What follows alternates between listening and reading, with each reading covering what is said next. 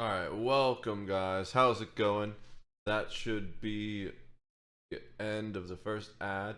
So y'all can see me now. Let's switch over to this scene. I want to just hop right into it. I'm hungry. The pizza's getting cold. It's been like this for a minute. I have no idea. I don't think we're gonna watch that one first. That's just the one that got dragged to the back. We're gonna watch we'll watch a Tozy first before we get into all the political bullshit. I have no idea what that is. No idea what that is, but apparently the wars are ending. Who knows? We're gonna find out.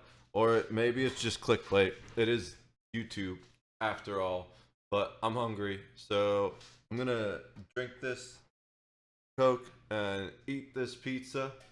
And we're gonna watch a couple of Tozy videos, and then I'll get into EVE Online. It's a pleasure to see you all This today, TikToker though. got 12 years of prison for filming a challenge for social media. And I mean, we've covered these Perfect. guys before who filmed themselves cutting through traffic doing 150 miles an hour on public roads, all for some social media attention. Give him And life. sadly, I'm kidding. this was the type But, of content this dude made before his arrest. So meet Noah Thomas Gell. if you're putting other people's lives at that, you deserve to get the book thrown at you. A Wellington man will soon be headed to prison after his. I struggled to say that sentence. I'm just gonna eat food and pretend that I don't exist while we watch this. Causing a traffic crash that took the lives of 6 people in 2022. This whole story is just so depressing and avoidable. It's not 6 like the first people time and we've covered a case like this, so I guess Never mind. Give him life. I'm going back to it. I didn't even know.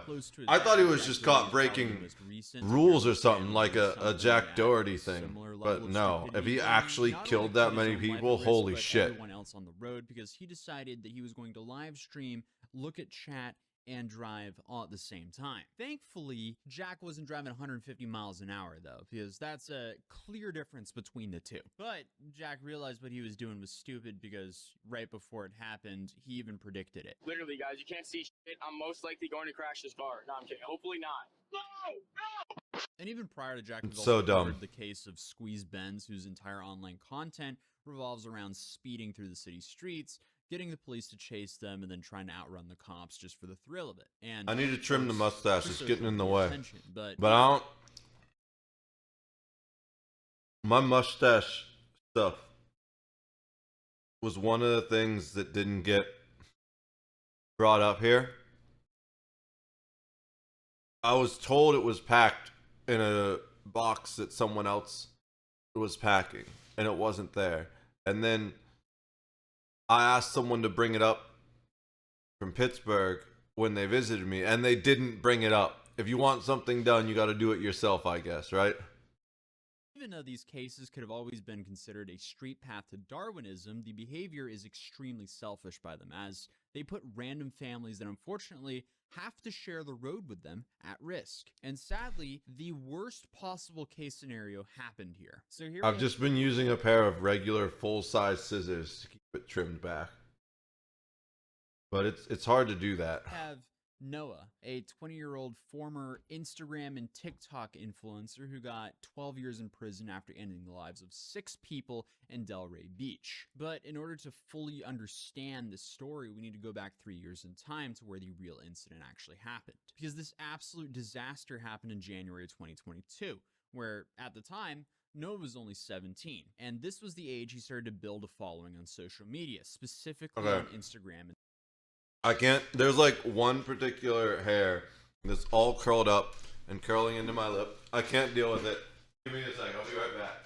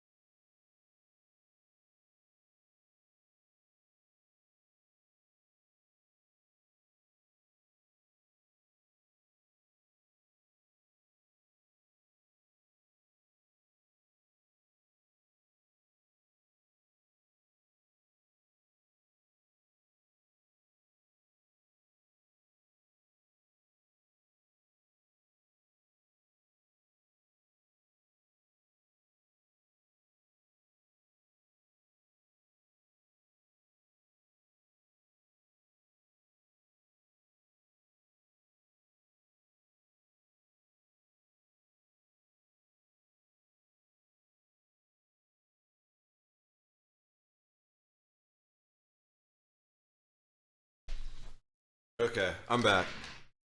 I dealt with that hair and a few others Here, preemptively. he started getting traction for these. Yes, Noah was only 17, and this was the age he started to build a following on social media, specifically on Instagram and TikTok.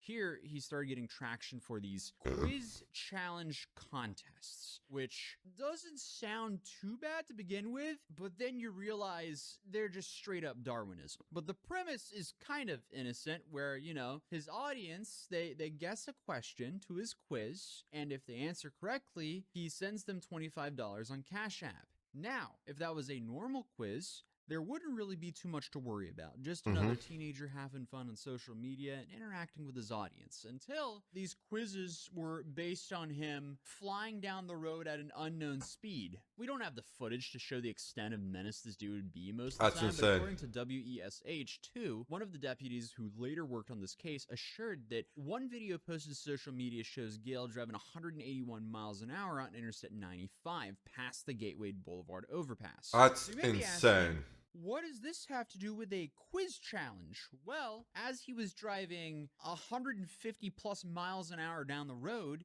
he would film himself and then have his audience guess, how fast was he going? That's right. So you have a teenager barreling down a public highway at 150 miles an hour plus, one hand on the wheel, one hand on his phone, looking around, trying to get that good angle. I didn't get all and the asking hairs. his audience, hey, how fast do you think I'm going? That is the dumbest thing I've heard of in a long time. Anyone with 2 brain cells would know that would end horribly, which it did. It's really hard to think of a more selfish and reckless social media stunt. And what's absolutely disgusting about this is this was not some one-time stupid decision. His entire content revolved around these kinds of challenges. That's ridiculous. And this sadly led to the end of 6 innocent lives just a few weeks after he started doing this. Noah Thomas Gall, who has turned 18 since the January I just can't believe people actually have such little regard for the lives of others. Maybe it's like the fact that I spent over 10 years as a firefighter. I've seen all kinds of car accidents and shit that most people can't even imagine. It's just, why would you ever put someone's life at risk like that? It's insane. And constantly, like, I think we've all had a moment, maybe not all of us, but most of us have all had a moment where we just wanted to see how fast it would go, right? But like, 181 is literally insane. And the fact that he would do it constantly, and probably when there are other people around, if he slammed into another vehicle and did 6 deaths, like, have I gone over 100 miles before? Yes, absolutely.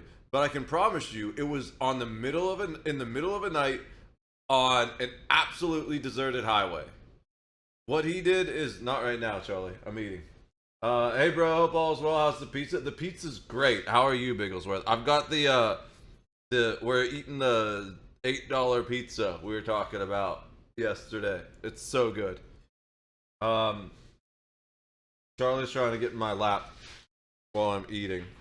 Normally I don't lock him out of the room, so he can come. But let's go jingle his food. Come on, Charlie.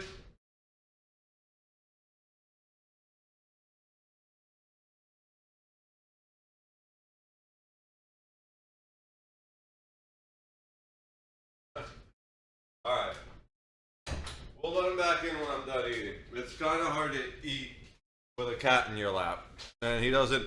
It's real funny. If you bother him while he's eating, he'll get pissed. But loves bothering me while I'm eating. Everyone's got double standards, especially Charlie. But actually, this is way more sad than I thought it would be. When I saw a TikToker gets 12 years in prison for a TikTok challenge, I didn't know there was going to be like he slammed into a family or something and killed 6 people. That's insane.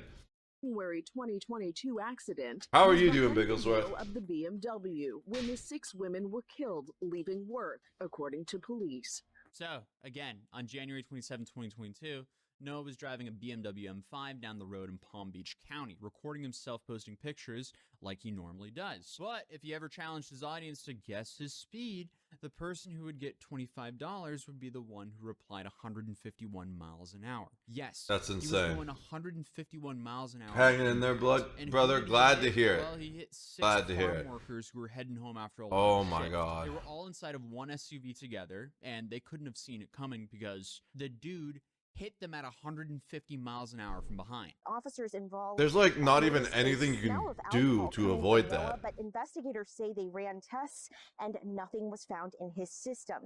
Data collected through the investigation from his car showed he was actually going 151 miles an hour. Investigators also discovered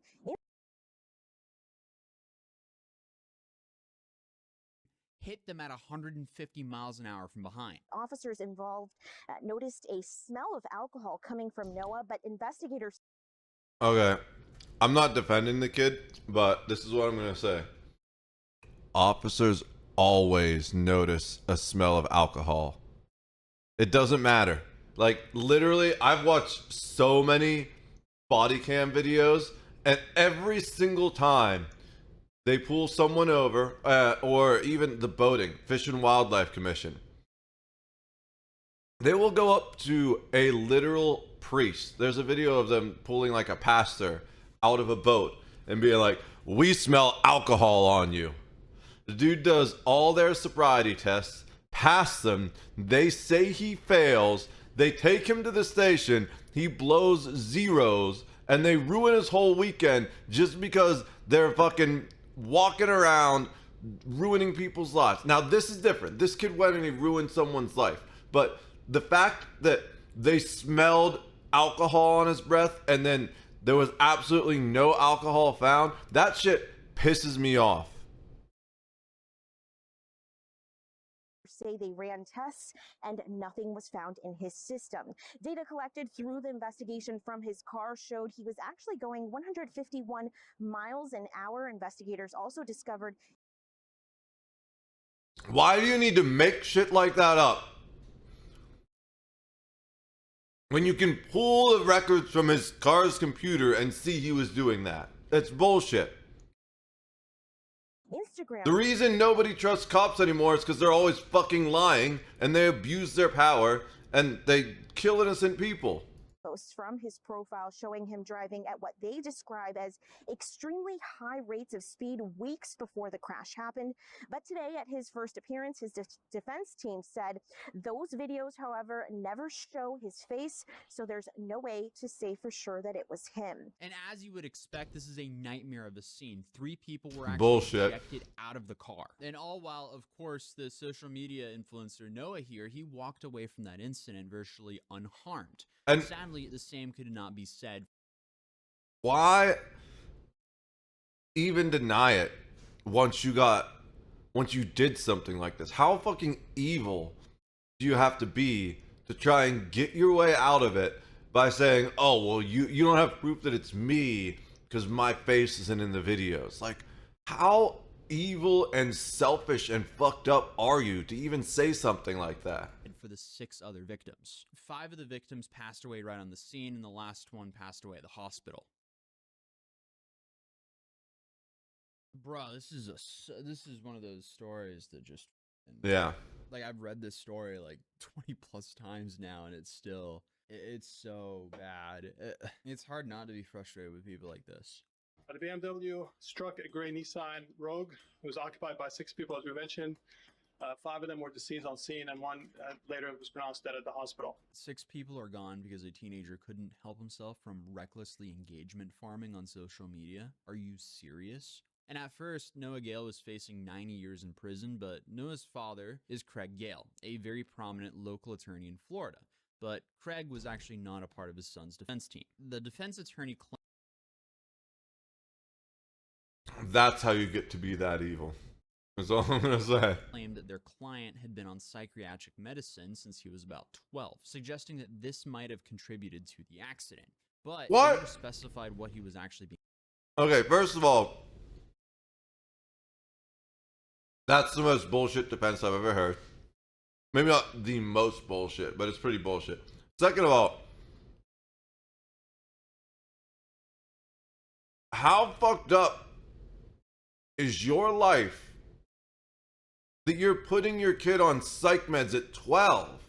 What the hell? Being treated for. They also It's just as bad as putting your kid on puberty blockers at 12. I'm gonna say it. talks about Noah's efforts to fundraise for the victims' families and that several significant undiagnosed medical conditions should be taken into account when it comes to his judgment. They even read a statement in court saying that not a day goes by in which Noah doesn't think about his reckless actions and that he wishes every day that he had passed in the accident and not the victims. And while Then why is he still trying to claim he's not guilty? that's likely true, the whole situation is just depressing because the victims, they should have been here right now. And nobody has any business doing this kind of dumb challenges for some basic social media attention. But instead of the 90 years he was originally facing after a plea agreement between both parties, he ended up getting 12 and a half years in prison. Obviously, that is still a hefty sentence, Okay. but low for ending the lives of 6 people. And then on top of that, just posting all these speed challenges continuously. So that's why it's only It doesn't 12 years, seem like because of much the plea reaction from agreement. Someone who was so concerned about human lives like that. The prosecutor of this case, Al Johnson, defended the plea deal, and he said it was fair and empathized that it had support from the victims' family members. Why is this a fair resolution to this case? We have a 17-year-old who is accepting responsibility. No amount of time will bring back the victims for their families. Relatives of the victims did not attend today's court hearing, but Johnson says they agreed to the plea deal. The victims all have written to us that they do not object to this. Some of them didn't even want him to go to jail at all. One wanted us to drop the case entirely. But I mean, either way, at the end of the day, Yeah. 6 families lost their loved ones. 6 women who were just trying to make it home from. See, the fact that one wanted them to drop the case entirely, I don't get that. Yo, I mean, I started my psych meds when I was 8. Well, that explains some things. I'm kidding.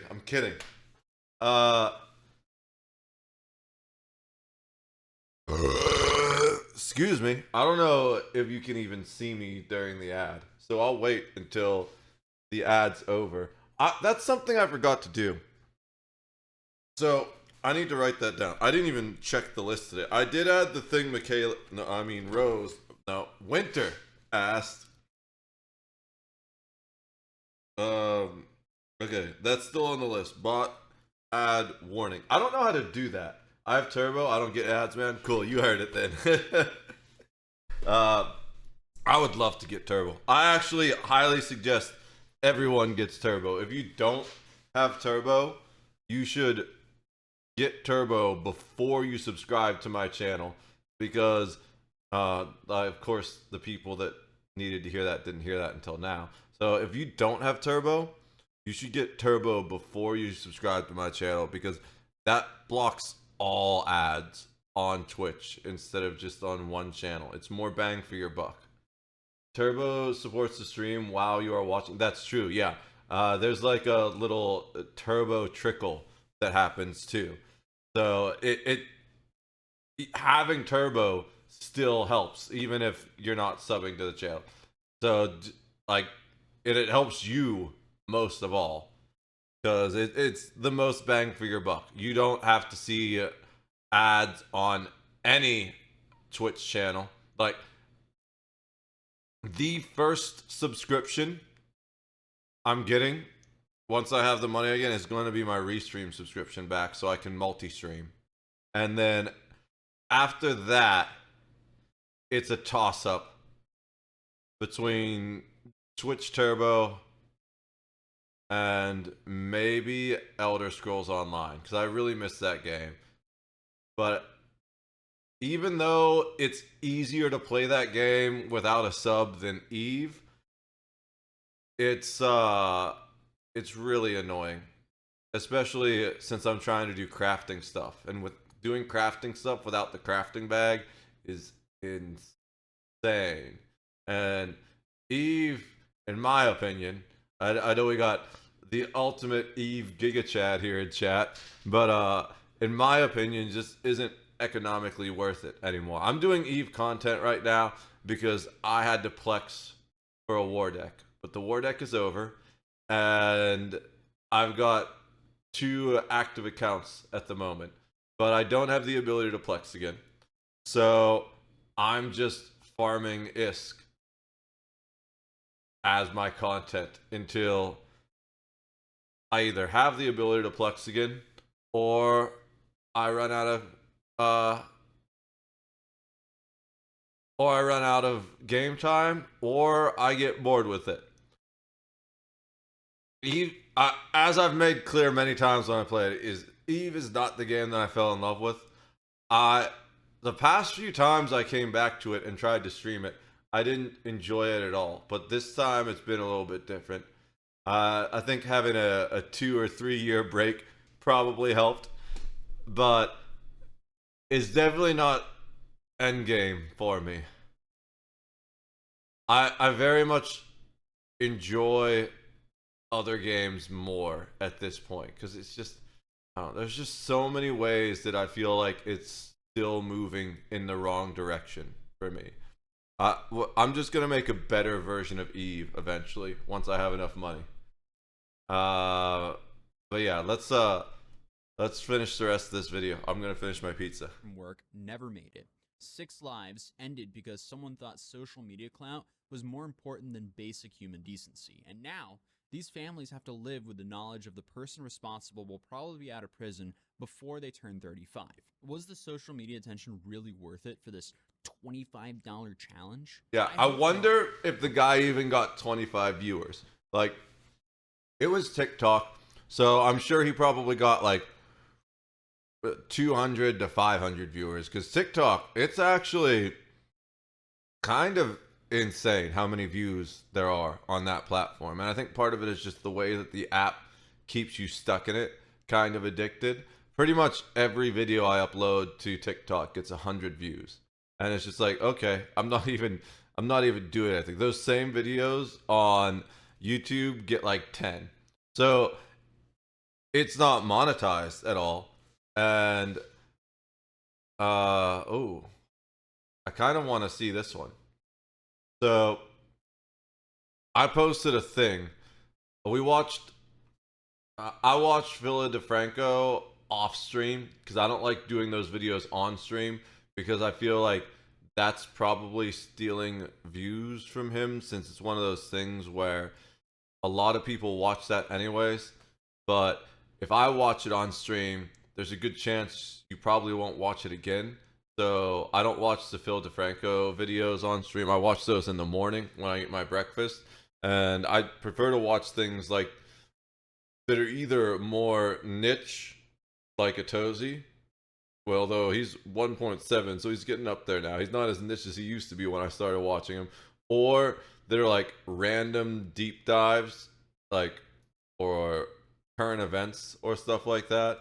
But the whole Phil DeFranco sum all the news up in one video, I feel like that would just be kind of inappropriate to watch on stream. However, I did watch, I commented in we have a section in the Black Rose Order Discord. I don't know why Discord's on my main screen and it's taking forever to open, but there we go. We have a section in the Black Rose Order Discord that's for content creators. And in there, I linked a previous Phil DeFranco video, and I gave like a little rundown on my feelings of TikTok right now. And let's go read that real quick, just in case any of you are creating on TikTok. Where's the creators? There it is. All right. So this is my comment. TikTok creators should watch this. We'll give you the link so you can watch the one. It should still start right at the TikTok spot. So if you want to watch this, here's the link. Oh, that reminds me. we got to give you the link for the video we just watched too. I'm not as good at that as I want to be, you know? What the hell was that thumbnail? There was a weird ass thumbnail. I have no idea what it was, but I don't want to see it again. Alright. So, there's the link for the video we just watched. The link above it is the video I'm going to talk about in this thing real quick. TikTok creators should watch this. Here's my take. Keep making content until the day the ban goes through, and then immediately uninstall the app. While it seems less and less likely, there is always a chance that the ban either doesn't go through or isn't enforced. If you jump ship early, you're probably going to miss out on a wave of traffic that will surge back into the platform once consumer confidence increases. Also, if it does go through, the app will still remain huge in the rest of the world and your account won't be taken down, so any content that you post on that platform can be used to funnel people to other platforms, even long after you stop posting new content. Don't install RedNote, which is a Chinese-based app that people are installing in place of TikTok as like a protest installation, but I think that's very stupid. I'm going to explain why. This ban isn't just a TikTok ban. Last time I looked at the actual law, I got the impression it banned such apps owned by all companies beholden to foreign adversaries. The red wave, as I'm going to call it, is just a bunch of people setting themselves up for disappointment, as the same law which might ban TikTok can probably be used against RedNote as well. I have mixed feelings about Lemon 8. It's still owned by ByteDance, the owners of TikTok, which means it could also be stopped by the same law. However, TikTok has been pushing the app pretty hard in their notifications, which seems foolish if that app is just going to be banned too. While everyone says the law is a TikTok ban, that's not actually true. TikTok, the app, will still be allowed to exist. ByteDance just won't be allowed to own it. All they have to do to save the app is to divest or sell it to a non-Chinese company. They don't want to do that. My guess is that if the ban goes through, they intend to divest Lemon so that that app won't be banned, and they are trying to move people over there to retain some of their US users. I won't be installing the app yet because I'm not wasting my time on speculation. I need to fix a typo. I don't see where the typo is anymore. We're just moving on to the last part. Lastly, uninstall TikTok immediately if the ban goes through. While you will still technically be allowed to keep using and posting the app, it will no longer be allowed to receive updates in the US. While most people are worried about it becoming a buggy mess, the bigger problem for creators is a lack of updated security. Besides getting caught diddling kids or committing felonies for views, the number one way that creators ruin their careers is by getting hacked. Once the app is no longer receiving updates, it won't receive any new security patches either. This will potentially allow for hackers with ill intent to compromise the security of any phone with the app installed, and maybe even backdoor into it. If that were to happen, they could take over your YouTube, Twitch, or whatever platform you create content on, as well as all of your social media. You should always have 2FA, which is two-factor authentication, set up but if they get your phone, they get access to your text messages, emails, and potentially any authentication app you have installed. While I know some people may be tempted to continue creating content on TikTok after it's banned, it just simply wouldn't be worth risking everything over. Keep creating content until that day happens, but be ready to jump ship if the torpedo hits. So for anyone out there creating content on TikTok, keep doing it, but be ready to peace the moment things hit the fan. Alright, let's see what about this one. Hopefully, what is with all these freaking insane content creators? Both of these ruin their careers the second way, by the way, that I mentioned, which is committing felonies for views. This family vlogger just fled the country after being charged with aggravated kidnapping, and that is definitely not something you hear every day, so it's safe to say we're in for a wild I think story. my mom's calling. Give me a sec. He's a family vlog content creator with Yeah, my mom's calling, guys. It's her birthday, so I gotta pause the stream to go talk to my mom. So I'll see you in a few minutes. gonna run an ad and mute the mic while I do this. I'll be back in a minute.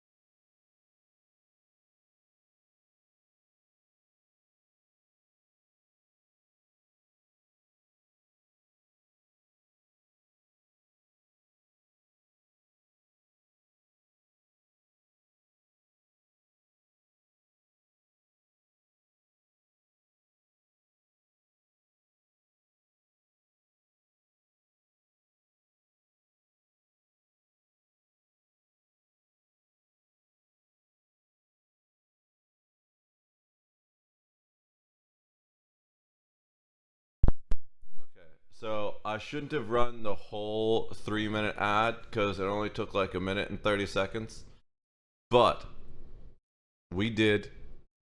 And I don't think there's any way to stop an ad break once it's running.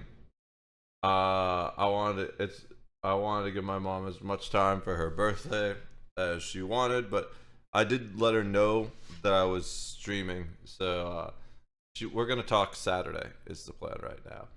And yeah, well, I guess we'll just get back into the video. People are only gonna miss a minute of it. His eyes look so red.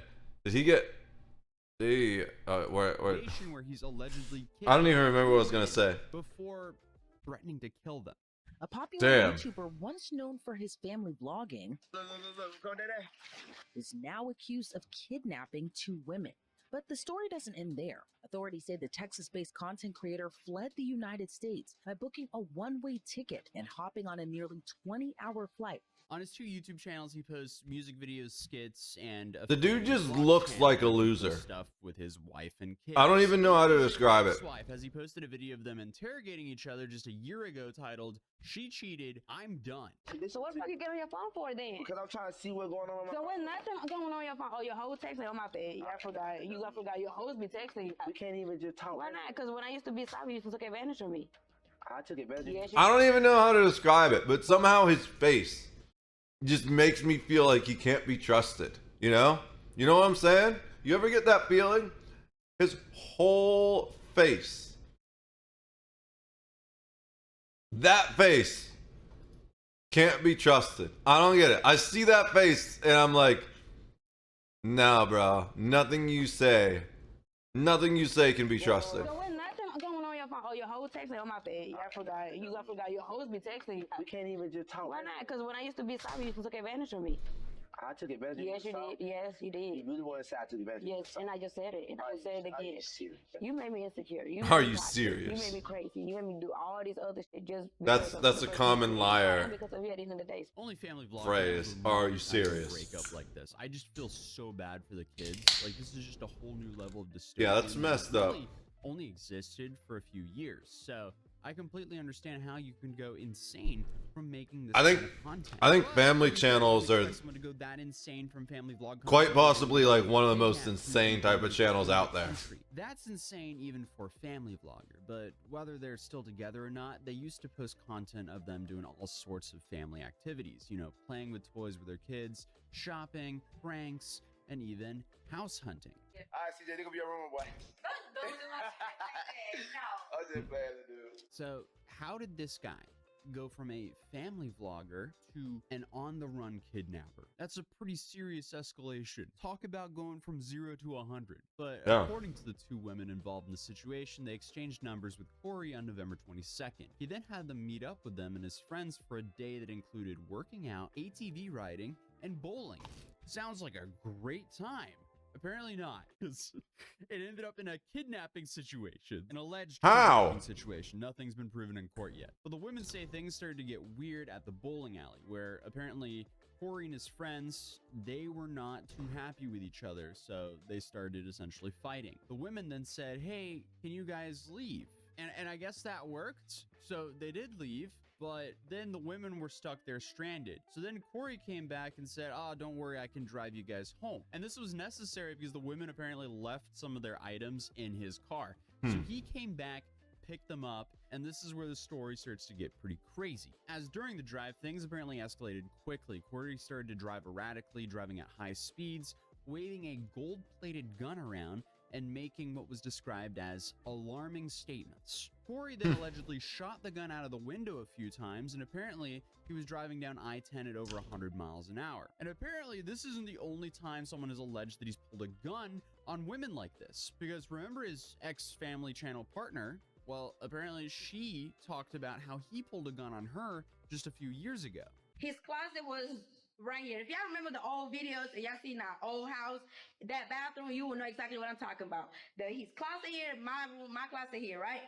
We across from each other. This man felt like I attacked him by saying, go ahead, show me your true colors then. That man put his shorts up, came and instantly grabbed me by my neck and put me against the wall. And if you ever be like that, you know you can't breathe, you can't talk. So I'm trying to just move away around to get this person out of me. Okay, so by the time I'm trying to move myself out, move my head or something, his hands are still on me, y'all. Like, his hands are still on me. This is stronger than I am, so be for real. So this hand's still on me. So now by this time, I'm on the floor. He's picking me up. This man done put me to sleep or whatever it was. I black out. I'm on the floor. Now, when I come back to my sense, I open my eyes. All you hear is gun clicking. I'm here gun clicking, you change it, whatever it is that you change it. I hear a gun, a weapon. I'm on the floor. By this time, I'm in the bed. I'm on the floor in the room. You feel me? I'm hearing you coming out the bathroom with a gun. I'm not thinking at that moment, are you loading the gun? Are you not loading the gun? Where are you? I'm not thinking of any of that. But it's the principle that you coming close to me with a gun. Oh, so there's also a woman beater. Great. What a garbage human being. So, I told you, just by looking at his face, I don't trust the guy. With someone who apparently has a history of violent behavior like this. And the whole time, I don't even know how. I just got bad vibes looking at his face. Speeding over 100 miles an hour. He's also apparently making frantic phone calls and saying that someone is after him. Really sounds like a sane individual we're dealing with here. The women, naturally, are terrified for their lives as Corey's behavior became more and more erratic and dangerous. And at one point, Corey even made a chilling video call to a woman, saved in his phone as future wife, and asked if he should harm the women. Specifically, he quoted as asking the woman, if I had the perfect opportunity and was in the middle of nowhere where no one could hear them scream, should I just go ahead and do it? What? But apparently whoever this woman is didn't help the situation. She apparently just simply answered, yes. But the court documents detailing all holy shit. Corey is saying, holy shit. To explicit y'all and then kill y'all to the women. So obviously the women are panicking. They're texting each other until Corey turns around, points the firearm at them, and then takes their phones. But somehow they got a break. Finally, Corey pulled over to the side of the highway, ordered the women to get out of the car, and drove off, leaving them stranded in the dark. And let's be real, in a situation like this, that was probably the best case scenario. Corey reportedly told the woman, this is your only opportunity, when he told them to get out of their car. But even though they got a break, it took them roughly an hour to flag down a driver who could then call 911, which led to their rescue. And the reason this took so long was because Corey apparently stranded them without a phone. What is in this family vlog channel water they're all drinking, making them all go insane? That dude has way too many demons. You gotta fight your demons, bro. Like, and you can't be with no woman that's gonna feed them like that. That ain't your future wife. She don't care about you. She just wants to see the world burn and is gonna use you as the tool to do it.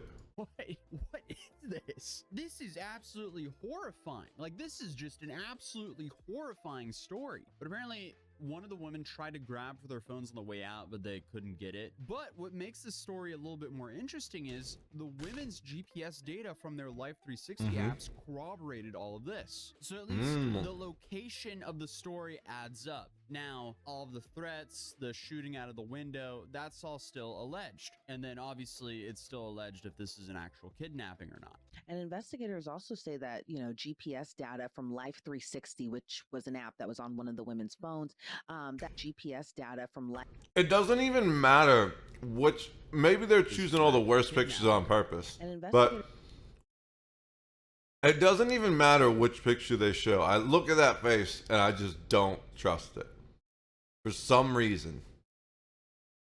Investigators also say that, GPS data from Life 360, which was an app that was on one of the women's phones, that helped corroborate their story. Talk to me about how investigators use that type of data to kind of piece together, or at least verify these types of allegations.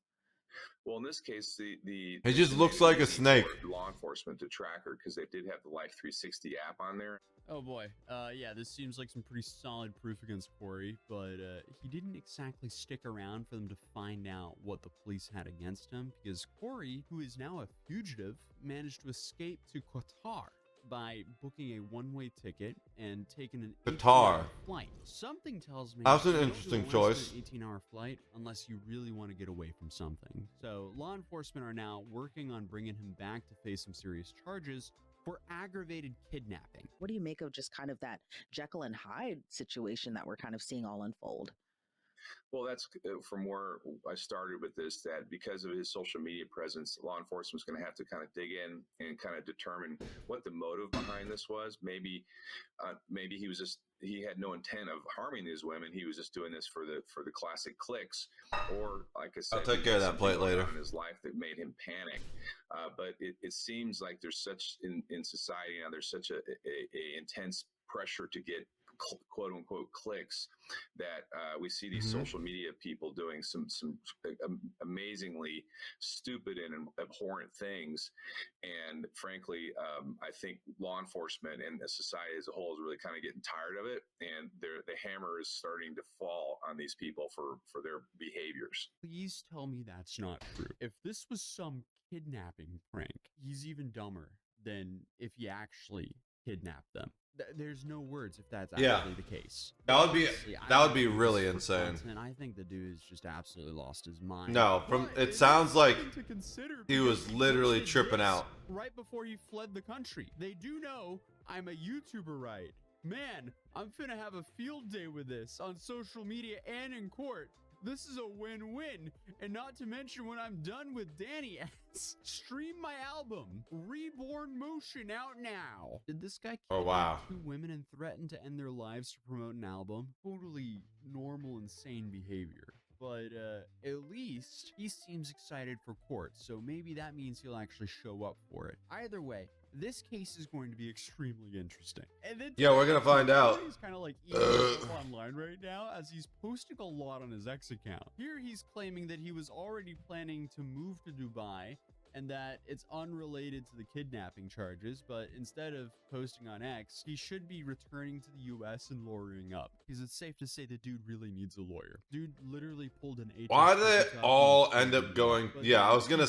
That's exactly who I was thinking of. US and lawyering up. When I was gonna say, why do they all end up going to Dubai?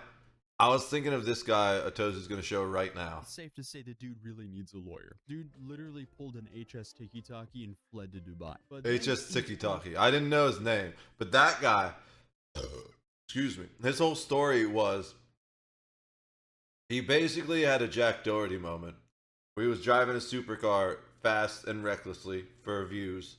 I think he was filming a music video or something, and he wrecked it, except for his friend didn't walk away.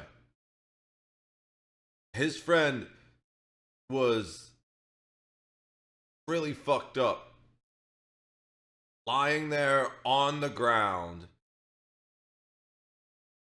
in obvious pain, and the dude just ran, disappeared, and left the country.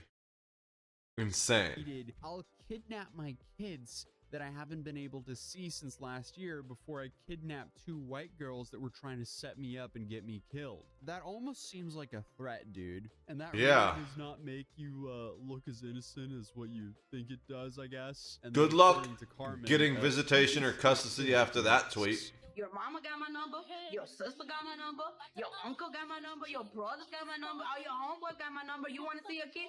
Say, hey, can you reach out to one of them and let me talk to my kids? If a father want to be a father will be a fucking father. Obviously, true. He said, she said. But this must be insane for the people who used to watch them to see all this unfold right now. Unfortunately for me, this is the first time I've heard of him. So, I mean, I can't really say my first impression is great. Meanwhile, he's attacking. I believe her over him in this situation. Yeah. So far, I'm not so sure if this guy's gonna stay out of the country or actually calling him out on his BS. Impression is great. Meanwhile, he's attacking fans on Twitter. You really suck at overselling to try and cover up a lie. Sir, Life 360 is 24/7 location detection, meaning wherever her phone goes, it's gonna show. And then the fact you couldn't even read the word corroborated just told me, yeah. Twitter for simply calling him out on his BS. So far, I'm not so sure if this guy's gonna stay out of the country or actually face the music. Obviously, he seems like he's having a good time posting about his innocence. So we'll see if he shows up to prove it. But he's definitely schizo posting on Twitter. Like, is he actually talking? Don't say y'all wasn't warned to leave California. Sadly, the world is gonna watch what happens when people don't listen to I mean, I do think people would be smart to leave California. I've been saying that for a couple years too, though. I feel like this is just the beginning of the bad shit that's going to happen in and to California. By my estimation, it's the most evil place in the United States. And that's saying something, because the United States might possibly be the most evil country in the world. Maybe. I don't know. It's hard to tell because it's like a subtle evil. It's so hard to tell these days who's actually evil and who's not. Are we like as blatantly evil as Israel or Hamas or Russia? No, but there's a lot more like subtle evil shit that goes on, and that's the really scary stuff. So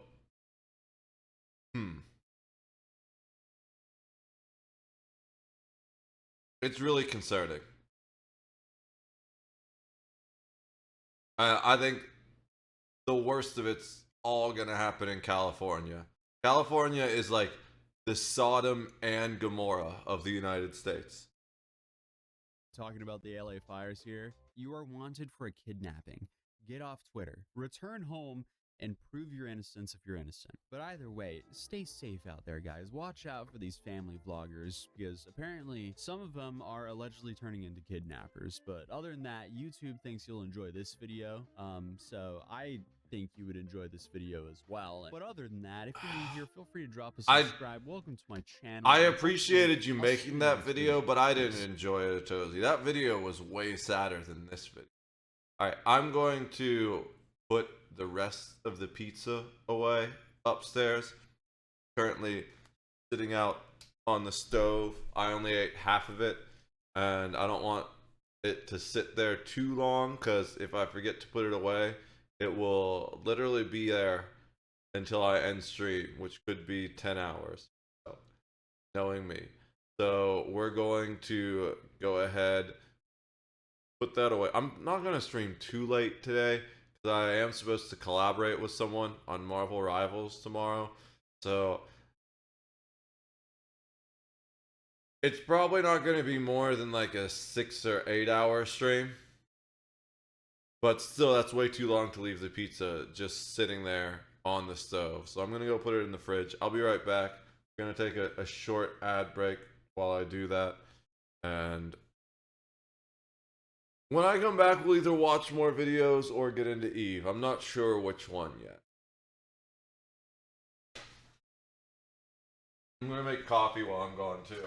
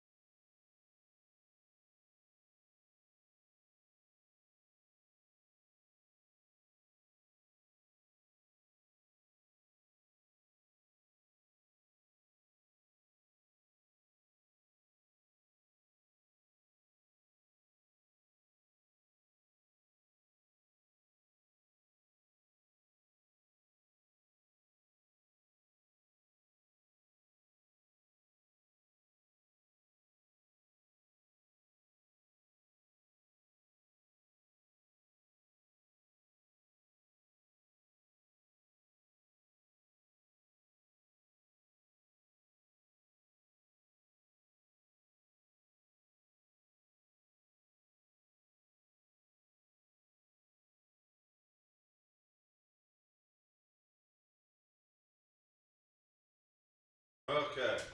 We have the coffee. It's literally almost perfect. Literally almost the perfect amount of time. It takes almost exactly 3 minutes to make a coffee. I decided we're gonna save the other videos for another time. Actually, let's watch this one. And then we'll save the other two. The other two are longer videos. So I do want to see the TikTok one. Banned is a headline that floats around annually. It comes once a year like Santa Claus and spreads like the common cold, with people thinking this is really the time it's going to be banned, and then never does. However, this time around, it's a different kind of ball game. This rodeo's looking, Yeah, it might actually be banned this all time. the signs are pointing towards TikTok being an extinct dinosaur at the end of next week. TikTok rep has even said that they're preparing for a US shutdown on Sunday, which once again proves I am terrible at predictions. Baba Vanga is frowning. I have been very vocal with my naysaying and bah humbugging, saying that people are blowing this out of proportion. TikTok's not actually going to get banned. I was pretty sure it was going to be this I time. just didn't put any water into this being the one where it's really going to just vanish. I went and I read the law and that they passed, and they're pretty serious about it. It's not just TikTok. We talked about this a little bit earlier. I went through. I'll read the thing again, just a little bit of it. I posted in the Black Rose Order Discord. Basically, where's the part that matters? Oh, so there's two things. A lot of people have been switching to this app called Red Note, which it's like a protest choice because it's an actual Chinese app. It's like widely considered to be the Chinese TikTok, and a lot of people are switching to that. So there's 2 paragraphs of this. I'm not going to read the whole thing again, but 2 paragraphs of this TikTok thing I wrote. Don't install Red Note. The ban isn't just a TikTok ban. Last time I looked at the actual law, I got the impression it banned such apps owned by all companies beholden to foreign adversaries. The red wave, as I'm going to call it, is just a bunch of people setting themselves up for disappointment, as the same law which might ban TikTok can probably be used against Red Note as well. I have mixed feelings about Lemon 8. It's still owned by ByteDance, owners of TikTok, which means it could also be stopped by the same law. However, TikTok has been pushing the app pretty hard in their notifications, which seems foolish if that app is just going to be banned too. While everyone says the law is a TikTok ban, that's not actually true. TikTok, the app, will still be allowed to exist. ByteDance just won't be allowed to own it. All they have to do to save the app is to divest or sell it to a non-Chinese company. They don't want to do that. My guess is that if the ban goes through, they intend to divest Lemon 8 so that app won't be banned, and they are trying to move people over there to retain some of their US users.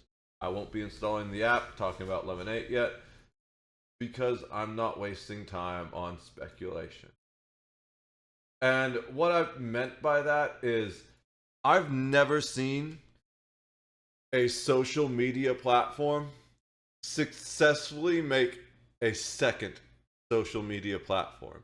Because not even Instagram counts, because Instagram was its own separate social media platform, and then Facebook bought it out. And it went downhill ever since Facebook bought it out. Now, it's possible it could work because TikTok is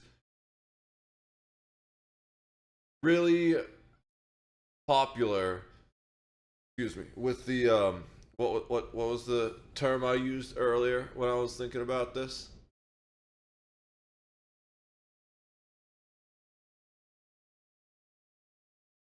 The brain rot generation, you know, and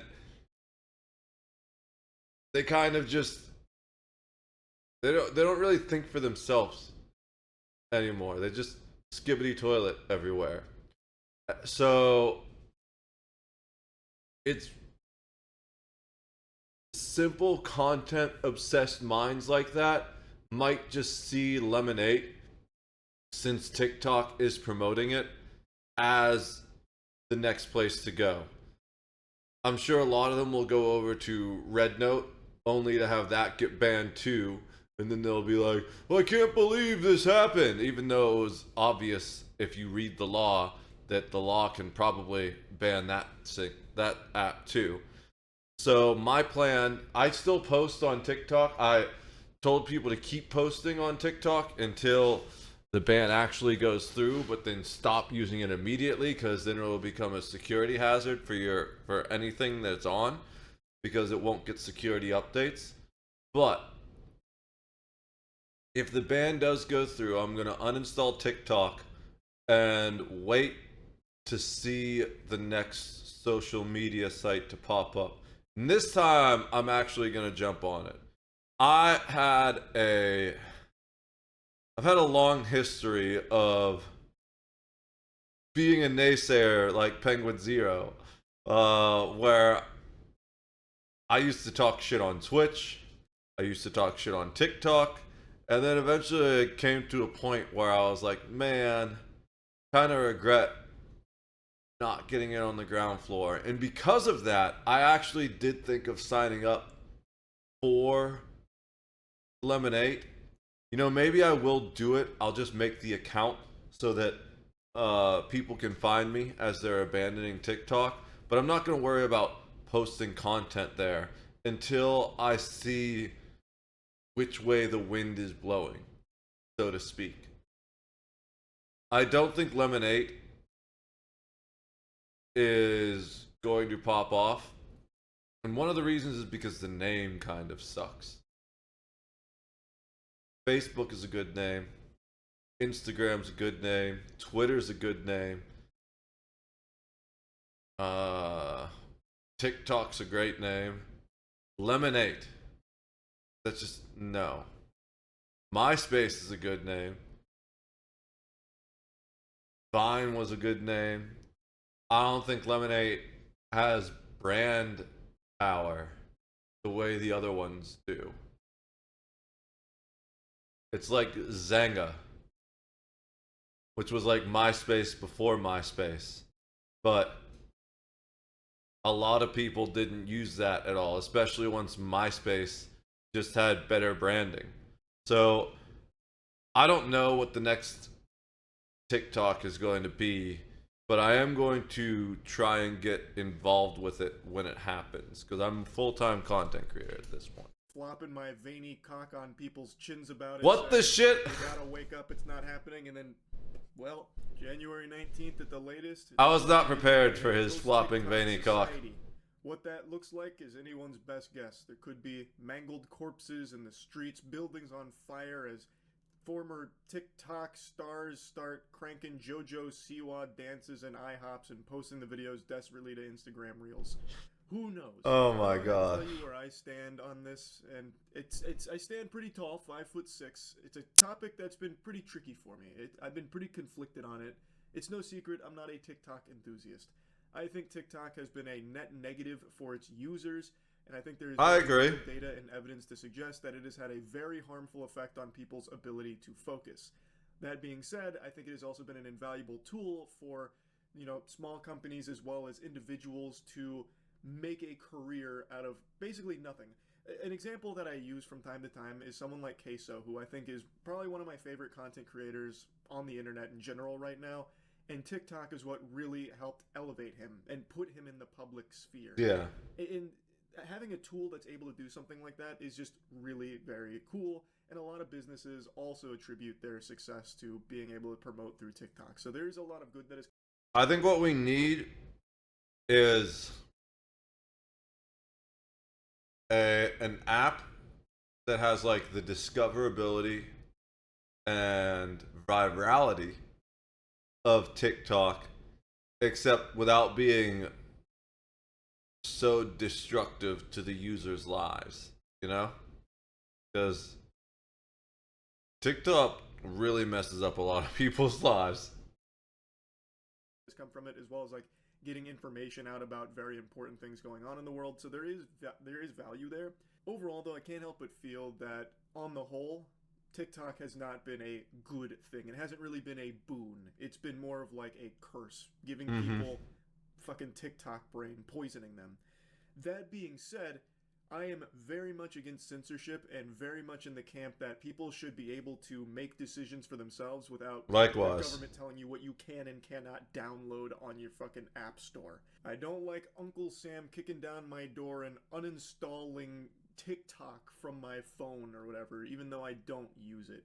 There's very real concerns with TikTok as a platform. Yes, obviously it's harvesting your data. Yes, there's an actual concern with that, as well as the ability for TikTok to influence certain things and hide certain things. There are real arguments against it, but all the negative stuff of it being able to influence and hide certain things and stuff, that's any social media app. The big concern with TikTok and why I think the ban was actually justified. Look at that freeze frame, by the way, though. Oh my god. It's just don't look at me like that. I can't. Oh, that's even worse. Okay, we can do that one. So I forget what I was saying now. Oh yeah. The issue with TikTok is that it's owned by our most threatening foreign adversary. And the reason that's a problem is because even though ByteDance has said they won't comply if China asks for a bunch of data on Americans, they don't have a choice because it's China. It's not like the US where you can like fight it in court and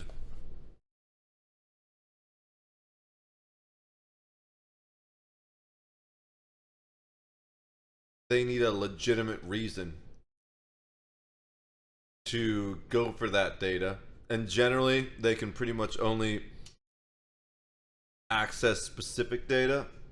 According to Chinese law, any company has to just hand over all their data whenever China asks for it, basically. At least that's my understanding. So, considering that China is our #1 military and economic adversary, it's just a really, really bad idea to give a company that much power over our American populace. Hello, Winter. How are you? China, China, China. What's up, Astar? How are both of you doing tonight? Pleasure to see both of you here. We're watching Charlie's thoughts on the TikTok ban. I'm pretty sure it's happening, which I think is unfortunate for TikTok creators, but it's also TikTok's fault because they could just, it's not actually strictly a TikTok ban. It's a ban on apps like TikTok being owned by a foreign adversary, which I think overall is probably a pretty good law. So all ByteDance, the parent company of TikTok, has to do is sell the app to like a non-Chinese company. People say they're trying to force them to sell it to an American company. I don't think they even need to do that. It could be a British company. It could be a German company. It could be a Polish company, or who, like, it doesn't matter. It's just got to not be like a Chinese or a Russian or a North Korean company, because the government doesn't want them to farm all that data from American citizens, which seems pretty smart to me, you know? A little tired, adjusting my sleep time. Are you interested in Pax Dei? I don't really know much about it. I've seen you've been playing it, but doesn't that cost money? That's what everything goes back to right now, unfortunately. We've been having to tighten the belt severely I know it's one of the new MMOs, but it's also not super new at this point, is it? Could you tell me a little bit more about it? But yeah, so my take on TikTok right now is keep posting until the day it's banned, because the way the ban works, it's not just going to magically disappear from your phone. It's not that you won't be able to post to it anymore. The app's still going to exist. ByteDance just won't be allowed to continue developing it, which is going to present a serious security issue if it's installed on your phone. It could compromise your data. So my advice is, if you're a TikTok creator, I don't consider myself a TikTok creator. I'm a creator that posts to TikTok, because what I post on TikTok is actually videos that I made for YouTube, just reposted to TikTok. I don't do like TikTok type content. So, but if you're any type of creator that's posting on TikTok, I suggest you keep posting until the day until the day the ban goes through, because your profile and all your content should still exist. And you can use that to funnel people over to platforms you're still using. But the day it goes through, you should immediately uninstall it from your phone, because it won't take long for it to be out of date. And once it's out of date, someone's going to discover a security flaw that can't be patched. And then you're putting all your content and maybe your bank account and anything else that you have connected to your phone at risk. I have an extra key for someone that has time and would be into that. Think you might be. Let me take a look at it. Let me finish this video, and then I'll take a look at Pax Dei, alright?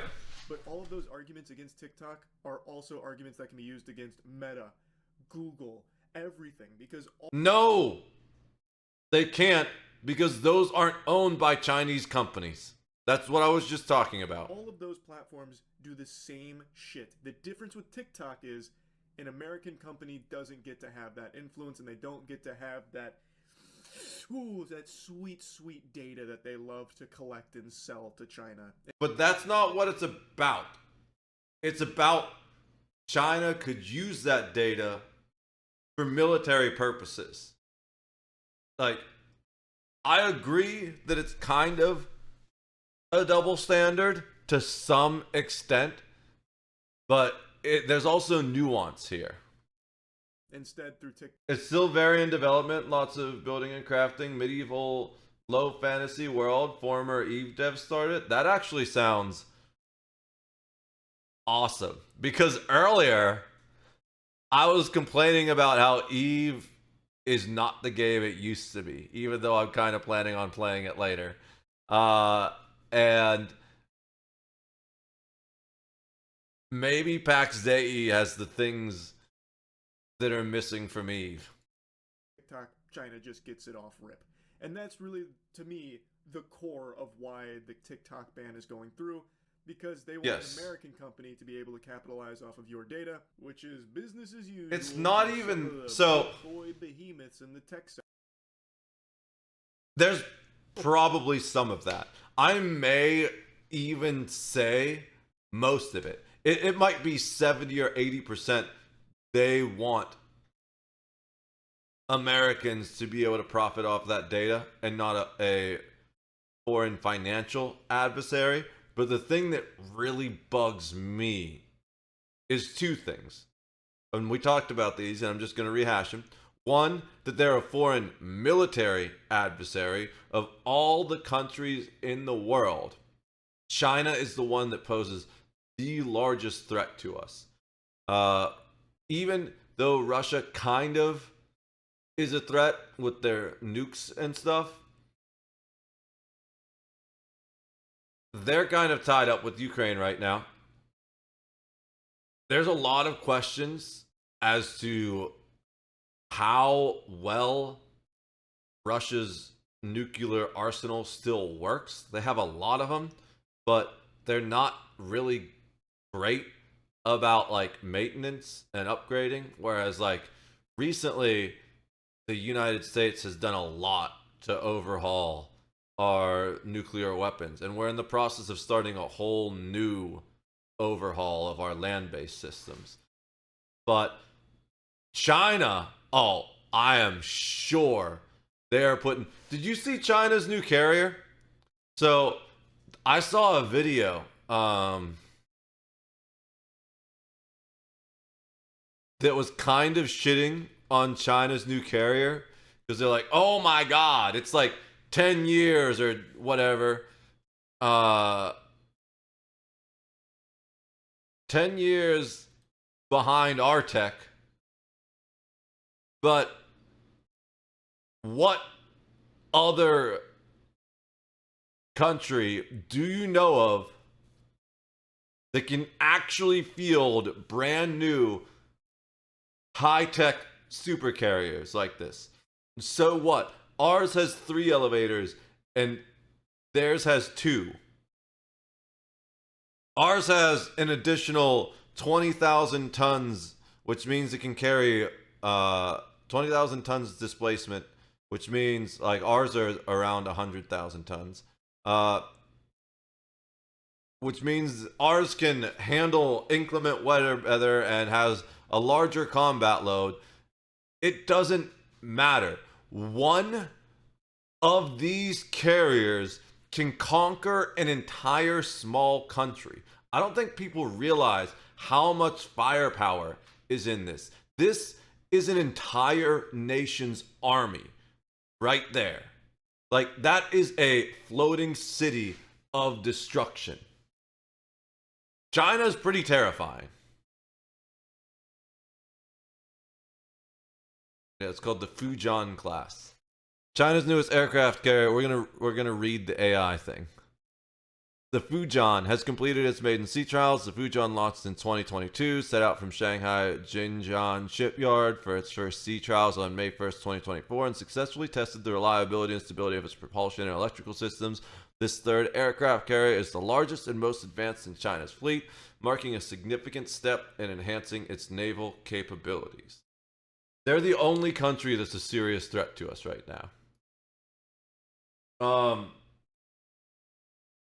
It's also an MMORPG. I've been kind of wanting a new MMORPG. We'll take a look at it if I ever finish this video. I love Charlie. I like this type of content. I don't like these videos, which is fine because that one's members early. But I've watched a couple of his videos where he's like with his crew doing weird, cringe shit. And I'm not really a fan of those videos. But I do like when he just sits people down and talks to us. But and he's pretty wise, but not...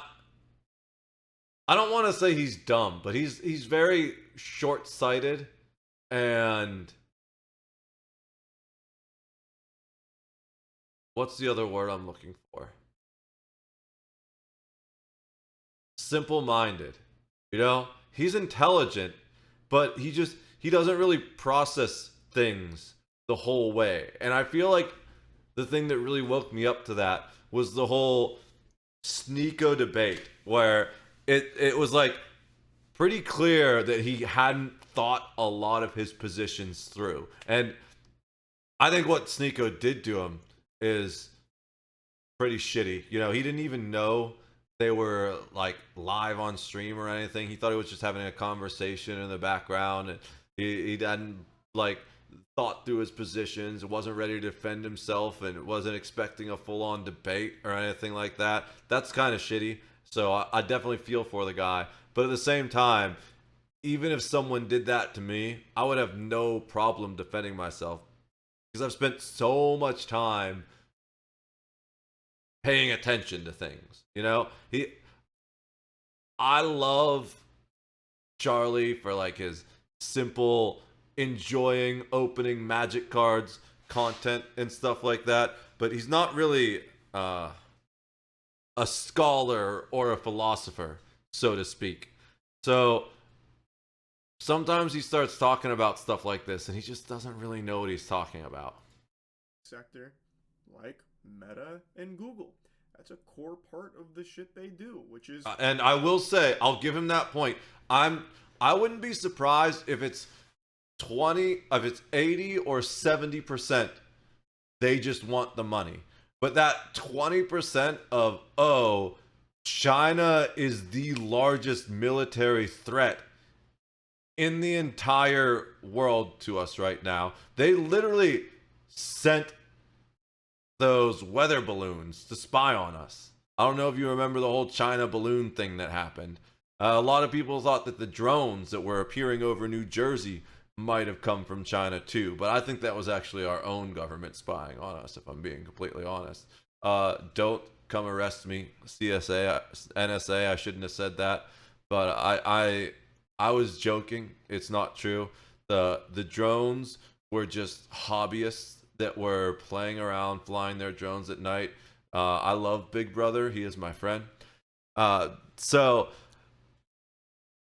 China's the number one threat to us in the world, and people don't realize what the kind of data that these apps harvest can be used for through military applications. You want to use a bioweapon? Well, let's just look at where the biggest population densities are and which one of those travel the most. Like, there's absolutely insane things that people could use that data for. Spying on you and harvesting your data. It's not like a conspiracy, that's pretty well known. Just to boil it all down to where I stand, even though I don't like TikTok... Gonna lurk, but I'm streaming. Now, just to let you know. Yeah, appreciate you, bro. Always love you hanging out, Medi. Let's give Medi the true goon, a massive Eve streamer, one of the OGs of the channel as well. Gotta give Medi that shout out. We're also gonna give a star a shout out. I haven't done any shout outs yet this stream. We gotta fix that. I don't know if Bigglesworth streams. Is my shout out thing not working? Oh, it is. It's just a really quiet clip because Medi's probably stoned all to hell in that clip. That's not like it would. Not that there's anything wrong with that. I'm jealous, to be honest. I'm way too sober right now. Yeah, look at that. There's a Biggles Eve stream. That's right. We talked about doing poker last time. Oh my god. Oh my god. I watched a video about how Brian went downhill. How he made Family Guy, but also killed it. And that was a great freedom to download moment if they so in Family Guy. I just hate the idea of relinquishing freedoms like this. I just don't like giving them the green light to just take things away like that. Just micromanaging what apps you can even have access to in the first place. Like, just it's not on that level yet, though. A future like this. Oh, Charles, we see you were trying to download that unofficial notepad app on your phone.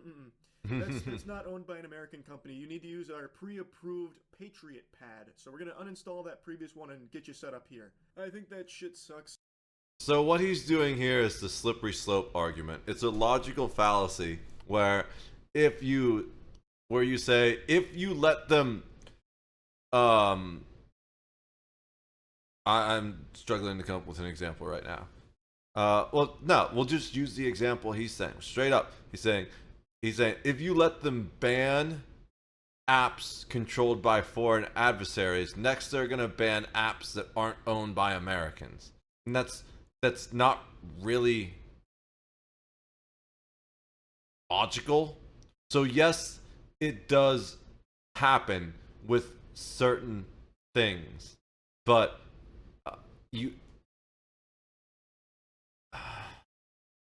it's really, really hard. It's not. I'm trying to figure out a way to describe it.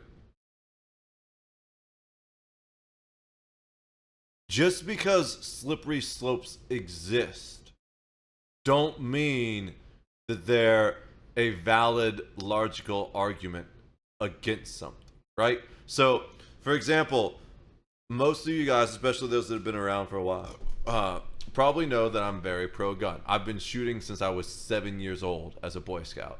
And the vast majority of why people are anti-gun is one of two reasons.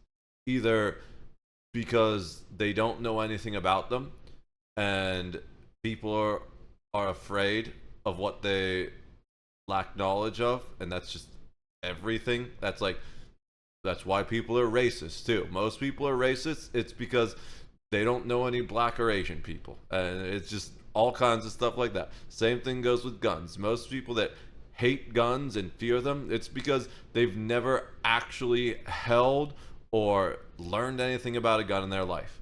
The other reason people want to ban guns is because they want to hurt the people you love or have the ability to command you what to do and don't want you to be able to resist. Those are the only two reasons that people want to ban guns.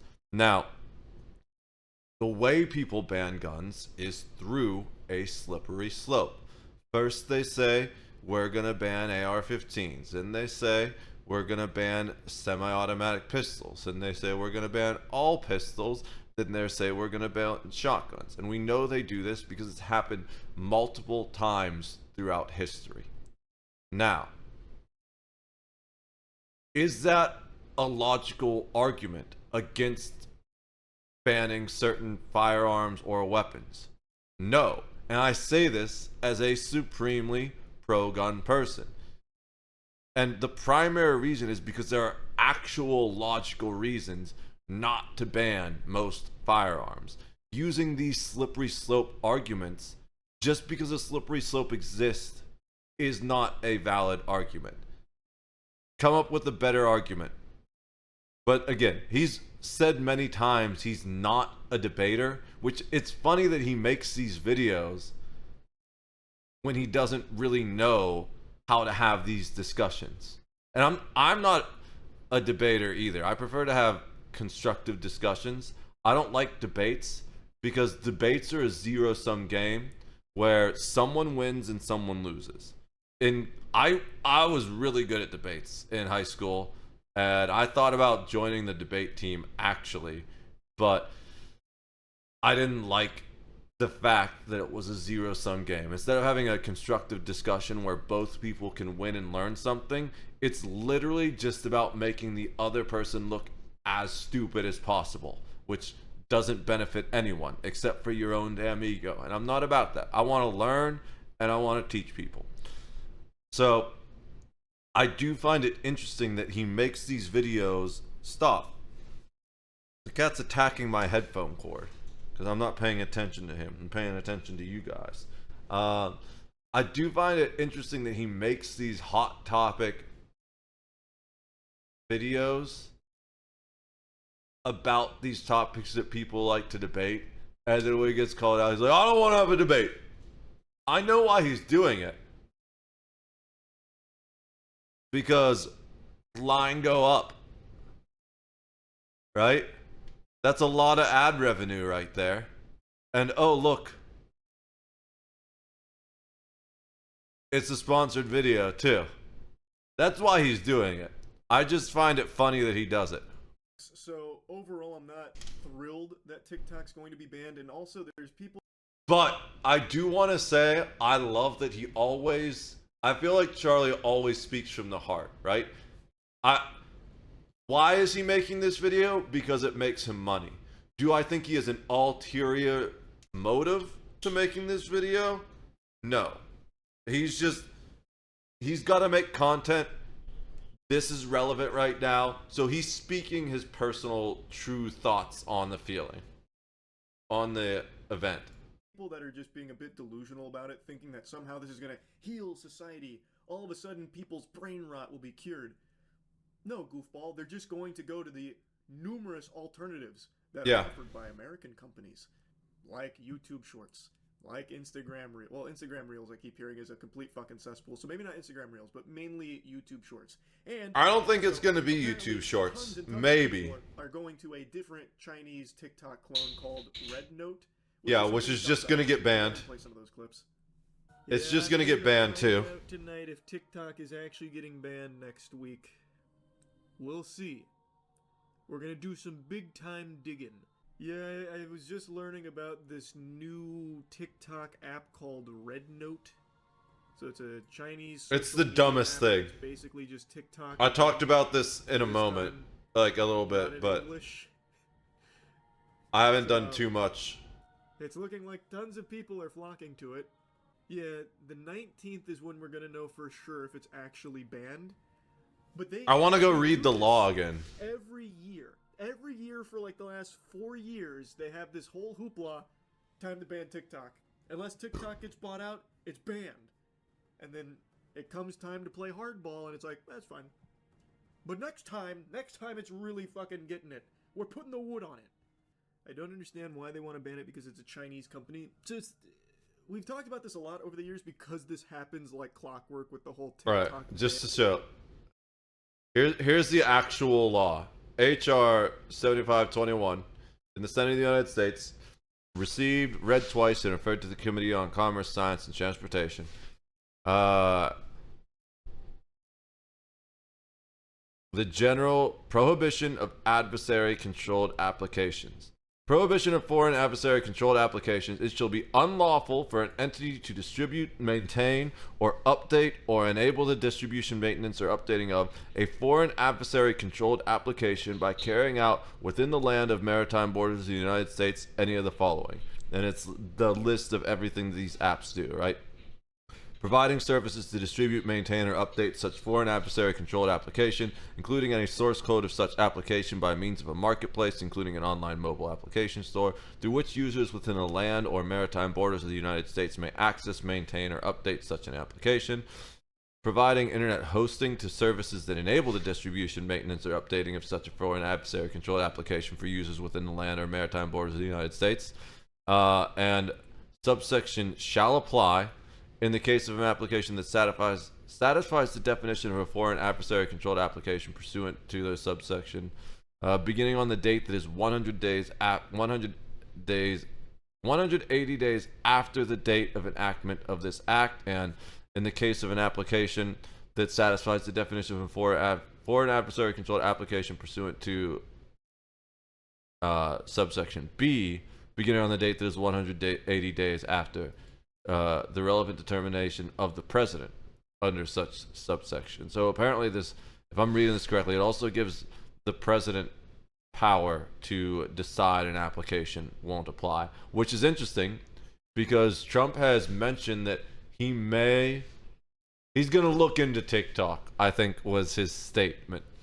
So he may have the ability to say, hey, TikTok's clear. I'm not going to read the whole damn law and everything, but the important thing about this is, why is it just happening now? Well, because 180 days after that, March 14th, 2024. And why now, the reason why it's still up in the air is because TikTok has been fighting it in the courts with every penny they have. It still may end up coming through, and it's also important to note that in the United States, we have 3 branches of government. Everyone should know this, but people are so dumb these days that I don't know if everyone does. So we're going to go over it real quick. With the legislative branch, we have the executive branch, and we have the judicial branch. The legislative branch is its sole purpose really is to write the laws. The executive branch, its sole purpose is to enforce the laws, and then the judicial branch, its sole purpose is to decide what is legal, essentially, and determine whether certain laws can be made and what those laws mean. So it's designed this way so that each branch has powers over the other to balance each other out, and no branch gets too much power. So regardless of Congress deciding to pass this law, it still is up to the judicial branch to decide if it applies to TikTok, for example. But it's also up to the executive branch, which would be the president, to decide whether or not he wants to enforce the law. And he has some responsibilities to enforce the law, but he also kind of gets to decide what that enforcement looks like. So politics gets really weird. But the important thing about this law is it's all foreign adversary controlled applications, which means that this red note will absolutely be on the chopping block as well. So I feel like all these kids doing this protest downloading of this Chinese app, they're just giving their data to a foreign adversary for free, and they're going to be super disappointed when this gets shut down by the same law. And had to rescue someone? Oh boy. Them posturing that they're going to do something. I don't know if TikTok's going to be bought.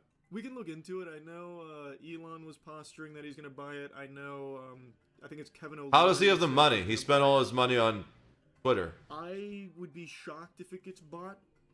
All buildings are player built, no NPCs, no quests, so it's aiming for a pretty unique goal.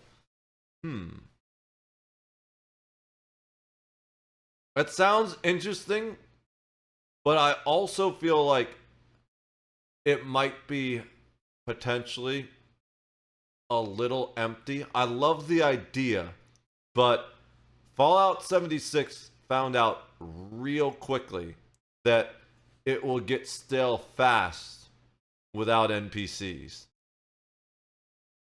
I think if they really want to make the game have staying power, they're going to need to make it, maybe not NPCs, but they're going to need to have something developer side that drives content instead of being entirely player driven, you know?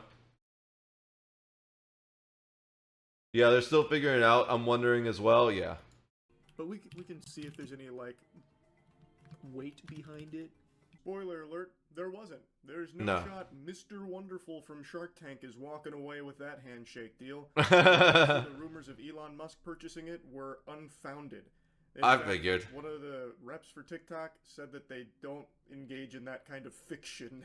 So I bet you it was literally just some Musk or Trump fanboy that was like, Musk is going to save the world, everyone. He's going to buy TikTok. He's going to save us from the evil Chinese. It doesn't look like it's going to get sold. Also, it doesn't seem that TikTok itself wants to even play ball with this. It seems like they're very against it. They are fighting it tooth and nail. Operations for the platform on Sunday, saying that when people open the app, they'll see a pop-up message directing them to a website with information about the ban, and also that they're going to give users an option to download all their data so they can take a record of their personal information. However, they did say that if the ban does get reversed, it'd be able to restore service to US users in a relatively short period of time. America would not be the first to ban TikTok, with something we talked about on stream as well. India actually banned TikTok a little bit ago. I didn't know that. Oh, wow. No, they actually banned it 4 years ago. Oh, damn. At the same time we were toying around with the idea. We probably got the idea from India. Apps were banned completely in India. I guarantee you. So some senator heard that and he was like, "Yo, that's actually a good idea. I could make a name for myself if I banned TikTok." So did something come and take its place, like fucking Hydra? Let me see. So June 2020. Something absolutely took its place. I kind of want to know what that was though. There's scroll down. It's at the bottom. Literally, it's right there. How did creators react? Yeah. TikTok users and content creators needed a place to go. Ban provided a multi-billion-dollar opportunity to snatch up a big market. Within months, Google rolled out YouTube Shorts, Instagram Reels. Both mimic short-form video, and it looks like they went there. So maybe it will be YouTube Shorts. In India, TikTok decided not to go to court, but the U.S. is a bigger revenue market for them. Also, the First Amendment in America is fairly strong, so it's not going to be easy for the U.S. to do this as it was in India. I'm surprised they wouldn't try and fight it in India. That's a huge market. A lot of them went to Chingari too. Never heard of that. Is that a TikTok clone? Oh my god, I hate these websites.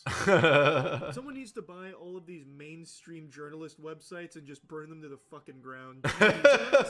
Okay, I'll do it. Just give me the money. I'll do it. I would love to do it. Is it bad? I would rather TikTok goes down so people can start doing something better for themselves than watching short videos for hours wasting time. It's super cute that you think that would change anything. Mm-hmm. People in it's not gonna change anything. Ban have already flocked to another TikTok adjacent platform called Red Note, which is just a Chinese TikTok alternative. And it's also gonna get banned according to the same law. All right, we were lied to. Of course, we're always being lied to. We'll save the other 2 videos for next stream probably. Let's see. Why is that over there? I don't need that. I already have a different window of that. Let's look up Pax Dei.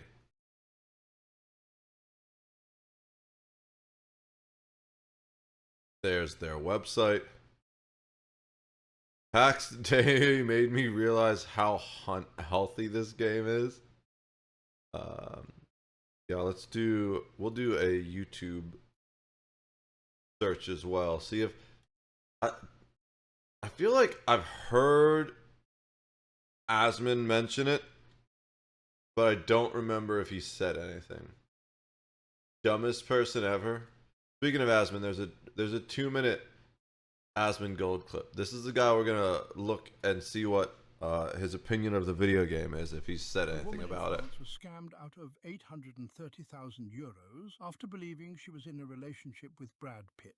Oh my god. It gets better. She destroyed her marriage, her family, and divorced, and got nearly $750K from divorce, which she sent to the scammer. After the whole ordeal, she wanted to get back with her ex-husband. Like what? What?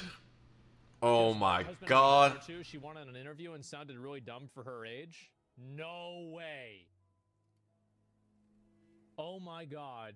A French woman says she was scammed out of her life savings by an AI Brad Pitt. The scam began when she was contacted by a scammer claiming to be Pitt's mother, who told me that her son needed someone like me. Our communication lasted more than a year. Anne explained on a French television network, "At first I said to myself that it was fake, that it's ridiculous, but I'm not used to social media." They later coerced her into sending over nearly $1 million for chemo treatment. They pretended that Pitt was unable to access his bank accounts due to his high-profile divorce from Angelina Jolie. Wow. Since the Sunday segment aired, the story has gone viral, igniting a plethora of cyberbullying toward the victim, leading the French Oh network no, TF1 that aired the sucks. segment to withdraw That the last podcast part from its sucks. platforms. So she's so stupid they had to get rid of it? They removed the interview, but the French channel Legend also interviewed the woman. Here's a dubbed version of what she had to say. I never cheated on my husband in my life because I am actually a caring woman. I am not crazy. I just wanted to help someone. Truly believing it, I got tricked. I no longer have a roof, and here is what remains of my life.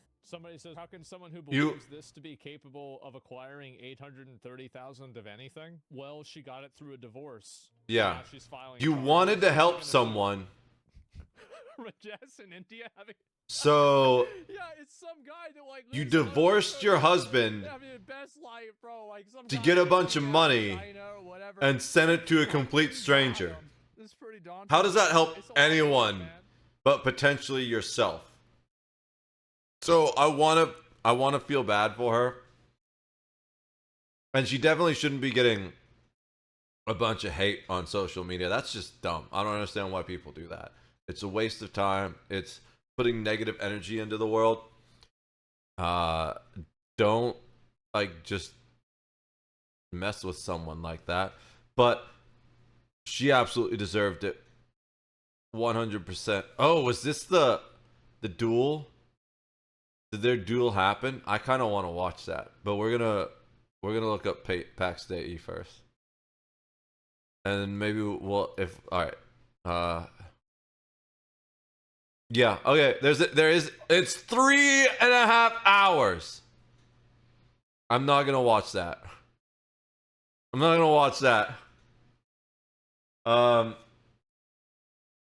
Saw that last night. The way it feels now is a lot like a medieval Red Dead, but with home building and crafting, beautiful forests and landscapes. Yeah, of course, the top 2 videos are both Asmund Gold. Dude is winning the internet. We'll look at one of them.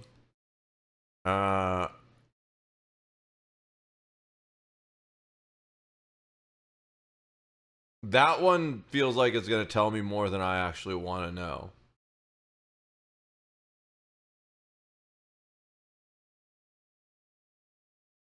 I don't want someone to tell me if it's worth playing. I want to figure that out for myself. I kind of want to get like a mix. Hey, look, it's your other favorite game. What is Star Citizen? Do you play that at all, Star, anymore? I heard it was like doing better lately, to be honest.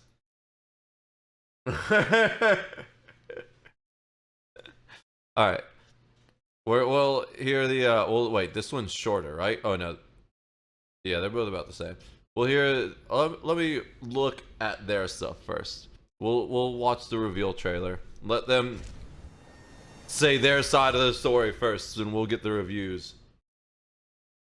Full screen that bitch. How can you be so fucking stupid to send $750,000 to someone you've never even met before? And not just that, but you had a husband and children. You had a whole family. You ruined just to send $750,000 to someone in another country. What the fuck? Anyways, bro, I'm still having trouble trying to process that.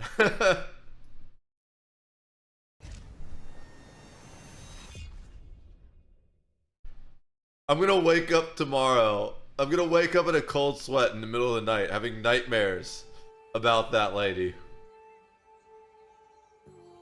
Wait, what was that? What did that say? Even the smallest candle pierces the darkness like the sharpest blade.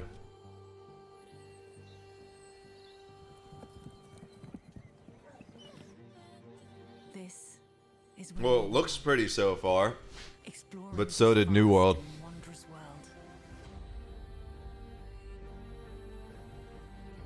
Its treasures call out to be discovered. Its ancient secrets beckon us. I'll reach out after this. Into the unknown.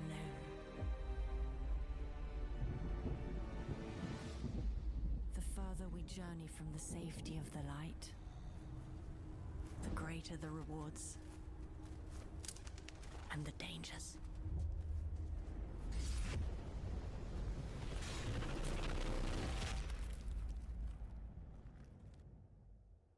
This world, it is for us. Here, together, we can build ourselves a home.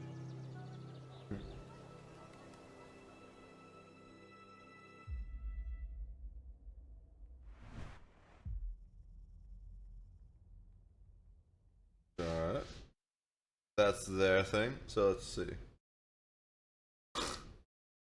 First thing they want to show us is underwear. Of course, that's just the most recent update, but it's pretty funny that that's the thing. Welcome to a vast social sandbox MMO inspired by the legends of the medieval era. Here, myths are real, ghosts exist, and magic is unquestioned. In this immersive open-world playground, you choose the role you want to play. Immerse yourself along with thousands of other players as you explore the land, build your home, forge your reputation, and craft your own stories. A place to call home. Travel the relative safety of the heartlands and find the perfect plot of land on which to build your home. Protected by the grace of the divine, your village is a safe harbor where your clan can grow and prosper. Everything in this world is produced by the player's hands and skills. Your village needs clothes, walls, food, flowers, and prayers. Your clan, weapons, and armor. Others require tools, materials, or mysterious regions. It's easy to find your place and play your part in this breathing world. I thought that was going to be breathtaking, but it's a breathing world. Explore uncharted lands. Adventure awaits you as you set foot into the wilderness. Here you'll battle evil beings, uncover mysteries of an ancient and wondrous past, and square off against rival clans as you struggle for power, position, and resources. A word of warning: the farther you journey from home, the further. I know it is the further you journey from home. What's the difference between further or farther? I'm curious now. The stranger and more dangerous this world becomes, the glory, bounty, and secrets you bring back will enrich your entire clan. How much challenge are you willing to accept? That's for you to decide. I feel like this was written by someone with English as a second language, because the grammar is a little weird. Skinning a basilisk, deciding between war and peace, picking flowers, it all matters. In a fully player-driven economy, all player styles connect and complement each other. Join the community and share it in the stories about to emerge. Okay.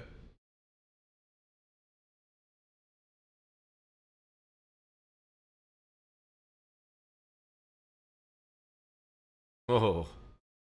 Ooh. This sounds like it's a scathing. I love seeing posts from deleted profiles. It makes you wonder if this was their last post and what caused them to be like, you know what, I need to leave the toxic cesspool that is Reddit. Title: Launch of Early Access was alright. A lot of people were interested and hopped on, as expected. Bugs, as expected. What shocked me was when I went to check up on the game after working a few days, thousands of people have already sunk 30 to 40 plus hours into the game, even in my guild. There are people apparently spending every waking moment of free time in Discord just grinding away at various skills for no reason other than to grind. Sounds like RuneScape. Early access only launched 61 hours ago, with the exception of kids out of school and those playing that work from home. Most of the players are no-lifing this. The thing is that this is early access. The mob spawns are very theme park. The map felt big, but now that people have mansions everywhere, it feels incredibly small. The combat is a placeholder. The crafting skills. This is from 7 months ago. The crafting skills are there, but barely, and there honestly isn't a terrible lot to do. In a year, everything will be wiped when the game launches.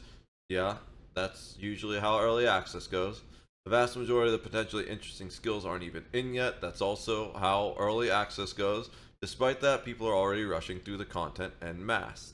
This is addiction. You find a clan guild that takes things slow, solo, why in a clan-focused game, or you join a clan that expects you to play it like it's your main job, which is cool. The fact that you can find a clan that fits you. So okay, I'm just gonna wait till I'm done reading this, and then I'll share my thoughts. It is just sad seeing all of these people wasting large chunks of their life for absolutely no gain, even in a game, because they're addicted to the grind.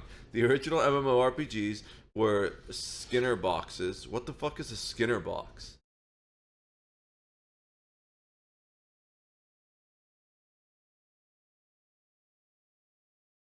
Is that a term I don't know? I'm worried I'm gonna Google this and like some weird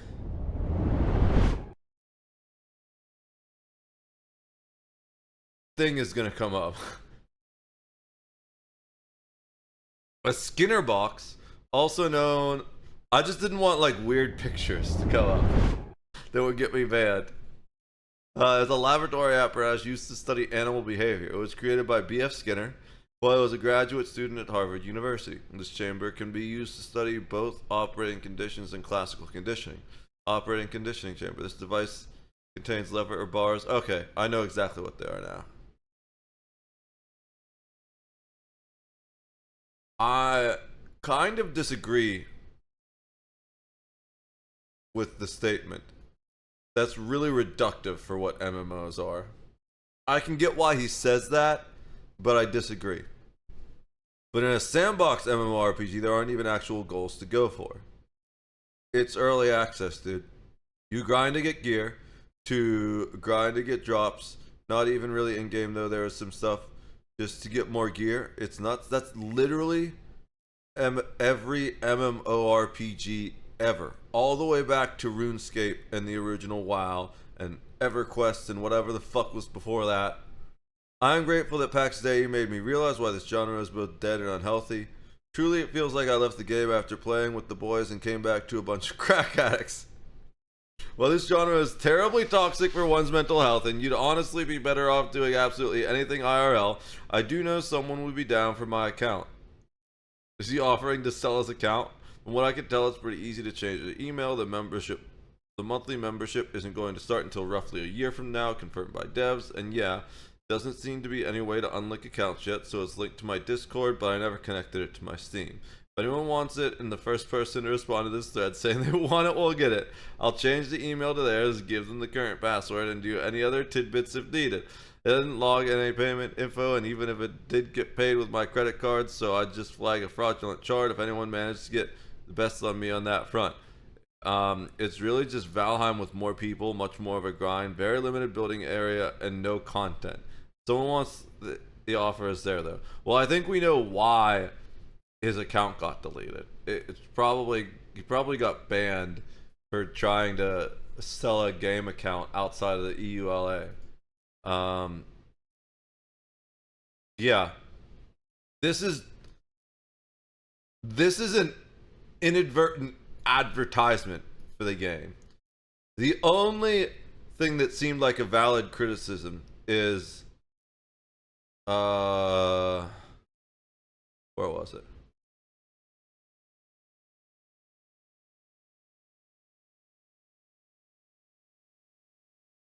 He said there was like a lack of the no content, but which that seems to make sense since you said there's no NPCs and no quests. I don't know how they can have an MMORPG without quests, and I don't know how they can have quests without NPCs. But who knows? They're game devs and I'm not. Maybe they have a plan. We're not watching that yet. We'll hear the Asmon Gold take, and then we'll hear this guy's take. So this guy played Lost. Yeah, and I can say there's that in EVE Online too. But you know what my fun in EVE Online is? It's getting missions from NPCs to kill shit. Now, I've done lots of... Now, don't get me wrong. For like 5 years straight, all I did was PvP. I didn't really do... I stopped doing those. I started off doing those missions. Security missions, which are all PvE combat. There are different types of missions you can do, like distribution missions. You're basically hauling stuff. You're like then there's mining missions. I think there's 2 other kinds, but I don't remember what they are. I only ever did distribution and security missions. But after I stopped doing missions for a while, it was literally just straight player-driven content. I would mine to help build up our resources in the area of space we controlled, and mostly I would do PvP during like huge 3,000 player battles and stuff like that. And when I wasn't doing PvP or mining, I would do what was called belt ratting, where it's just there's NPC pirates that spawn in asteroid belts and certain types of anomalies in a star system, and I would kill those NPC pirates for their bounties and drops, and that was primarily how I made money in the game, besides killing players and taking the stuff that dropped from their ship. But so I definitely get the whole player driven content stuff, but 2 things need to happen for that to work. One, there needs to be some non-player driven content for times when player population is suffering, and also for times when the player driven content feels stale. And the other thing that needs to happen is there needs to be some non-player driven content so that basically you pull sheep into the universe for the wolves to feed on, right? Because if, don't get me wrong, it's definitely possible to create a game where the wolves are just feeding on each other, but what really drives PvP, a lot of PvP in EVE Online, is PvPers going after PvEers, you know, that non-consensual PvP. People love that. And if they can't find that in Pax Dei, they're going to go for it somewhere else. What's got me playing again more is other people started playing, the social aspect, for sure. And that's literally the only reason I'm back to playing EVE Online right now. Is because this dude basically forced me to. He didn't even use lube. Wait, I can't. This guy. He basically forced me to join his alliance, and I was like, okay, fine. Home building is something that's pretty well developed, and I haven't done that as much. I'm usually very interested in the combat. Yeah. If it doesn't have good combat, so that's the thing that made me question it a little bit. The guy said combat is basically just a placeholder right now. Do you agree with that?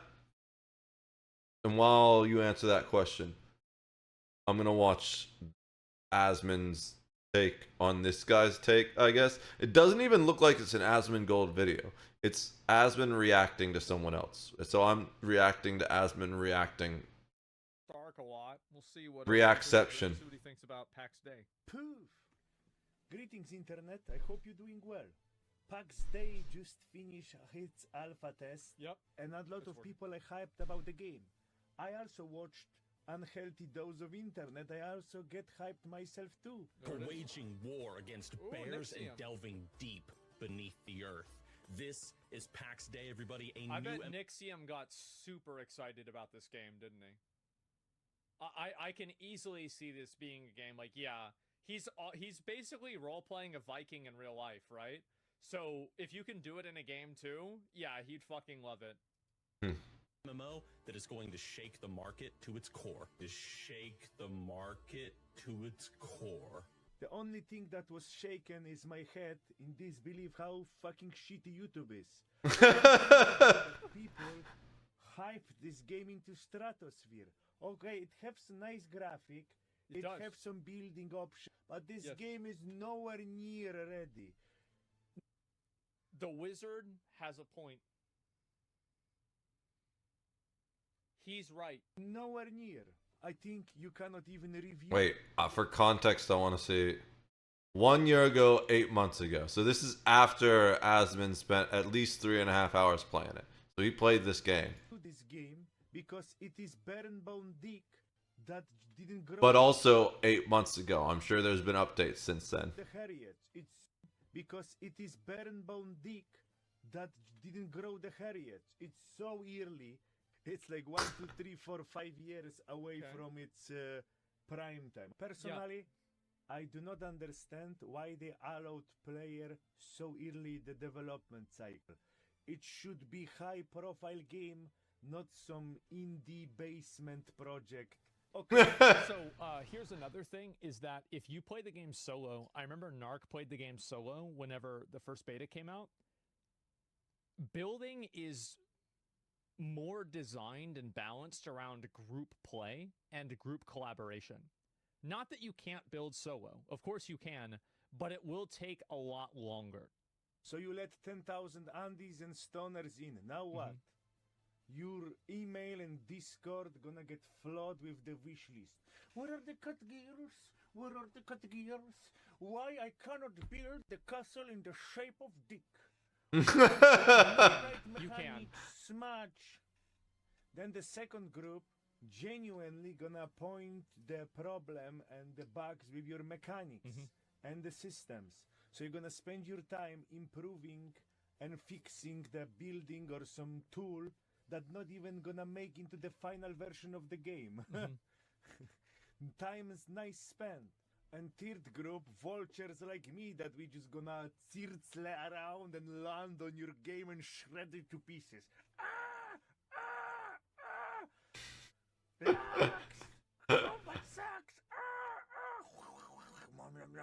Molding. He's right. He is. He's crazy, but he's right. So what's the plan? Or maybe the plan is stay in early access for next 10 years and become Starfield. Cash out on Copiumandis. But what can I say for sure? Game is drifting towards PvE and the casual direction because there is no PvP, there is no destroying the base. There is PvP, but it's only in certain zones. Your loot is private, no harm. The loot is also not private in those certain zones, but in a general sense, yes, it is.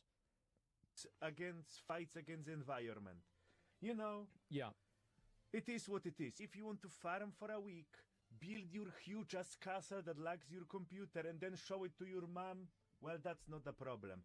While I'm watching this, please respond to his claims in chat, Astar, and then I'll read everything you've said once this video is done before we watch the next one. Personally, I like more chaos, drama. You wake up on the morning, your base is gone, your shit is stolen, and then you plot the revenge with your friends to raid the enemy base. Who is this doing the building? This I do. I think he's right. And you need to have this person trying to build is frustrating the hell out of me. Whoever this is has no spatial awareness and definitely slept through trigonometry. have that. Like his perspective of this is, I think that it's not a popular perspective. But I think the reason why it's not a popular perspective is because Pax Dei attracted a large amount of people that like building, because that's one thing that the game does incredibly well, better than really any Just other not game this almost. person doing the building. So people might be like negative about this because it's not. Well, that's going to be a huge plus for me, because the biggest frustration I had with Ark was that the building was ass. I hated how annoying the building was in Ark. And Valheim, it was okay, but in Ark it was so frustrating. Not really that audience, but he's bringing up a lot of very good, like, authentic points here. That's the most exciting part of those games like Rust, you know? And about the MMO part, he wants medieval there Rust. were some dungeons, but can you really do a dungeon in the game like that? With Zergs, balancing it, all of the issues, you know? They did that the most complicated way possible. 70,000 mechanics. Some people don't have wood, have two wood. It's always a mistake to make an MMO for the super hardcore people. Because super Yes. hardcore people will make a game hardcore even if it's not initially.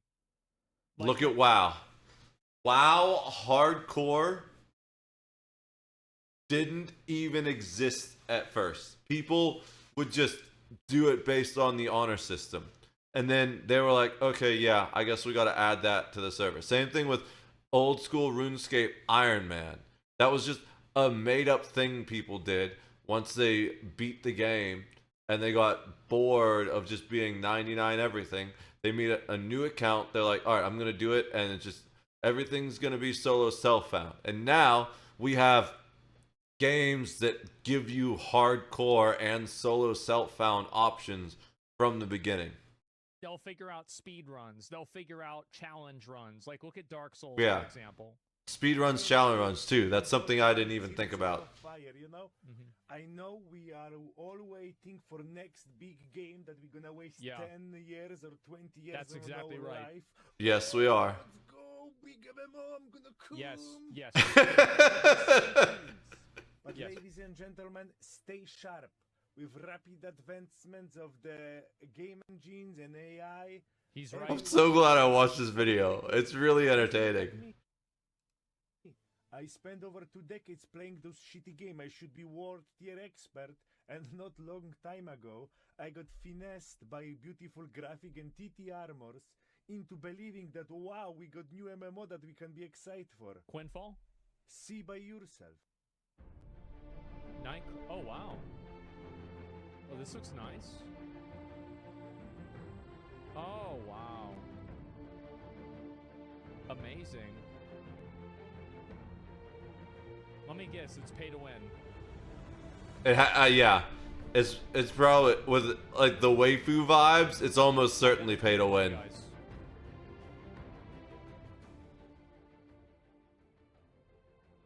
You can see it behind me now. I'm gonna just make myself transparent. This is NFT cryptocurrency Rush. Oh my god.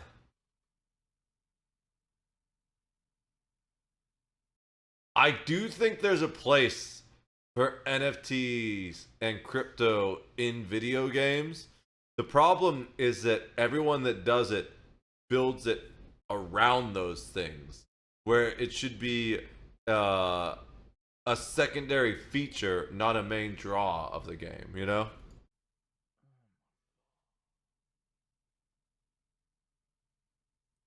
What a cock in the ass. Bootleg version of Throne and Liberty made of on Korea, so they want to cash. This is the video, by the way. We're gonna link the original too. So they release it now, I think March, you know? And the game look decent. It have I want to give this guy a follow. It have armor. It have It environment. have booba. Working. There is skill tree. And then you go into the combat, and what it is? It's auto combat 3-button bullshit, you know? The game is complete fake ass, but it still looks more real than the Pax Dei, and they did way more in year than Pax Dei in year, you know? And you are getting excited about Pax Dei. Why you are not excited about this crypto NFT autoplay MMO? You know, it's even more complete. It have more options that was added over the year. Anyway, composure, focus, don't get swayed by emotion, wait for the game when it's in complete form, play it, and then judge it, and then get excited, you know? Okay? Time for the finale. Taking all things into consideration, what I have seen, what's their attitude, what's their progress that they made over last year, what's the progress that industry made, my verdict is, the game gonna eat dick. Or Well, shit. My verdict is the game gonna eat dick. Or second scenario, the game gonna stay in early access for 5 to 10 years and then it gonna eat dick. Damn, those are some pretty bad options. I hope they're gonna prove me wrong because more good. How do you feel about that, Asara? Do you think the game's gonna eat dick? We'll tell if I was right or I was wrong. Anyway, that's all I have for you today. Thank you very much for watching, and hope There's still a little bit more. See you soon, very soon. Poof. He's right. I'm gonna be honest. I think that he brings up a lot of legitimate points. Because if you don't care about the building in Pax Dei, you are not gonna, like, there's no content in the game. He's definitely right. Like, there are some really, really good things with the game. You were kind of hyping it up too. Well, yeah, I'm hyping it up in the context that I think it will keep getting better and the game isn't out yet. I look at a game that's an alpha and I say, this is a really good start. But listen, if they release the game like this, it would die. It would instantly die. We'll see what happens, man. Guess what? The game doesn't even have AoE spells. Well, I think that really none of that really matters as long as the game is actually fun to play. If the game is fun to play. Here's the problem, though. I don't think in a lot of cases people are going to enjoy playing it unless the combat is way, way, way, way, way better. The game is only good in the context of it being an alpha. And also the way that we play the game as like a group of 1,000 people that are doing things together, that's not normal. That's not what most people are going to I'm sure the game as. Asbin had a whole guild of Andes just throwing things short to him. Yes, the gameplay is key. Absolutely. It's all about the gameplay. If you don't like City Builder, yeah. And so, like, can you compare Pax Dei to an MMORPG when it isn't an MMORPG? It isn't. I thought that it was. Social Sandbox MMO. Thank you for your contribution. Anyway, so look at the poor arcade. Yeah, I don't know. And you have faith in Ashes of Creation? Yeah, I'm looking forward to it, absolutely. But I think that really, I don't think Ashes of Creation is going to be any good. And a lot of other things need to be better too. But I am glad at least that they are improving it. I've seen a lot of things about Ashes of Creation that don't make me feel happy about the direction it's going. I feel like that's probably going to be the case with more things like this. But yeah, that's kind of the way that I feel about it. Alright, I want to give that guy, this is the original video that Asmongold was watching. That was absolutely hilarious. So I want to give this guy a like and a follow. Even if it doesn't end up turning out to be true. That was very entertaining. Alright. Combat needs work. It's not as bad as I expected, and they did some updates on it. I did hear him, didn't? Pretty sure I saw this video. He was great. Yeah. I couldn't hear them. You couldn't hear the video? Weird. Poof. Greetings, Internet. I hope you... It looks like it's working. And it's relatively loud according to my levels. I'm gonna try this guy and see if you can hear this. So let me know. It's a strong word, and I don't really like to use it, but I don't think we're far off with how people are feeling towards Pax Day. And in this video, I'm going to try and touch on why people are feeling the way they're feeling about Pax Day's early access release. This is where we belong. Exploring this vast and wondrous world.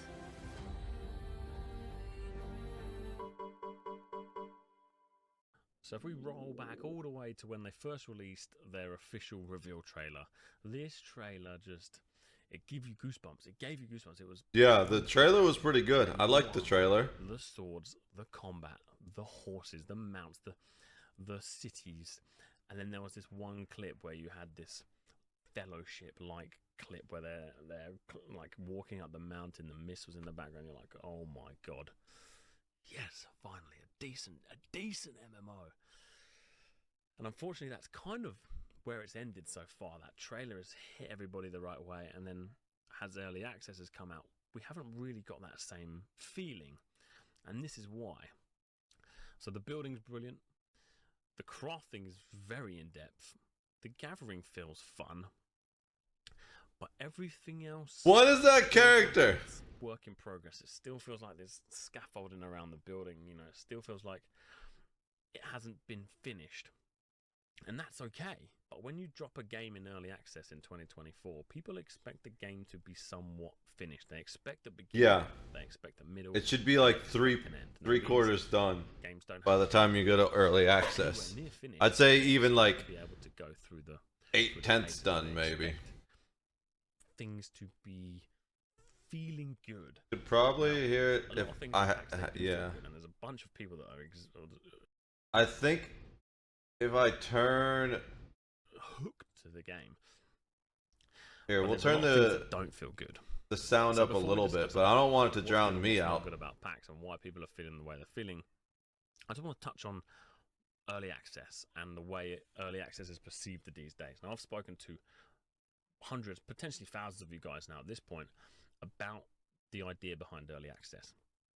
Now, if we roll back to the days of going down to the high street, picking up your game, you get your CD, you get your disc, you put it in, and it just seemed to work. Anytime you think about gaming before, the games felt finished. Now, yes, we had our cheat codes, yes, we had our books with up, down, left, right, square, triangle, you know, we had cheat codes, so there was bugs within the game, but it just felt finished. These days, it's very rare a game launches and it feels finished. You know, we are very accepting that Baldur's Gate 3 access. Nearly every game I think we play these days launches in early access, which also launched in early access. But even the early access of Baldur's Gate 3 felt finished. It was just limited. You could only progress so far. 7 Days to Die's just kind of launched, and it's been 10 years in early access, and 7 Days to Die just launched. Oh my god, that game has existed for so long. Exception to the rule, that one, because it's just become, a household favorite. But it's just that mentality these days. That game's already over and it just launched. That's insane. When a game drops in early access, it's a playable game, and then you'll come back to it in a year's time and it'll be fleshed. I feel like that's going to be the main problem with Star Citizen. By the time Star Citizen actually releases, people are going to be like, wait, you still play that game? You know? Fleshed out with content. This is Yo, what's up, Sweet? How's it going, bro? Have you played Pax Dei or heard about Pax Dei at all? We're trying to figure out if I'm going to give it a shot. Onto the website, you can essentially invest in the development. Whereas what Pax Dei, Guys, I think they're trying to go down the same route. Please check out my friend, tweet my hashtag, wonderful content creator, top tier personality. Go give them a follow, you won't regret it. That should be ready for us to play. We should be able to have good, decent combat. We should be able to not feel completely, we've got so many bugs in the game. Bugs are expected, but there's, what people are experiencing, they don't want to experience them consistently. People are expecting to be able to go into the forest and not see not see just boars, badgers, bears, and wolves. They expect more content.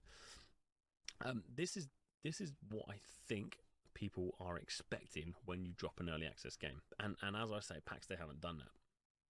Now, there is also that discussion around the box price. What are we watching? We're watching a video that's explaining why everyone's hating on Pax Dei. Earlier we watched the trailer for Pax Dei, and then we watched Asmongold watching a YouTube video of Pax Dei. I think let me repost that video.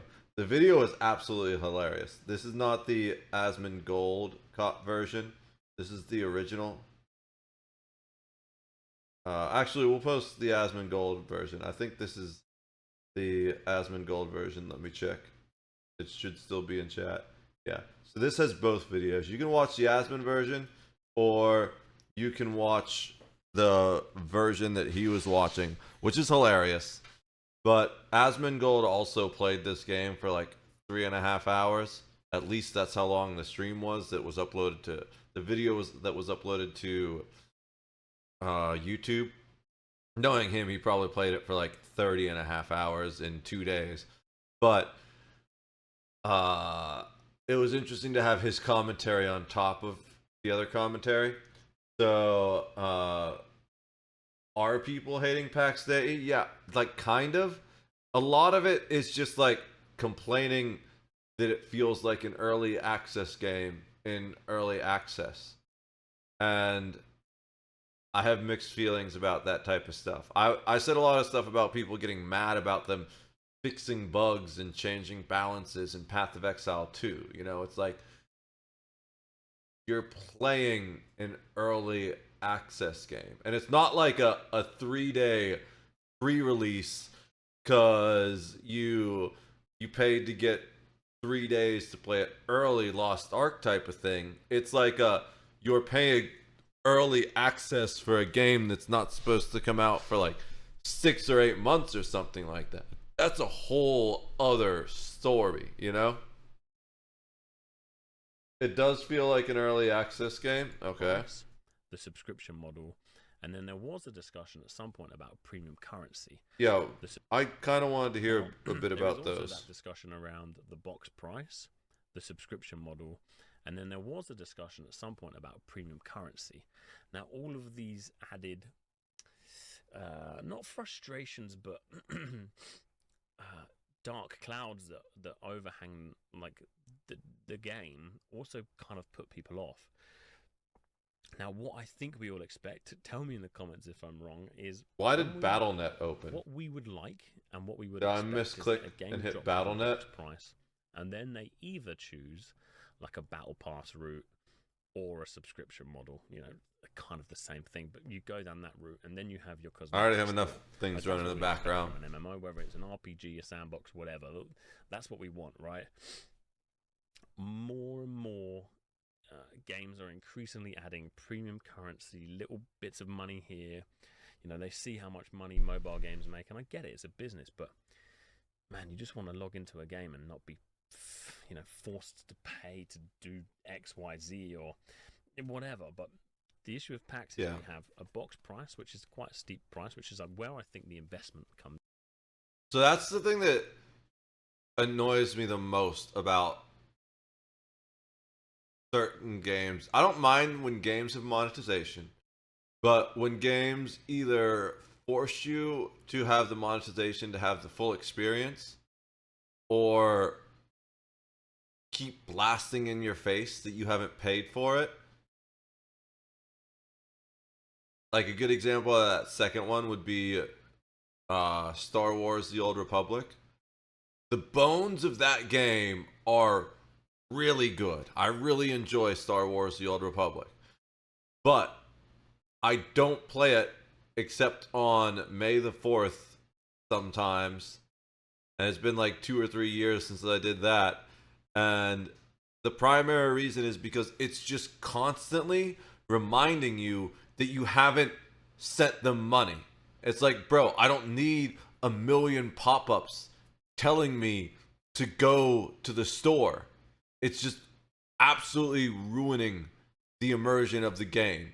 It's like, oh wait, this isn't some universe I'm inhabiting. This is some shitty EA money grab. And it's not even that shitty. It would be a good game if they didn't do that shit. But then you have something like Marvel Rivals where, yes, I have issues with certain things, like the fact that the seasonal currency doesn't carry over at all, and that you can't even use all the seasonal currency you have unless you pay for premium. And even then, you probably can't use all of it if you're really grinding and it doesn't carry over. That's kind of shitty. But at the same time, it doesn't really... There's no gatekeeping to play in the game because you haven't paid.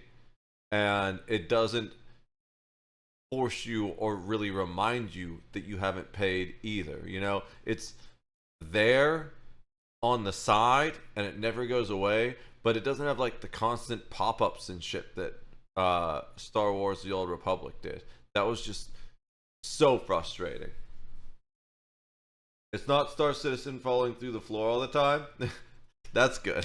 Comes into play. It's not. I still remember watching you just like fall out of your ship and die once. That was the funniest shit. Buying a game per se, you're buying an investment, kind of like Ashes of Creation. Then you have a subscription model when they do finally launch. You don't have to pay it until they launch, but they will have one. And there's the talks around it being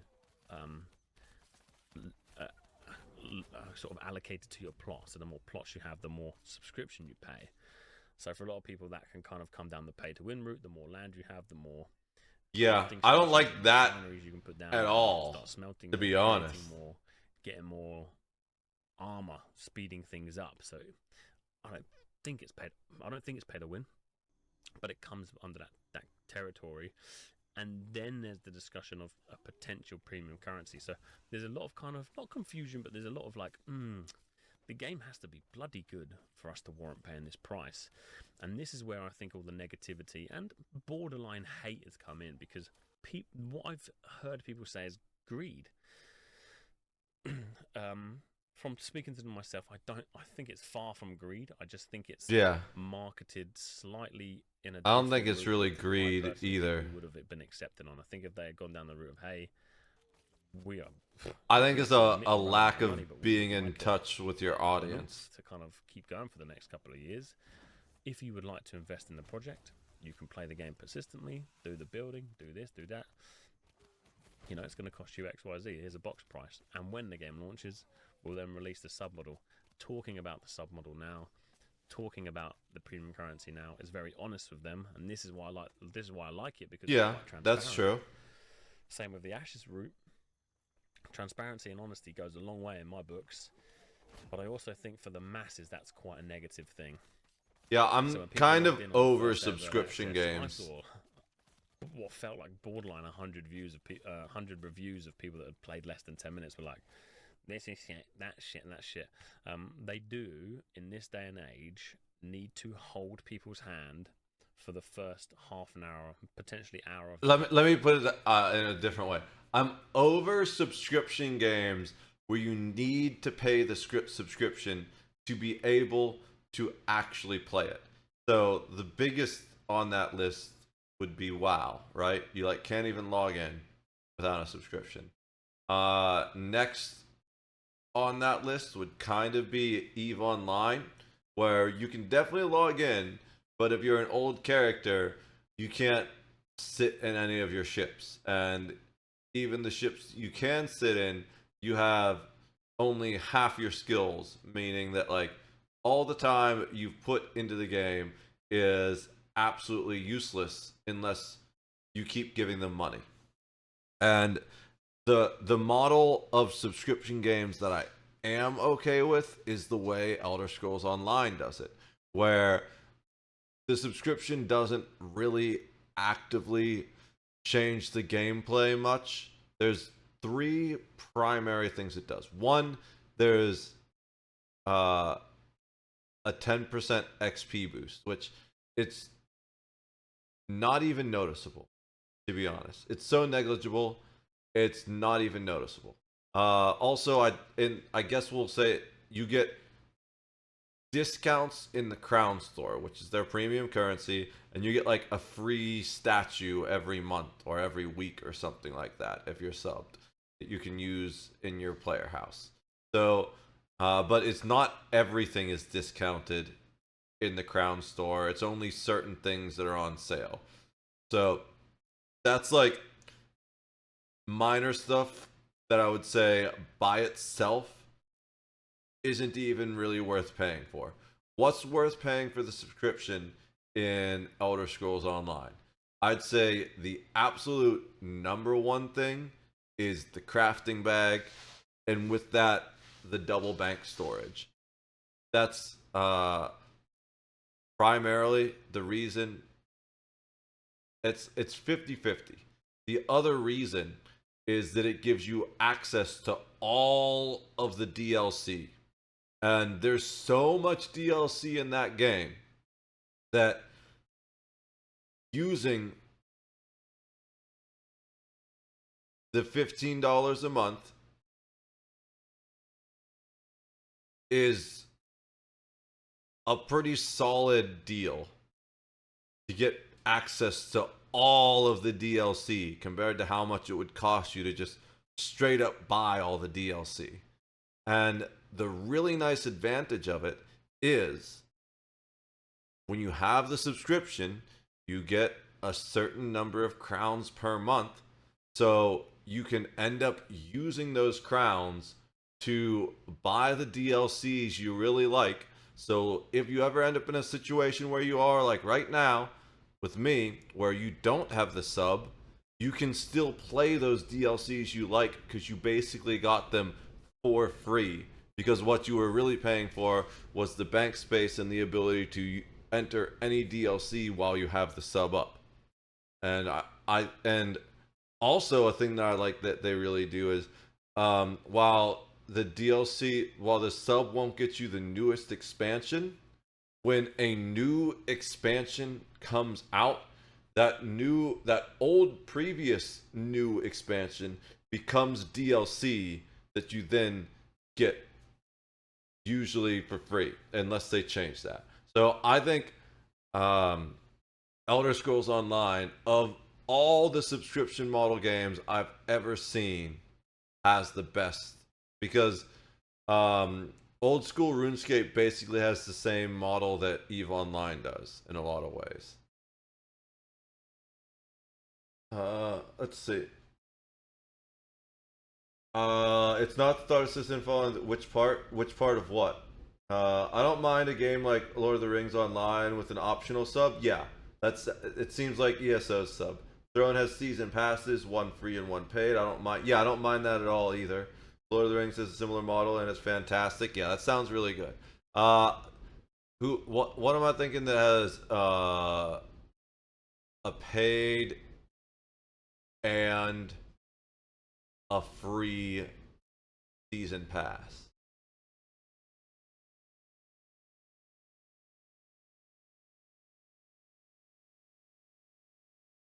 There was a game I played that I noticed had it that was pretty good, but I can't remember what it is right now at the moment. But I'm generally fine with that too. I like that Deep Rock Galactic, I think they only have free season passes.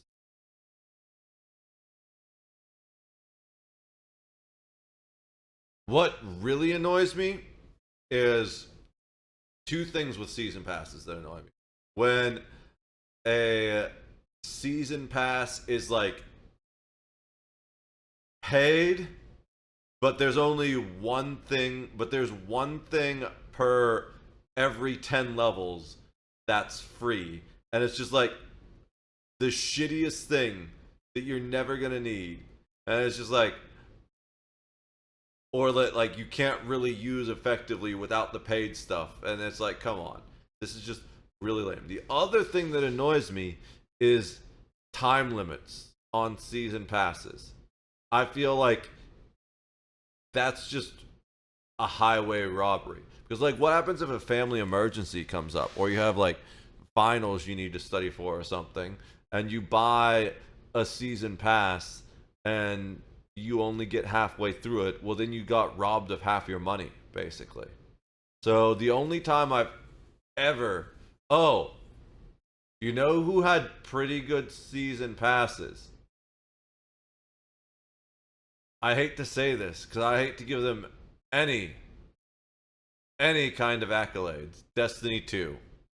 As much as it became a money-grubbing shithole, Destiny 2's free season pass was okay. It was one of the ones where you had pieces as you leveled up that I was kind of railing on, but it wasn't so bad that it wasn't worth getting. Maybe I'm mistaken though, because I generally did have the season pass for that game. That's the game that kind of ruined me on all these monetization models, you know?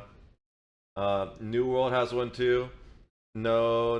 Throne has one for each level. Okay. Yeah. Let me finish this video. Through, because once you get into the building, once you get into the... And then we'll look into the Pax Dei subscription stuff. It's exhilarating. Like, it genuinely is. Wait. An hour of the game, guiding them through people's hand. They do played less than 10 minutes, but like borderline 100 views of 100 day of early access. The masses, that's quite a negative thing. Honesty. Okay, yeah, that's... So when people logged in on the first day of early access, I saw what felt like borderline 100 views of 100 reviews of people that had played less than 10 minutes. Were like, this is shit, that shit, and that shit. They do in this day and age need to hold people's hand for the first half an hour, potentially hour of the game, guiding them through it. Because once you get into the building, once you get into the, albeit... I feel like you can't review an MMO with less than 10 hours in it.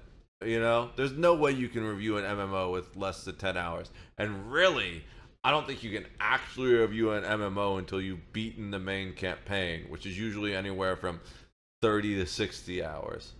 At the moment, kind of crappy combat. It's exhilarating. Like, it genuinely is, albeit it's shit, right?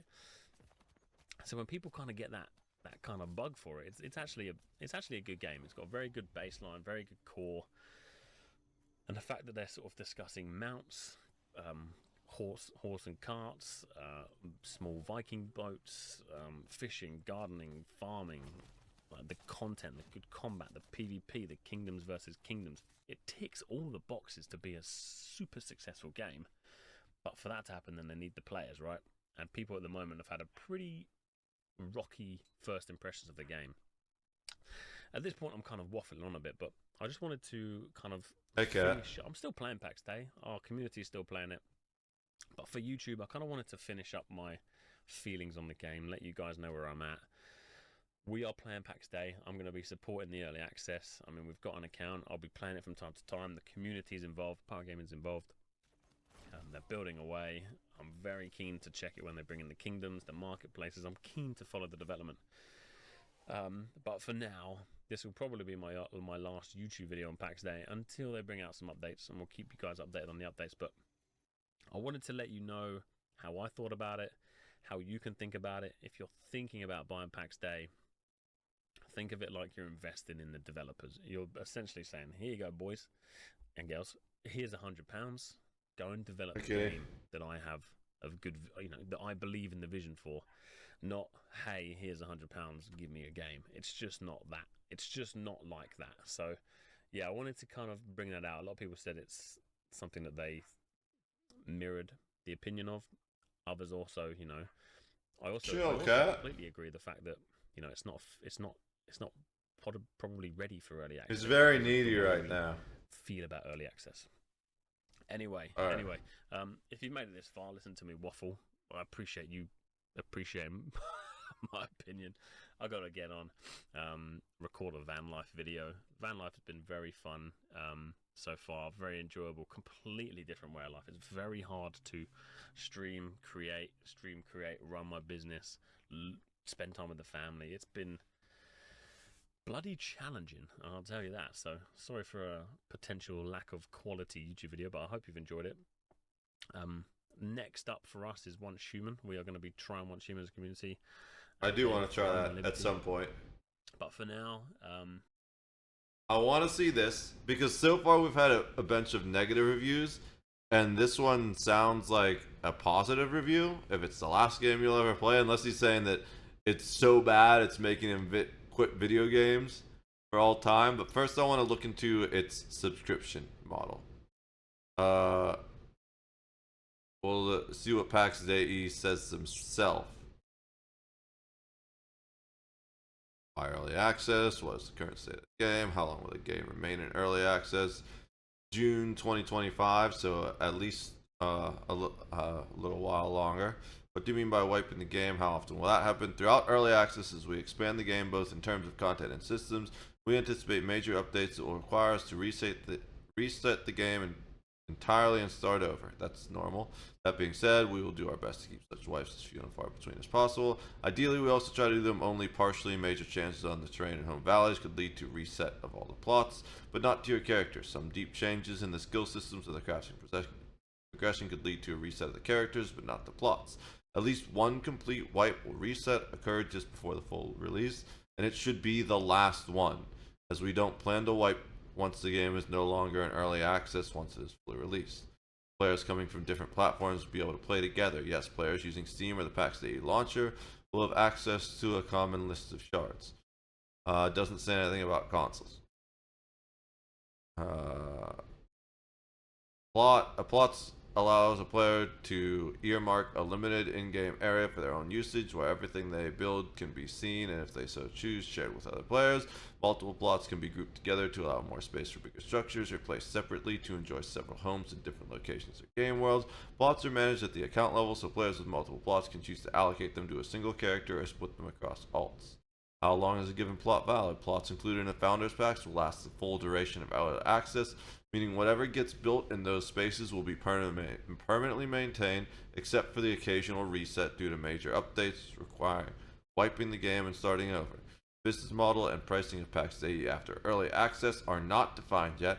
However, please be aware that plots might be subject to additional charges after the full game release. What's a character slot? Can I play several characters from my account at the same time? A given account can only have one character in the game at a time. What do you mean by exclusive recipes? Depending on the pack they offer, founders will be okay. That's fine. Founders outfit, Hunter's Lodge, 7 exclusive. What's the Wyvern building? Do I access dedicated founders Discord? Share one of my founders recipes. Purchase, possible to upgrade, more founders pack, gift founders pack. Can I have a refund? The game be priced differently. The final business model and pricing are not yet defined, but our overall approach is similar to the classic MMORPG's subscription model. After early access packs, they will require a one-off initial purchase, which will give access to the game and one or more plots for a limited period of time. This will be followed by a recurring fee for ongoing game access, varied based on the number of plots the player wishes to maintain. Founders Pack you pick now doesn't commit you to anything past early access. We'll be transparent about our future pricing plans and provide more details as we approach the final release.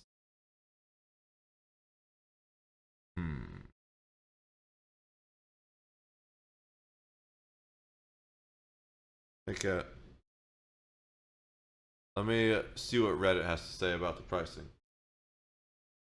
Pax Dei looks totally like my cup of tea, but I've been burned so many times with early access starter pack stuff. I'm very hesitant. I'm hoping to get some reassurance from you guys. I'm your typical buy the collector's edition for the free mount kind of person, but here I don't really understand the value of the founder's edition since there's a small print that says, by the way, we might charge you again for your plots of land. Does that mean basically the extra stuff really only for the early access time? Then what's the point of spending all the extra dollars really? Also, the fact that they still haven't figured out what the pricing model is going to be, but they want full price for the game already, isn't that a bit worrying? And I consider myself pretty positive, gullible about these things usually, but it puts me off, won't put off other players. Are these warning signs? I see a lot of other people waving big red flags about Korean MMOs and such for their tactics. Pax Dei going to be okay, or is it another we will make you pay over and over for the same deals? Greenleaf Mentor says, we simply cannot give you an answer on a lot because we just don't know. What is known is that whatever packs you purchase now is not tied to whatever you sub for in the future. So you might need to buy the pack that gives you 2 plots. You'll have that till early access. After that, you will have to pay for however many plots you want, whether it is 0 or 4 or whatever. EA will have wipes, at least 2 from what I understand. It's unknown if it will still skip or plot wipes or both.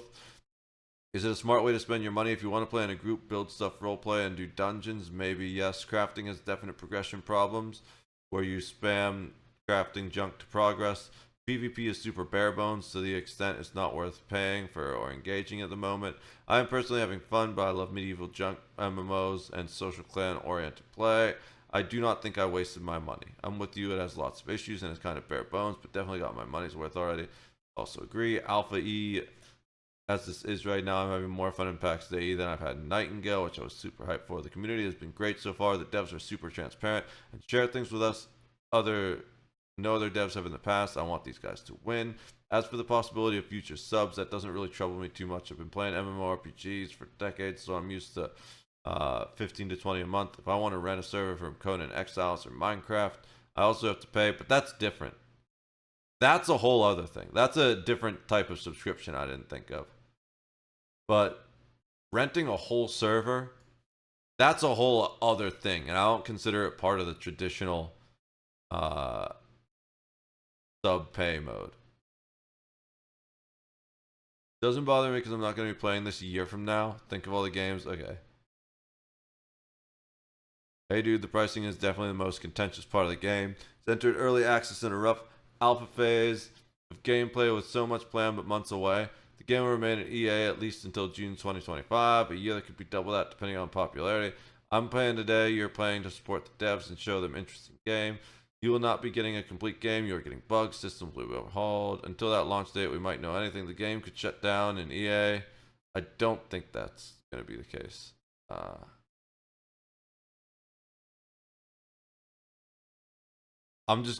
I can read way faster if I'm not reading out loud. So I'm going to skim this real quick.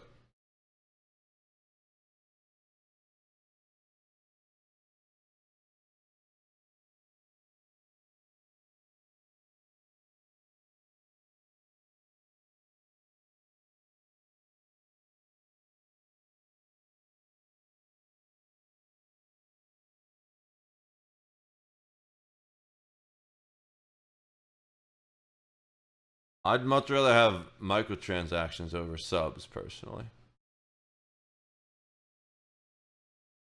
Alright.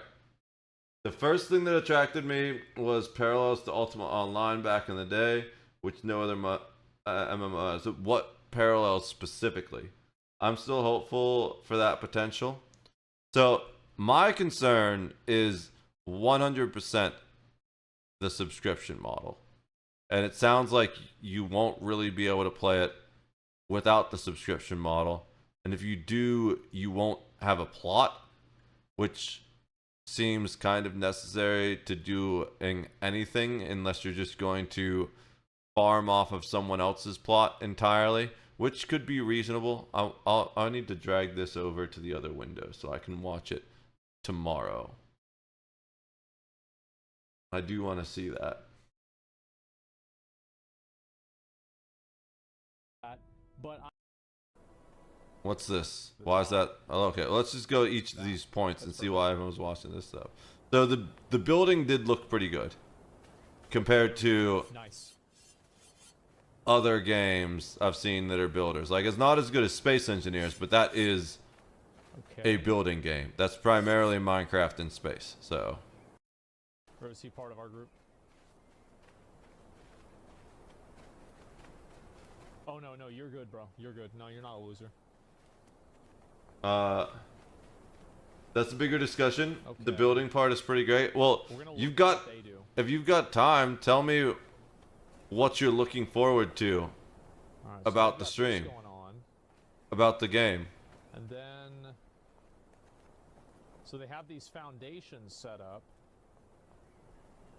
and then there's like walls to these foundations. Why is this super replayed? Because people just want to see this. Floor, but you have the beams that go all the way up to the top. Okay, so I think I think we need the stone foundations, and we need the beams. That's what we don't have.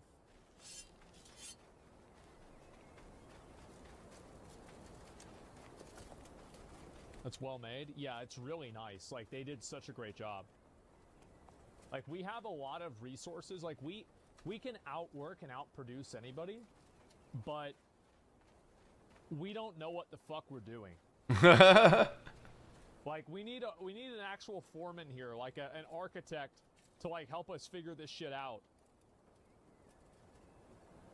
Hey, kitty.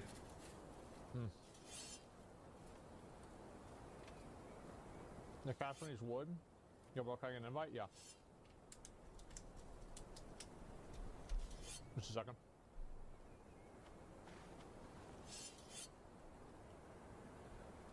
Okay, you're in.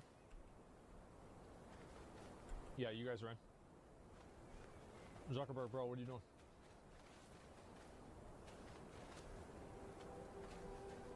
Give it a minute. It should take some time.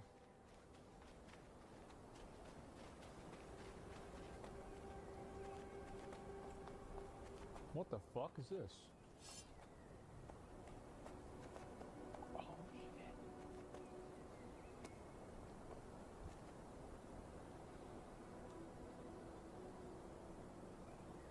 Keep going. Alright, what's this? Okay, so I think what we should do now.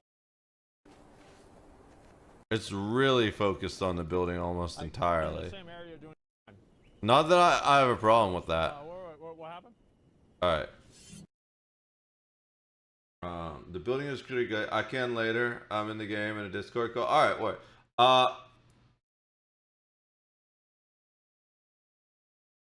I'm still on the fence. I don't want to say yes and take the key away from someone that is absolutely going to play it yet. So, for now, I'm going to have to say maybe until I learn more about it. Here's the thing. The fact that it's just an early access key is both a boon and also kind of a downside. One, because if it's just an early access key, that means if I wanted to continue playing, I'd have to pay for it. And then on top of that, there's also the subscription.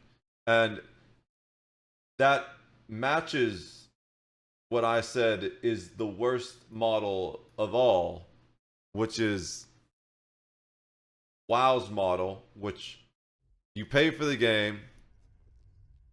Now, I don't know if Pax Dei is going to make you pay for expansions, but with WoW, you pay for the game, and then you pay for expansions, and then you still aren't allowed to play the game unless you pay for a sub as well.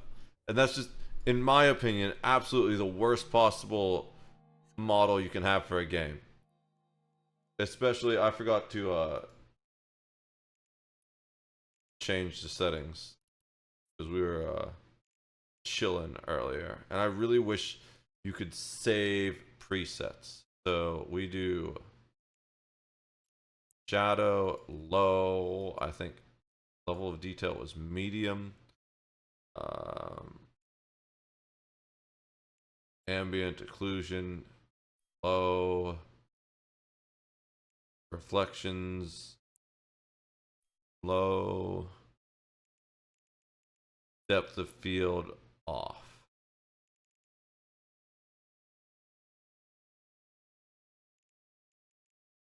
And I think that's the way we've been running it. That looks much better. Alright, so we're going to close it so that it kind of saves those settings, and then we'll open both clients again.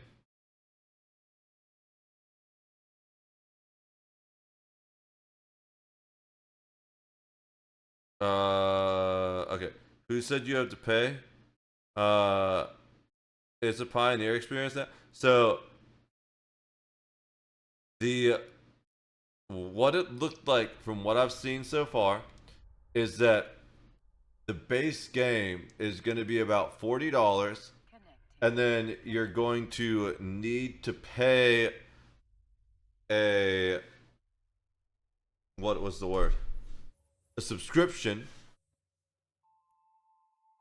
I don't have any more Coke down here, and Charlie's on my lap. I'd have to kick him off to go get pop. And then you need to pay a subscription on top of that for your plots, for however many plots you have. And that seems kind of scummy to me. The other thing is, since it's only an early access key, it seems like you're going to need to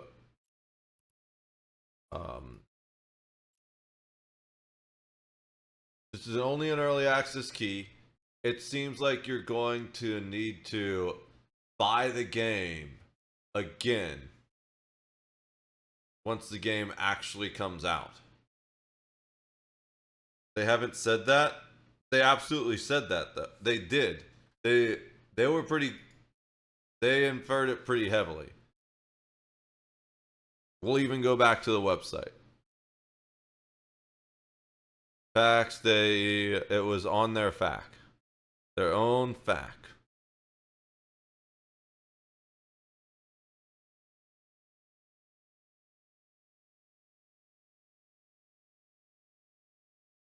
How long is a given plot valid? Plots included in the Founders Pack will last the full duration of early access, meaning whatever gets built in those spaces will be permanently maintained except for the occasional reset due to master updates. The business model are not yet defined. However, please be aware that plots might be subject to additional charges after the full game release. And that's all they really say about it on their thing. But the more we looked into it, the more it realized it. Here we go.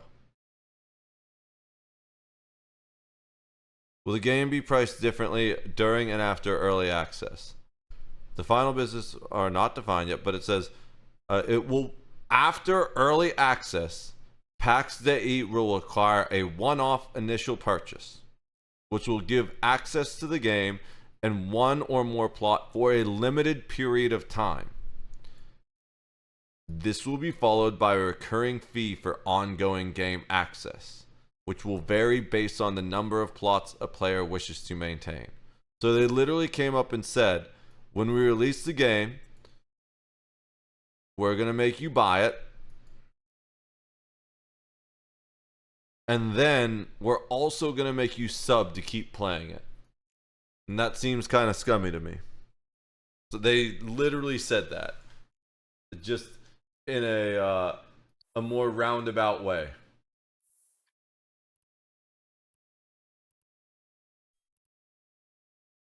I'm not saying it's not worth playing, but if I were to do a sub for any game right now, it would be ESO, especially since Eve increased their prices without increasing the quality of their game. In my opinion, Eve has increased the prices while decreasing the quality of the game. And the only reason I'm playing it right now is because I flexed using in-game credits. And even though I'm aware of the sunken cost fallacy, I do kind of want to play a little bit before it goes away. I have no problem just letting that ISK go into oblivion. But I need a break from the Path of Exile grind. I don't really want to start another story game yet. And we're doing Marvel Rivals tomorrow with Preacher of Valor and the Black Rose Order. So, Eve Online tonight. Let's give Preacher a shout out.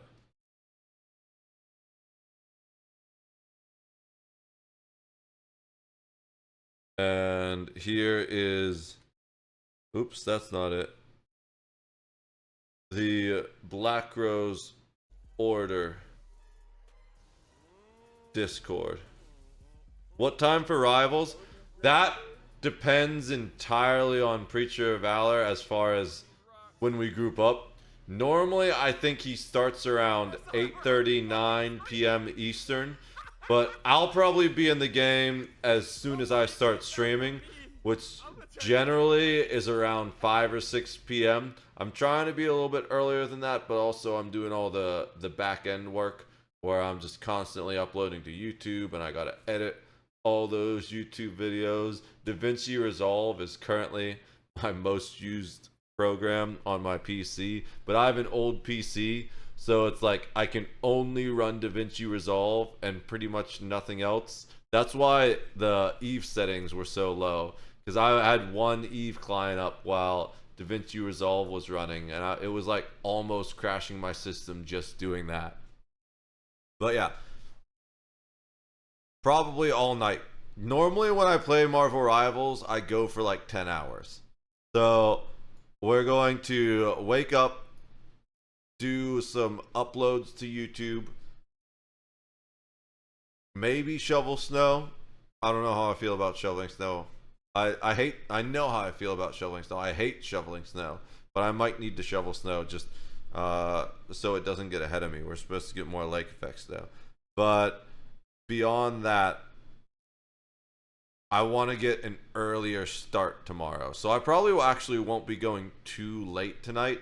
Yesterday, I think I went to like 6 in the morning or something like that by the time I actually called it a night. The sun was up by the time I was going to bed. Today, I'm thinking maybe 2 or 3 if I even last that long. But I'm probably going to be doing Marvel Rivals almost all day long tomorrow. I do want to get pretty damn good at that game. Let's go ahead and form our fleet. We can get the music on now that we're not watching.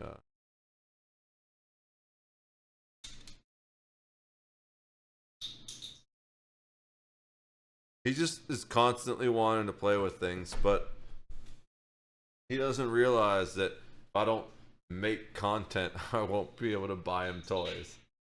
And I can't wait till I get back to where I was 4 years ago, 5 years ago, and I actually had a little bit of decent income coming from streaming.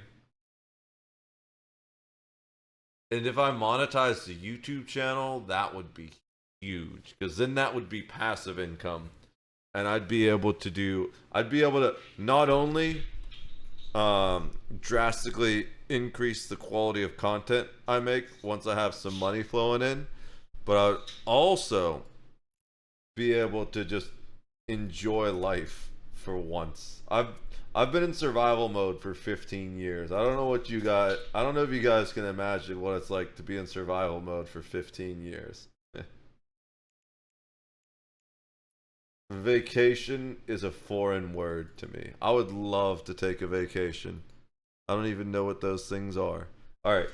So I did not pay attention to what that mission was. Find and destroy the murderer and his guards and report back to your agent. Easy. Oh, I didn't start the music. That's what we were doing. And I got distracted. Stream playlist. Let's go.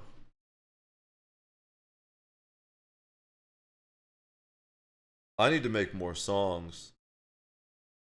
We'll worry more about that once I finish the backlog. I've got a year's worth of old streams that I'm trying to upload right now, and I want to get through that as fast as possible. Although I'm also running out of time on the Suno subscription.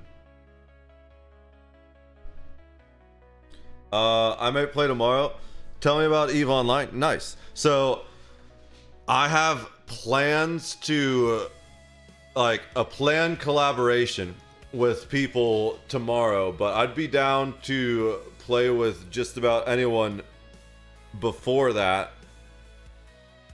Also, the music sounds really loud to me. I guess it doesn't look like it's too loud to you guys looking at the levels, but what do you want to know about EVE Online? EVE Online is one of the best MMOs in my opinion. I'd say it's way better than WoW, but it's also more for space people, clearly. As far as space games go, I would say Elite Dangerous is more like piloting a Star Wars starfighter or light freighter.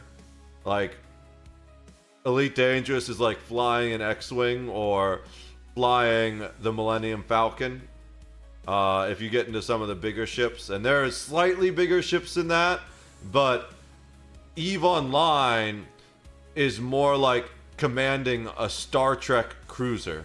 The biggest ships in Elite Dangerous are the smallest ships in EVE. I know nothing. Yeah. So, alright, Jon Snow. Basically, let's start with some of the basic lore. So, you are a capsuleer. What is a capsuleer? A capsuleer is a human being with an implant that makes you functionally immortal. You have multiple clones of your body, and every time you die, your consciousness is instantly transferred to a new clone. Not only that, but this implant directly jacks you into your ship, allowing you to basically use your ship almost like it's an extension of your body. Now, there are capsuleers are independent pilots. There are 4 main factions. Each one is a different type of government that is an NPC faction. Well, I want the ship thing. There it is. I can use that here. And you start as a race from one of these factions. So we have Amar, which are religious zealots. Each race also has specific types of focuses on their weapons and ship design and stuff like that. These religious zealots are very much like a Holy Roman Emperor type vibe, where it's all organized based off the royal family, and they have slaves and very holier than thou, and their ships use primarily energy weapons, which have the advantage of instant reloads. They're very ammo efficient, but the downside is that they require ship's capacitor, which is basically the equivalent of mana in this game. They use a lot of ship's capacitor, and they generally are the slowest ships in the game, but they also have very strong armor tanks. There are 3 health bars. Let's let's undock the main ship real quick to show you the 3 health bars. I'm in a highly advanced ship that uses, we're not even going to worry about talking to this one yet. But, you have 3 health bars here. The outer health bar is your shield. The second health bar is your armor. And then the last health bar is your structure or hull. So, generally, most ships either tank shield or armor. But there are some ships that are okay at tanking hull. However, that's also a weird choice to choose. Because if your hull tank breaks, you die. Whereas if your shield tank or armor tank breaks, then you still have remaining hull to try and get out alive with. So going back to this thing, these Amar ships, they're generally gold. Oh wait, we don't want to simulate. They changed some stuff in this game. So it's not as intuitive as it used to be. They generally have these very round, aggressive, dagger-like shapes with a bunch of gold everywhere to fit their very, very self-assured, we are the chosen of God. They also have a massive space penis. This is why the game is called Space Sticks in Space. This is a big chode of a ship right here. Big old mushroom tip. This is their Titan, by the way. So, this is the ship tree. Let's blow this up. Each main race has a tree. Can I zoom out? There we go. Each main race has this whole tree. So you start here in a rookie ship. The shuttle doesn't matter. There are industrial ships. These are haulers. This is like a capital size industrial ship called a freighter. There are 3 types of ships primarily. Tech 1 ships, which are these basic bottom lines. Tech 2 ships, which are the ones that have that little orange 2 next to it. Kind of hard to see the 2 when I'm that zoomed out. And then there's also faction ships, which have the green modifier next to it. So basically what happens is, as a general rule of thumb, faction ships are better versions of Tech 1 ships that require the same skills, but also are significantly more expensive. And sometimes they have slight modifications to them that will make them better at certain roles than the base versions of the ship.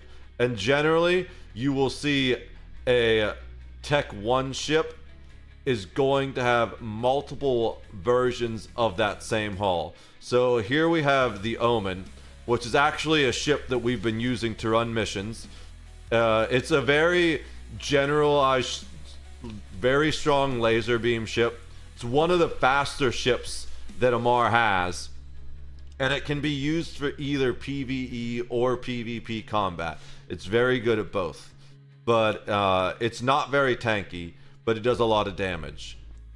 If we go up 1 level to the faction version of that, we have the Omen Navy issue, which gets a lot more HP. That's primarily the benefit of faction ships over the basic levels of ships. And it gets a little bit of speed bonus and some other stuff. Significantly more expensive. And then, well, there's actually a Tech 3 ship. I forgot about that. But those are kind of special. We'll get into those in a sec. The Zealot is the Tech 2 version of the Omen. And this, it actually requires a different set of skills on top of the base ship skills to be able to use. So if you'll notice down here for the industrial ships, this character can fly the industrial versions, but not the transport ships. So if we look at this real quick, it shows the base skill that required to fly this ship is Amar Hauler bonus. Amar Hauler. You get a bonus per level. Each skill goes through level 1 through 5. And as it goes up, that bonus gets bigger. Each ship also gets a roll bonus, which, because this is a hauler ship, it basically allows you to use jump bridges, which get you from one star system to another really quickly, at a reduced cost to your cooldowns. The Tech 2 version of a ship is always going to require an additional skill on top of that skill. So if you look at this, it says Amal Hauler and transport ships. Now, the advantage of of these Tech 2 skills is that they apply to all races. So if you have a transport ship skill, you can use any racial ship that you have at level 5, which is why on this character I can use this ship, this paladin right here, which is a Tech 2 version of, or I can use this Redeemer, which are Tech 2 versions of the Amar battleships. This is not an Amar focused character, but I do use Black Ops and Marauder battleships, and because I trained this to 5, even though I haven't really focused on other Amar skill ships a lot, I can use these ships. I don't need to train Black Ops for every race. I only need to train Black Ops once to be able to use all Black Ops ships that I have trained up in that race. So that's a general rundown of the skill tree. I know that was a lot. And then it gets even deeper than that, actually, because this is the actual skill tree. And it's not even a tree, really. These are all the skills you can do. Each one of these sections has a whole group of different things, and you can specialize your character into basically anything you want. Gunnery. You can see this character doesn't have science, production, resource processing. It's almost all combat skills, right? This is my main tune that I do a whole bunch of stuff on. You know MMOs are my weakness. Well, if you ever decide to give this game a try, you can get a free 1,000,000 skill points by using that link to sign up. Now, basically, as you go up, that's considered specialization. As you go across, that's bigger ships. So you start here with your little rookie ship, which is basically a shuttle with guns, you know? And it can't really do anything but the most basic stuff. It's just gonna get destroyed by everything else. Then you go up to the next level. These are frigates. These are basically about the size of a Boeing 747. That one's not really good because you can't see the cockpit of it. But let's get the Executioner. This is a great ship. There you go. You can not see the you can kind of see I think that's the cockpit. I'm picking terrible options. Let's go with the Tormentor. You can absolutely see the cockpit of this. There you go. So that gives you like about the scale size. This is like a vertical Boeing 747 basically. I don't see it anymore. They've been making some choices with the game I don't necessarily agree with, but in the ship image you used to be able to see the ship's size, but they don't have that anymore. If we go over here to this, and this is one of the things I hate. This used to be 2 separate windows, and I want it to be this big, but then we can't see the image when we tab over to the image. And as far as I can tell, there's no way to split the window. Yeah, I don't see a way to do that. But if we find the size is what I'm looking for. volume. I guess that's not really what I'm looking. There used to be an indicator on this thing that would actually tell you how big it was. Like, this would say like 15 kilometers. This ship is literally the size of a city. Is it gonna say? Yeah. So there it is. 155 million M3. Actually, I know exactly how to do this. There's an image that I think is perfect. I just need to find it. We'll grab a window from over here. Eve ship scale.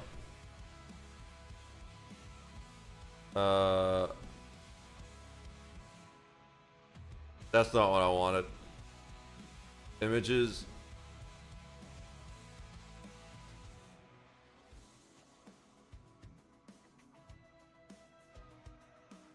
Alright, so actually, we'll start with this, right? So, just, wow, that is such a low quality image. Never mind, we're not going to start with that. Let's do a search. Oh, you know what I should do? I remember what it was. Eve Online ship. I think it was Manhattan.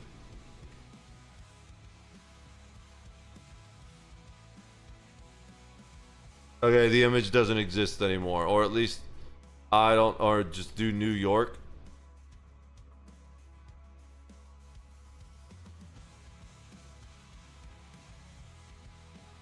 There used to be an image that would show you how big that Titan I just showed you was compared to New York.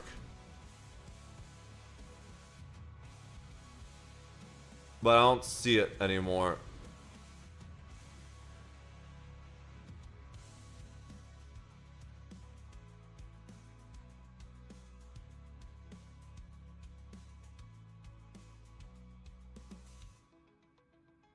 All right. That's not helpful. That's like in-game stuff. Oh, wait. There actually was a helpful image there. Wait, it was the first one that we clicked on? This one. All right. This. That's a Fortizar. That's a station. Don't worry about the station. The station was huge. Size comparison chart. Oh, wow. I've seen this one before. So you need to know a lot about the star, like all kinds of different. This has like everything on it. This is not the first time I've seen this one. So we've got a bunch of Star Wars ships here. We have the I-class destroyer, which is the standard Star Destroyer you see mostly. We have the Executor there. That's the one that crashes into the second Death Star, the superclass Star Destroyer. And then bigger than that, basically, I need to zoom out a little bit.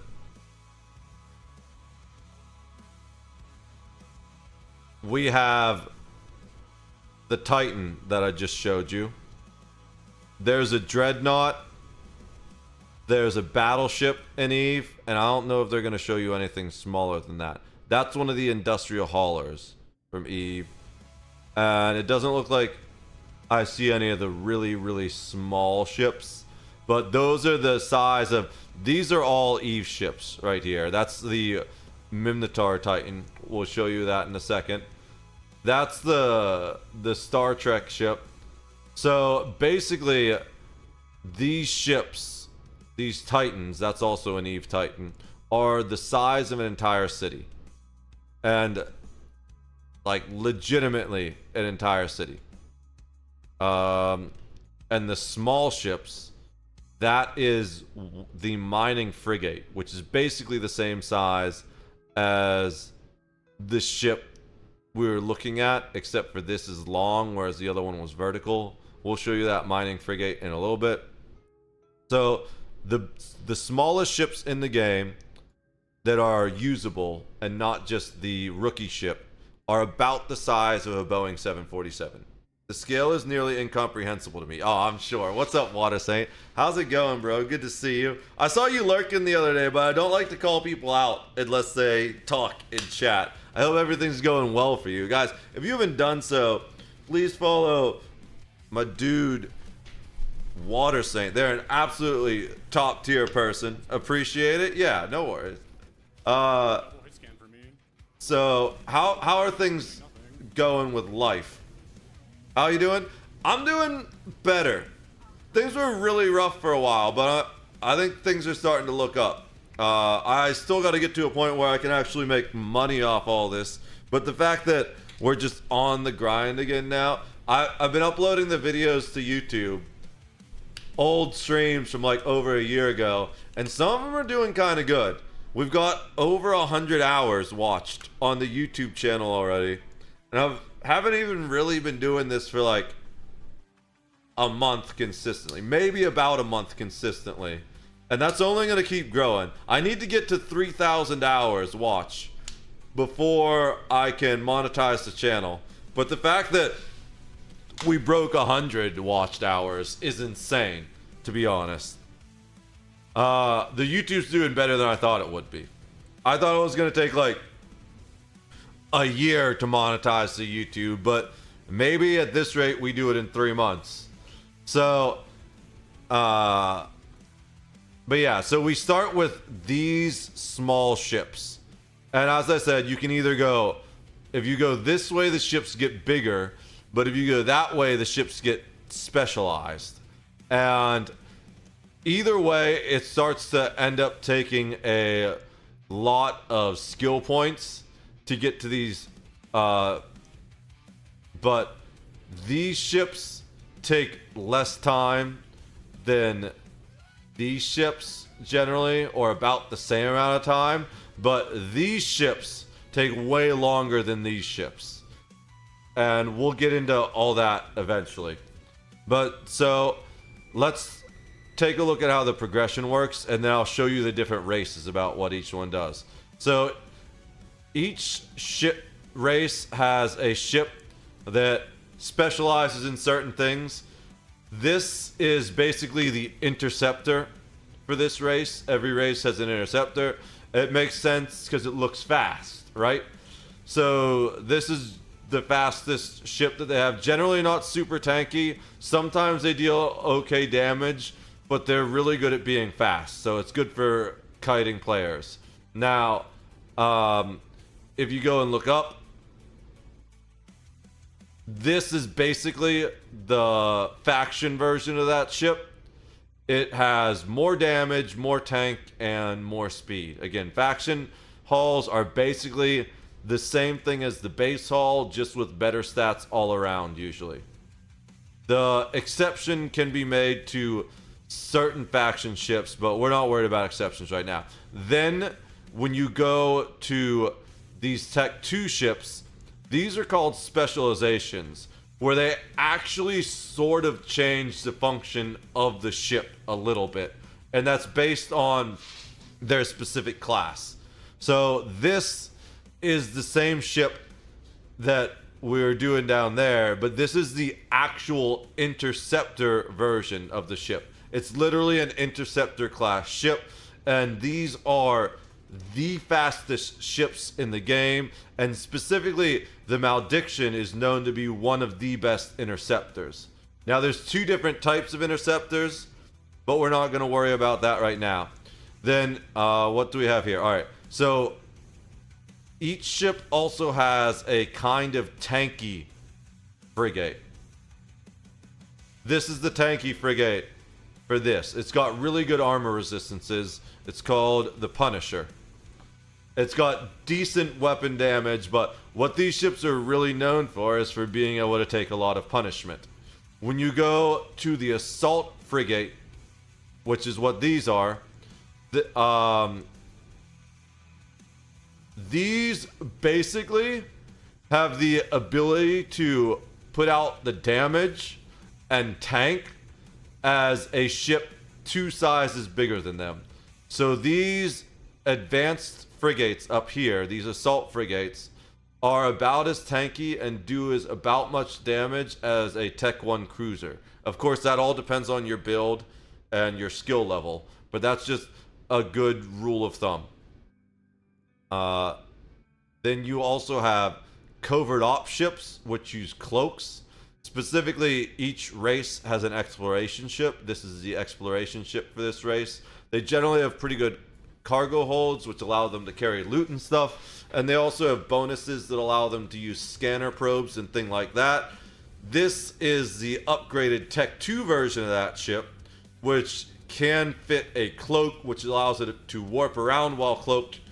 And that's the primary benefit. It can also do other things like light cynos, but we'll talk about that later. Then each ship has its own specific electronic warfare that it focuses on. For that, the basic level is the Crucifier. And the Tech 2 version of that is specifically just called an electronic attack ship. This is the Sentinel.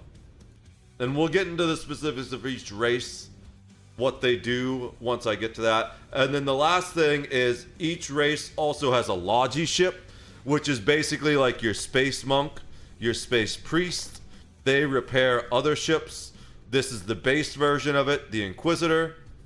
And then the Logistics Frigate is called the Deacon. Now, when you go up one level, you have destroyers. Destroyers still use small ship weapons and armor. So they still use the same size modules as these ships, but they can fit more of them. And I'll show you what that means. So like, we'll do the laser ships. The one we looked at earlier, but didn't really talk about too much was, where is it? This guy, the Tormentor. So I said there's a tanky version of a ship. There's also a high damage version of the ship, and that's this. Basically, this thing is nowhere near as tanky as the Punisher, but it's got a lot better damage, a lot better ability to just crap damage on things. And if you look at the fitting, you can see that it has 3 high power slots, which are generally dedicated to weapons. It has 3 medium power slots, which are generally dedicated to propulsion modules, shield tanking, and electronic warfare. And then it has 3 low power slots, four low power slots, which are generally dedicated to hull and armor tanking, and then bonuses to your weapons. And I can show you what the fitting window looks like to help you conceptualize that. So these are your high power slots, where I have all of my weapons. These are your mid-power slots, where I have a bunch of shield tank and a repulsion module. These are my low-power slots, where I have a hull tanking device that helps me tank everything a little bit, as well as weapon bonus modifiers. And then over here you have rigs, which are permanent, semi-permanent modifications to your ship that they basically allowed you to hardwire it and change it in different ways. I have stuff that increases my shield tank equipped. You can remove modules and replace them whenever you want, but rigs, if you remove them, they are destroyed. So that's what I mean when I say different high powers and different types of modules. So the advantage of these destroyers is that they have a lot more of those slots. Basically, they fit 2 to 3 times the guns is the primary thing. They aren't much tankier than the base level, but they do a lot more damage. They're kind of like glass cannons. In destroyers, you again have a faction version, and then you have some slightly different Tech 2 versions. These are specialized in that this is a interdiction, well, we call them dictors. because there are two types of interdictors: heavy interdictors and regular interdictors. And heavy interdictors are cruiser size. Since these are destroyer interdictors, we just call them dictors. Also, it's funny to say dick over and over again, but this basically shoots out a mine that launches a bubble, and anything within that bubble can't warp away. It's an AoE interdiction thing, sort of like a gravity well generator in Star Wars. And they're really, really powerful. These, you almost need them in any nullsec fleet, but they can only be used in certain areas, which are primarily player-controlled space, but now low-sec space with the weird NPC invasions, but we're not going to get into that yet. So the other type of Tech 2 ship you have is these command destroyers, which there are several levels of command ships. Command ships are support ships that buff other ships as well as often provide utility. And one of the things that the command destroyers do is they can move an entire group of ships around them instantly about 100 kilometers, I believe it is. The micro jump field generator is the thing that does that.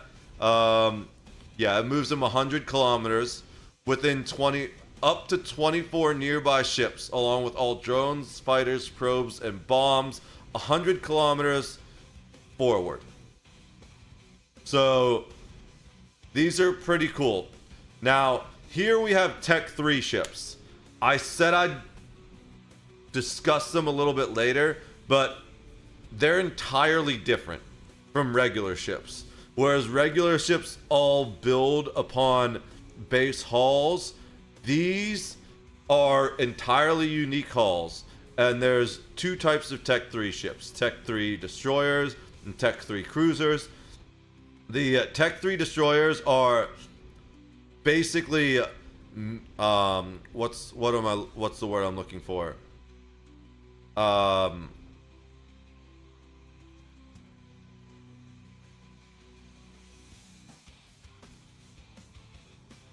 You used to be able to look at the different modes of it, but it's a ship that can change into 3 different modes.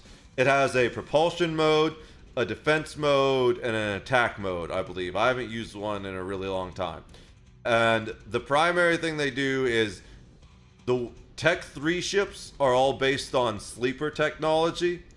And what sleeper technology is it's an ancient race of humans that basically managed to go fully virtual and go to sleep. So recently, sleepers have woken up, at least some of them, and they're not very friendly. They're called drifters, ironically, some of them. And if you see a drifter battleship, don't fuck with it. It will delete pretty much any ship you can have. Also, they're kind of a different faction compared to the sleepers, though. And they use different tech and stuff like that. But that's all really deep lore that's complicated. But these are highly advanced ships that are much more modular. So this has like 3 different modes, whereas these Tech 3 cruisers are entirely modular, and you can reconfigure them to do any role besides capital ship stuff. But capital ship stuff is weird. We'll get to that. Then you have cruisers, which I feel are pretty much like the best class to do anything, right? They're not as slow and bulky as battleships, but they have a lot more damage and tanking capability than frigates. Again, you have a logistics version, a high damage version, a high tank version, and an electronic warfare version. When you go up, you have your faction versions.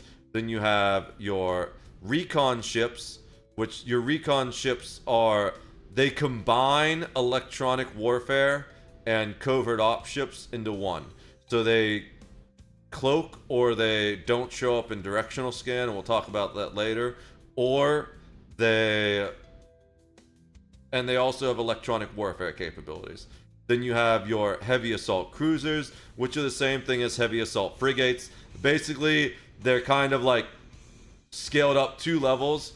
So a heavy assault cruiser can do about the same DPS and tank as a Tech 1 battleship. It's with caveats, of course. Then you have your heavy interdiction cruiser. And now the difference between a heavy interdictor and a dictor is that whereas these basic destroyer interdictors launch a mine, these actually put out a field that moves with the ship, much more like an interdictor in Star Wars. And they're very tanky because they can when this is on the field, you're instantly gonna want to destroy it. So they're very strong usually. Then you have your level 2 Logi ship as well, and your Tech 3 ship, which we're not going to worry about. Battle cruisers are kind of, well, this one is similar to the destroyers, where cruisers use medium-sized weapons and armor and stuff like that. These are battle cruisers are very similar, where they still use medium-sized weapons. And this one is similar to a destroyer in that it's basically a glass cannon. But the other ones are kind of the opposite, where they deal almost about the same amount of damage as cruisers, just a little bit more, but they are significantly tankier. And then you have the faction versions. Why are you being such a dick? You're biting really hard. Stop it. Stop. You normally don't bite that hard. You know you're being bad because you got your ears back like that. You only put your ears like that back when you're being bad. He's mad that I'm paying attention to you guys and not just petting him constantly. He's a little diva. Alright. No. Now he's being real bad. When he's really mad at me, he bites my nipples. Alright. So here you have one of the benefits of all battle cruisers that they added later is that they can fit, even the base level ones can fit a command burst to boost your fleet and yourself, which you actually need specialized skills to do that to get Tech 2s on the other ships. Then you have your faction versions, which again are just beefier versions of the basic version. And the Tech 2... the Tech 2... I need a sip. Alright, I just need to work a little more. I got bills to catch up on, but became so lazy over the holidays. I understand that. The holidays make it hard to focus on anything. Appreciate you stopping by. Always love to have you here, Water Saint. I hope things are going well with you. Well, on the other side of the country. So, then you have your Tech 2 battle cruisers. These are basically your fleet commander ships. They're very tanky. Usually, this one isn't as tanky as the other one, although it does pretty good damage. Again, usually it comes down to like a tanky version and a high damage version. But these are really good at giving combat boosts to your entire fleet. You generally want at least one of these, if not 2 of them for fleet. And if you're running 2 of them, they'll be buffing different stats. Then you get up to battleships. Battleships are really strong, but they're also really slow and really expensive. They've blown up in cost recently. These can do most content in the game, especially if you have really good stats. They also recently added it so that you can fit a frigate inside your battleship. So when your battleship blows up, instead of being ejected in your capsule, as long as you have a frigate, you'll be ejected in the frigate. And then you'll have a chance to either continue fighting or use that frigate to try and escape instead of just trying to run away on your escape pod. Again, Tech 2 are just basic upgrade. I mean, faction are just basic all-around upgrades of Tech 1 generally, and then Tech 2 we get into specializations. For battleships, there's two types of specializations. There's Black Ops battleships, which are my favorite ship class in the game. These basically are really intense. They normally, to travel between star systems, you have to go from one Stargate to another, and if you want to go across a region, you need to like zigzag through these Stargates.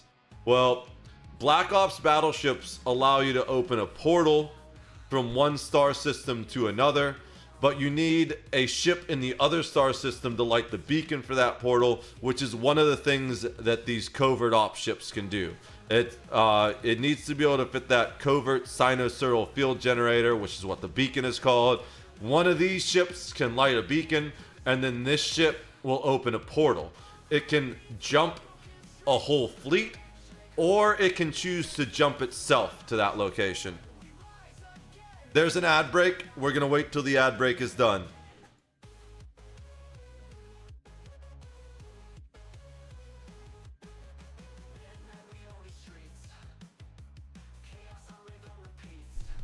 I'm just going to hydrate in the meantime.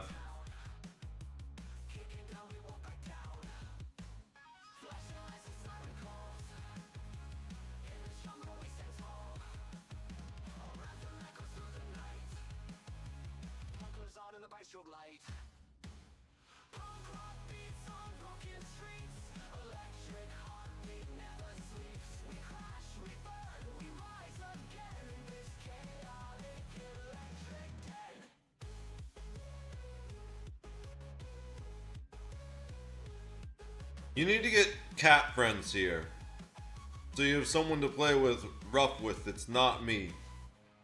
All right, looks like the ad break's over. So we're talking about the portals that these Black Ops battleships open up.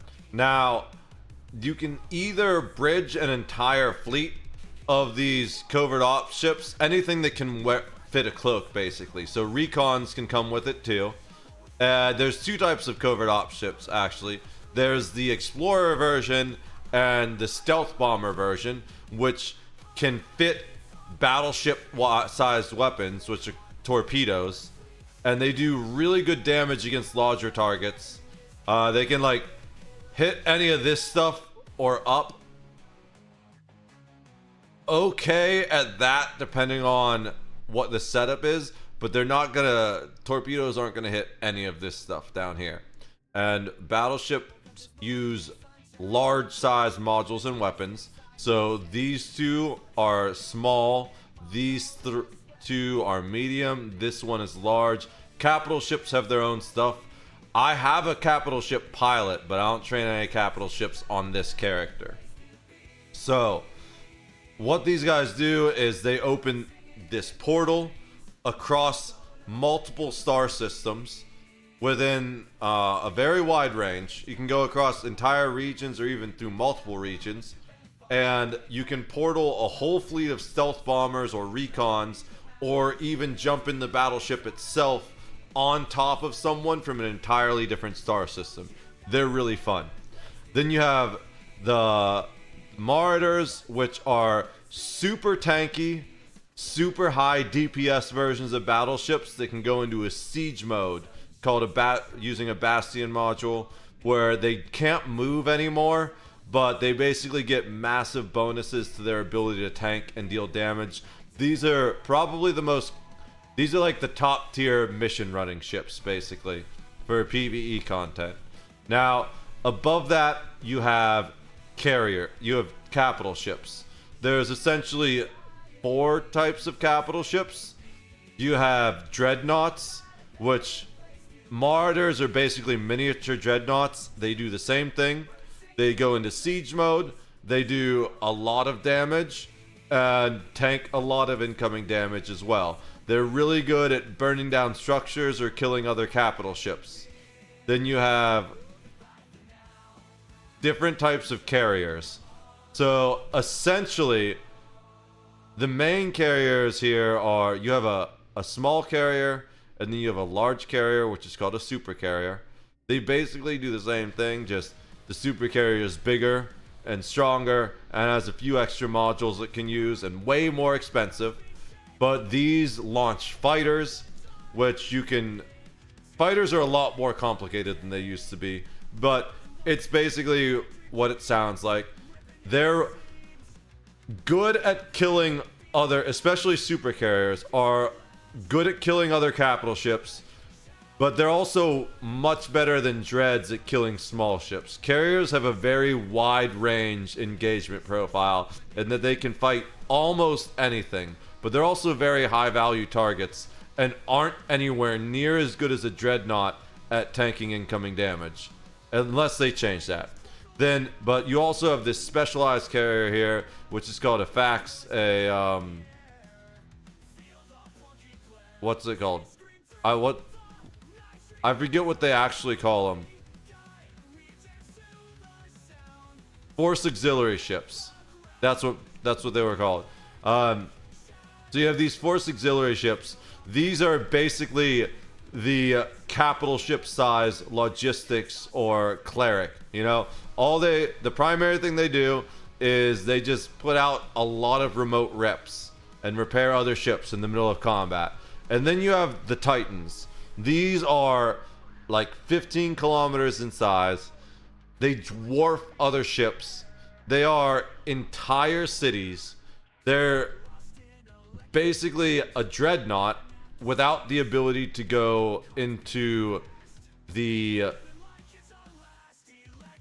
siege mode, but they also have the ability to bridge other ships like Black Ops battleships, except for they're better because Black Ops battleships can only bridge covert ops recons and other Black Ops battleships with a few random other ships mixed in, and we'll talk about those in a second. But Titans can bridge anything. You can bridge an entire fleet. So these are really, really powerful ships, especially when you're in player-controlled space and fighting over sovereignty.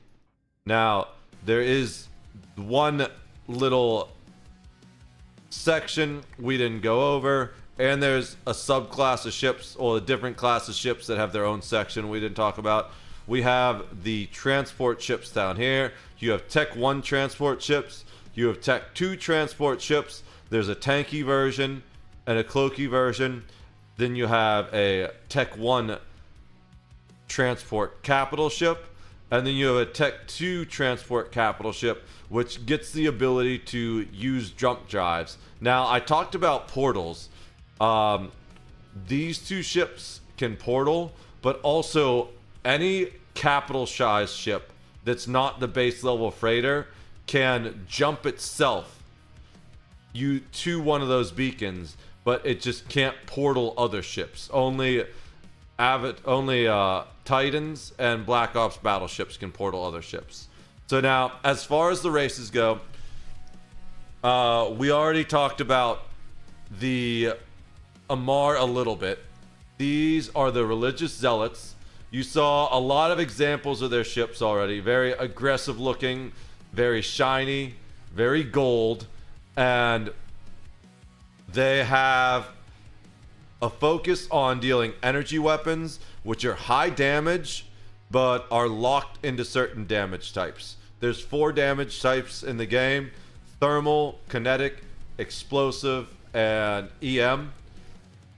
Lasers deal EM and thermal. There's also 4 resistances. You know, let's pick a basic ship, because Tech 2 ships have different resistances. And actually, the best way probably to do it is... no, this will be fine. So if you look, every race has a slightly different resistance spread, but general rule of thumb is that shields are going to be weak against thermal and EM damage, and strong against kinetic and explosive. Armor is going to be the opposite: weak against kinetic and explosive, strong against thermal and EM. And then structure has base resistances across the board. Now, you can equip modules that will increase these resistances to plug these holes and stuff like that. But each race has a primary and a secondary weapon type. The primary weapon type for Amarr is lasers, which deal just EM and thermal. That's it. Amarr's actually weird because they have a tertiary weapon type too. Their secondary weapon type is drones. Drone ships are really cool in that they can deal any damage type by using the different drones from different races. Each race, their drone will deal their primary damage type. So the Amarr drones deal EM damage. The downside of drones is that they have travel time to get to the target before they can start dealing damage, and they can be destroyed by other players or other drones, or even environmental effects sometimes. Not necessarily environmental effects, but AoE effects like smart bombs and stuff like that. So the tertiary thing for these is missiles. And we'll talk about missiles more in the next race because that's their primary type. But that's why they're weird, because this ship and this ship is actually a missile ship, when generally these Tech 2 ships would use the secondary weapon type and not a different weapon type. Now, the next race and the ally of the Amarr, the way this works is there's 4 primary factions. Each faction has an ally and a sworn enemy. The ally of the Amarr is the Kaldari state. The Kaldari state is basically modern America, where it's a corporate oligarchy. Corporations run everything, and it's all focused about the bottom line. And you have very clean looking but often asymmetrical, kind of blandish blue ships. So this is the Merlin, one of the better solo PvP frigates in the game. It's very tanky, but to give you this is again a very good PvP ship, but you can kind of see a little bit of their asymmetrical design here. Very boxy and blocky. These are the second slowest ships in the game, almost as slow as Amarr. Their primary weapon type is missiles. They are the best missile ships in the game. The advantages of missiles is that they can use any damage type. The disadvantage is that they have a lot of travel time. They also have an advantage over guns in that guns matter as far as alignment. So in this game, the direction you're facing and traveling matters a lot, because the faster you're moving, especially if you're traveling perpendicular to the thing that's shooting at you, the harder you are to hit with guns. One of the advantages of missiles is that direction doesn't matter, only speed matters. So moving faster will still reduce incoming damage from missiles. Am I docked? Oh, let's make sure I'm actually docked, because I swore I heard a yeah, I'm docked. I thought I heard a shield damage indicator thing, but I guess it was just in the song. The advantage of missiles is that you don't need to worry about directionality. You just shoot at them and they'll track the target and they'll damage it. Disadvantages are they have a lot of travel time and they can actually be intercepted, but that's not very common, but it is something to be aware of. Now, they primarily shield tank, very strong shield tanks, and there's 2 different types of tanks. There's a buffer tank, where it's mostly about stacking HP and resists, although you always want high resist. And then there's an active tank, where it's more about actively repairing while under fire.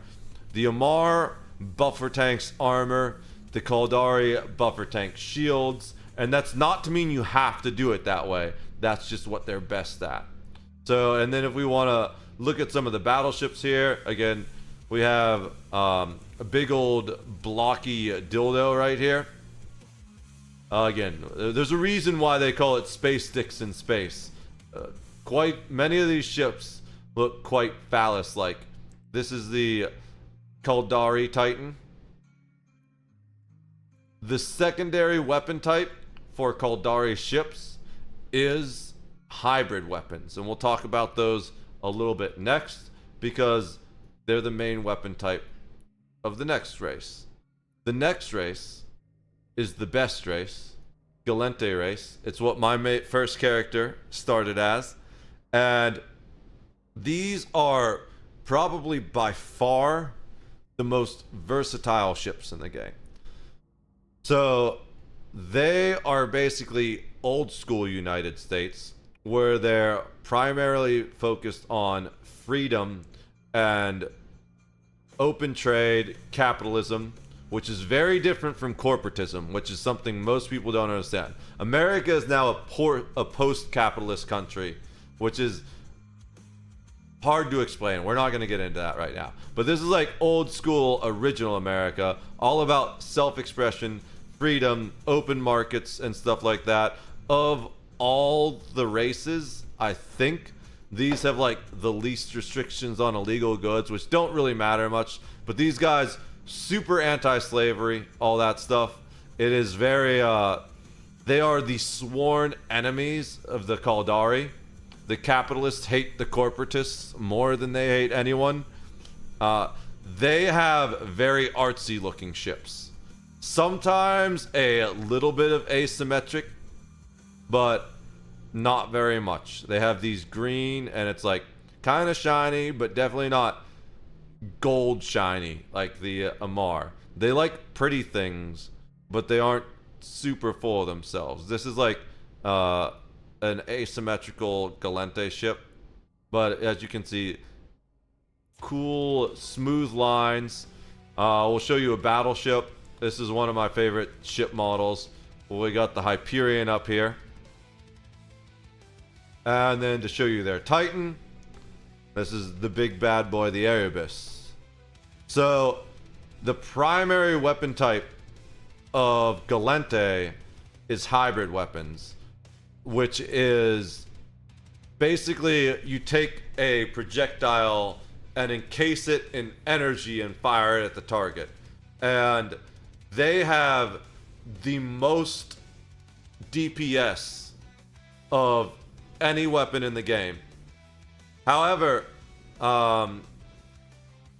they have some trade-offs. So they do require capacitor to fire, and they also require ammo to fire. Missiles have one of the advantages of missile ships is that they don't require a capacitor, which again is like your ship's mana basically, if you're coming from other MMOs. They just require ammunition, and when they run out of ammunition, they reload. They have very long reload times usually compared to the others. Hybrids have a decently fast reload time, but they also require both ammunition and capacitor to fire. So that is a bit of a downside, because if you run out of capacitor, or if an enemy ship sucks your capacitor dry, you can't use your guns anymore. Their secondary weapon type is drones. They have the best drone ships in the game by far, and lots of bonuses to using drones effectively. Drones are kind of difficult to get the hang of though, but drones are really versatile in that, remember how I said like bigger ships have trouble dealing damage to smaller ships? Well, big ships can still deploy small drones. So plus you can carry all kinds of drones like mining drones, salvage drones, you can carry electronic warfare drones, and that's one of the things that makes Galente ships so versatile. Plus, their default tank is active armor tanks, but they can shield tank some of them. And these are also pretty much the only ships in the game that you will generally see hull tanking. They have the most hull HP of any ship. of any race. So you're often going to find people doing what's called bait tanking, where they think you're running an active armor rep, which is their primary type of repair. People do it a lot on this ship. Where is it? The Brutix. You see it's got a bonus to armor repair amount. It's also got an insane amount of hull HP. So people will brick tank the hull. Brick tank is when you just slap as much HP and resist as you can on it. And they'll let you think you broke their tank, but actually you get to their hull and then you just see it move a tiny sliver and you're like, oh crap, he's gonna kill me. I'm dead. They're also the most agile ships in the game. There's two ships that, as far as speed go. Agility is how fast you can turn and align and change direction, and speed is how fast you can just go straight out. They're the most agile ships in the game, which makes them very slippery. It's hard to catch. They're very good at kiting or at getting on top of targets because they can change direction quickly, and also very good at running away because they can align and warp out quickly. Then you have Mimnatar, which are the allies of the Galente and the sworn enemies of the Amar, because the entire Mimnatar Empire used to be enslaved by the Amar, but they broke free. They are a tribal organization, and they have a bunch of rusty ships that are duct taped together. It's a common theme is trust in the rust. I think there's actually a skin that is about rust. Let me find it. I probably scrolled way too fast. Let me go slow. It might not be named Rust, but I swore there was one named Rust.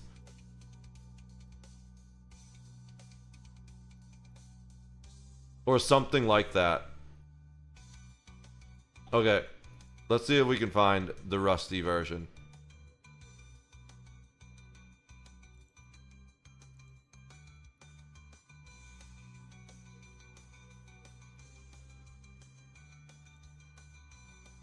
It's not going to be that. I don't know why I clicked on that. Maybe they don't have it for this ship. I'm trying to think of what would have it. Maybe like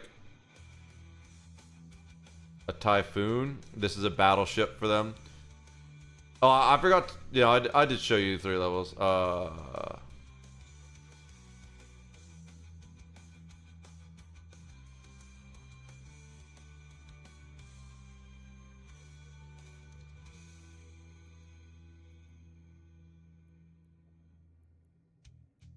Maybe they... I swore... Let me see if I can find it.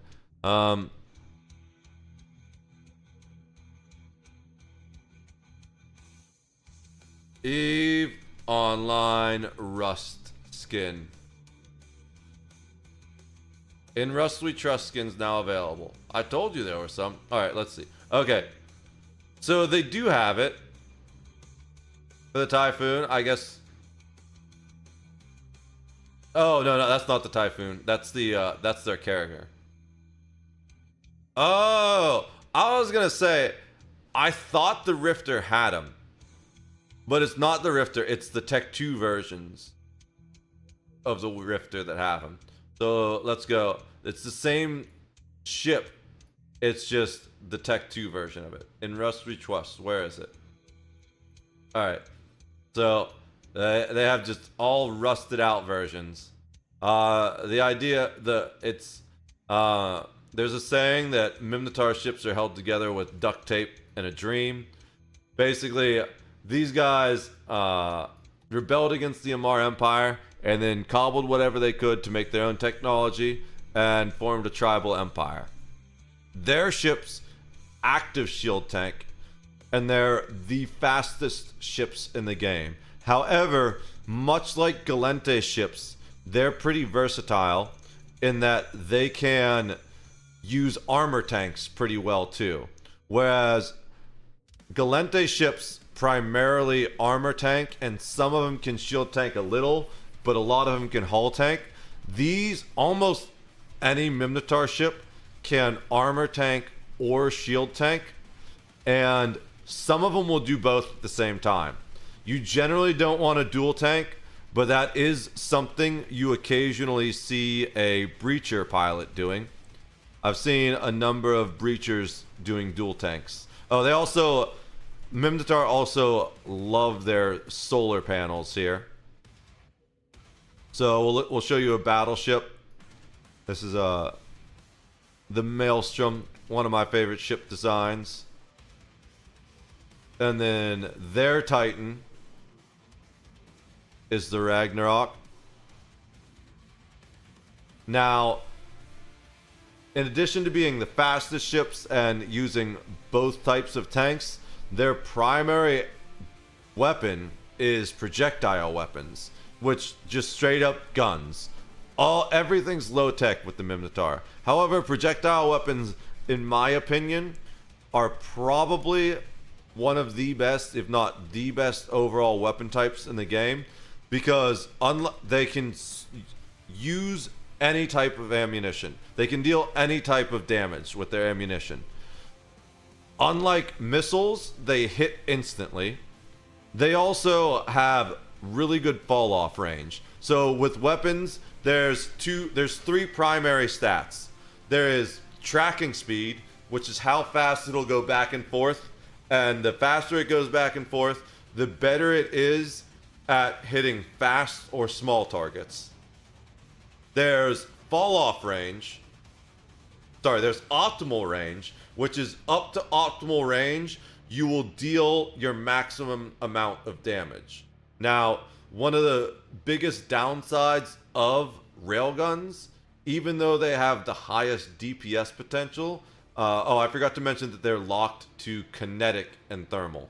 One of the biggest downsides of railguns is that they have the shortest optimal range. Well, not really. I got that wrong. It's weird how it works. They have the shortest overall range, but they have pretty good optimal range, but not good fall off. Fall off is basically the range at which you deal 50% damage and 50% accuracy, I believe. Projectile weapons actually have the shortest optimal range on average, but they have the longest fall off. And it's so far actually that on most other ships, you don't want to shoot beyond your fall off range. But with projectile ships, you can actually shoot a little bit beyond your fall off range and still land hits, just because their fall off is so long and it's a curve. So the advantage of these ships is that they're really good at kiting and pulling range on other ships. Their artillery cannons do the highest alpha of any guns. There's two primary types of weapons: long range, high alpha, lower DPS weapons, and close range, low alpha, higher DPS weapons. So these artillery cannons have massive amounts of damage in one shot, but it takes a while before they shoot again. Whereas autocannons don't do as much damage per shot, but they cycle really, really fast. So they're going to do a lot of total DPS, and they also track pretty well.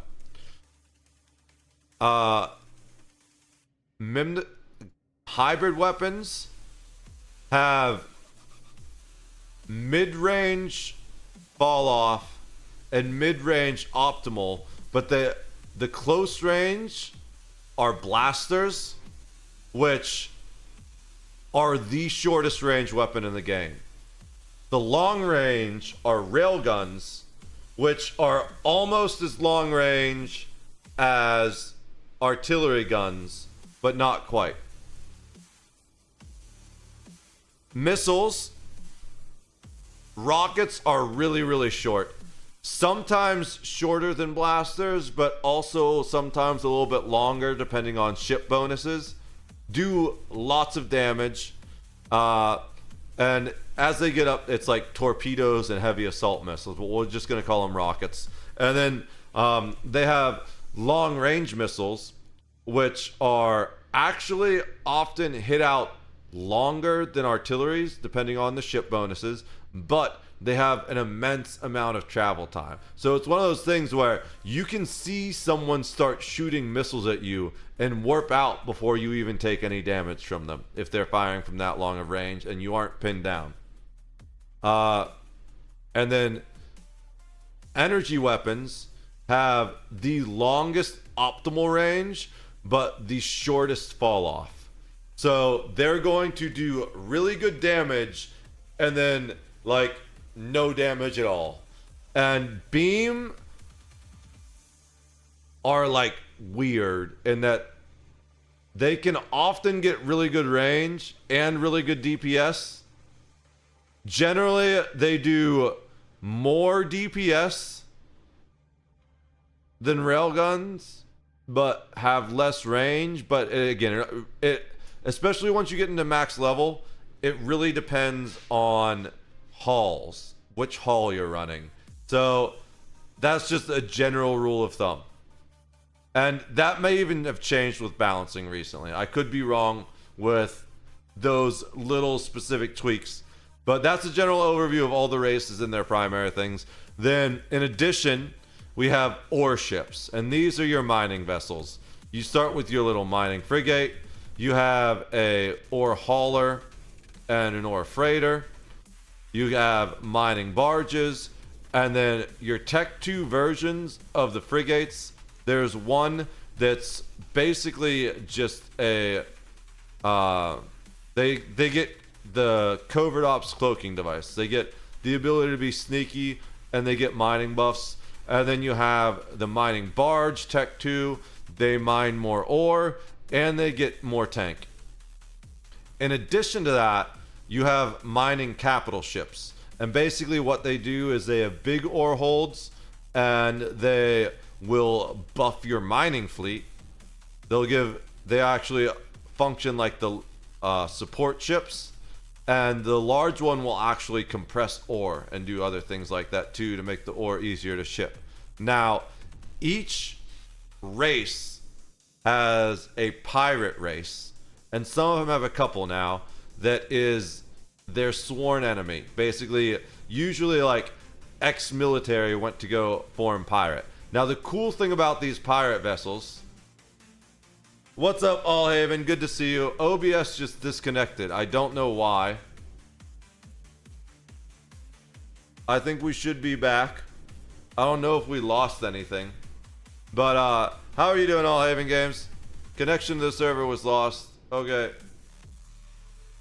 Quit. Am I still live? Can anyone see me? Am I live?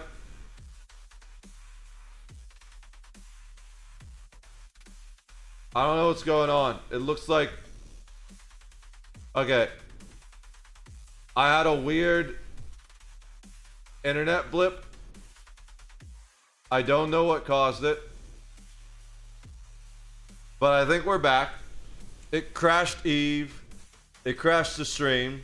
It says OBS is reconnected though. Let's see if we can get the game back up. I'm just going over a whole base idea of the game for some interested potential new players in chat. And this will be a nice video once I get around to uploading it to put on YouTube. Hey kitty. What you doing, cat? It'll be fun to... It'll be a good one to clip and to upload to the main channel if I ever have time to do editing or hire an editor. So, alright, now that we're logged back in, we can get back into the ship thing and talk about the things we were talking about. So, yeah, each race I'm just going to go back a tiny bit because I'm not exactly sure when we disconnected. So the last thing I said about the mining ships was you've got these mining capital ships. That's actually more of like a cruiser size that is a support ship. It primarily will boost your mining ship's capability. It can provide remote reps. It also functions as a logistics ship. And it will store ore. It will haul some ore for you. Then you have this version, which is basically like half of a capital ship. It doesn't have the ability to use a jump drive, but it is basically a capital ship without a jump drive, much like a freighter. Does a lot of bonuses for your mining fleet. And then you have the big capital industrial ship, which can compress ore and jump through multiple systems and do all kinds of things like that. Now, each race has their own sworn pirate enemy. Normally, these pirates are factions that have left, like retired military or something like that, AWOL military, but they each have their own backstory. We're just gonna generally cover the basics. So, Guristas are the cool thing about pirate ships is each pirate faction ship requires 2 different base race skills to use, and you can see that when you look here. For example, these Guristas use Caldari skill and Galente skill. Guristas are the sworn pirate faction enemy of the Caldari.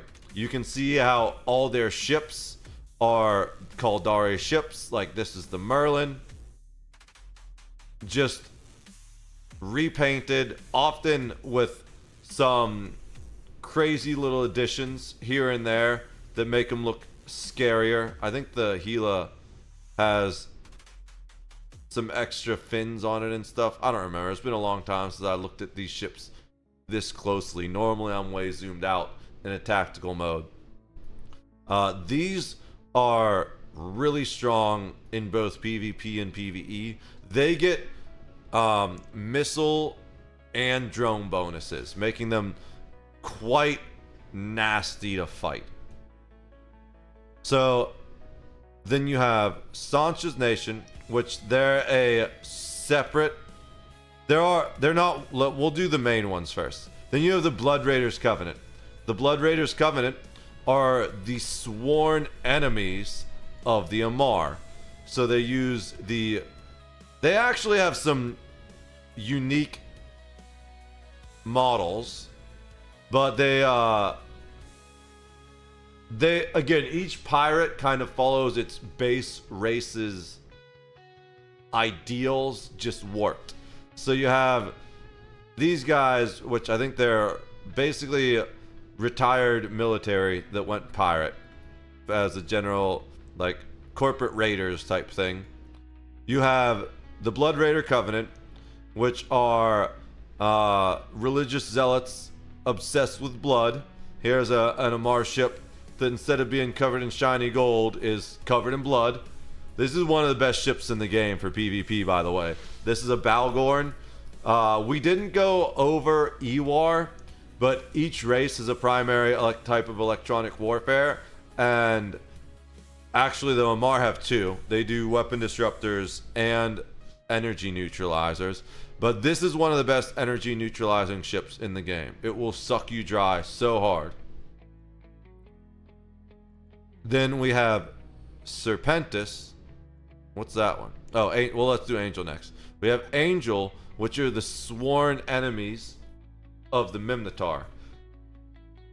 I don't know the backstory behind them really, but they actually have a bunch of whole unique ships too. But much like Minotaur ships, they are super fast and use projectile weapons and do pretty good at shield tanking. They shield tank more than Minotaur ships generally do, but they can also armor tank as well. Next, you have Serpentis, which are Rogue Galente, and they pretty much have glass cannons. Oops. That's the wrong thing. They do so much damage, and they use electronic warfare that helps their damage apply better, but these ships kind of struggle to tank usually. But they are very similar to the Galente ships, although they also have some unique hulls. But whereas Galente are like bright green, these are like dark, scary green. This is one of my favorite ships in the game, by the way, the Daredevil. Now, the one we skipped was Sancha's Nation.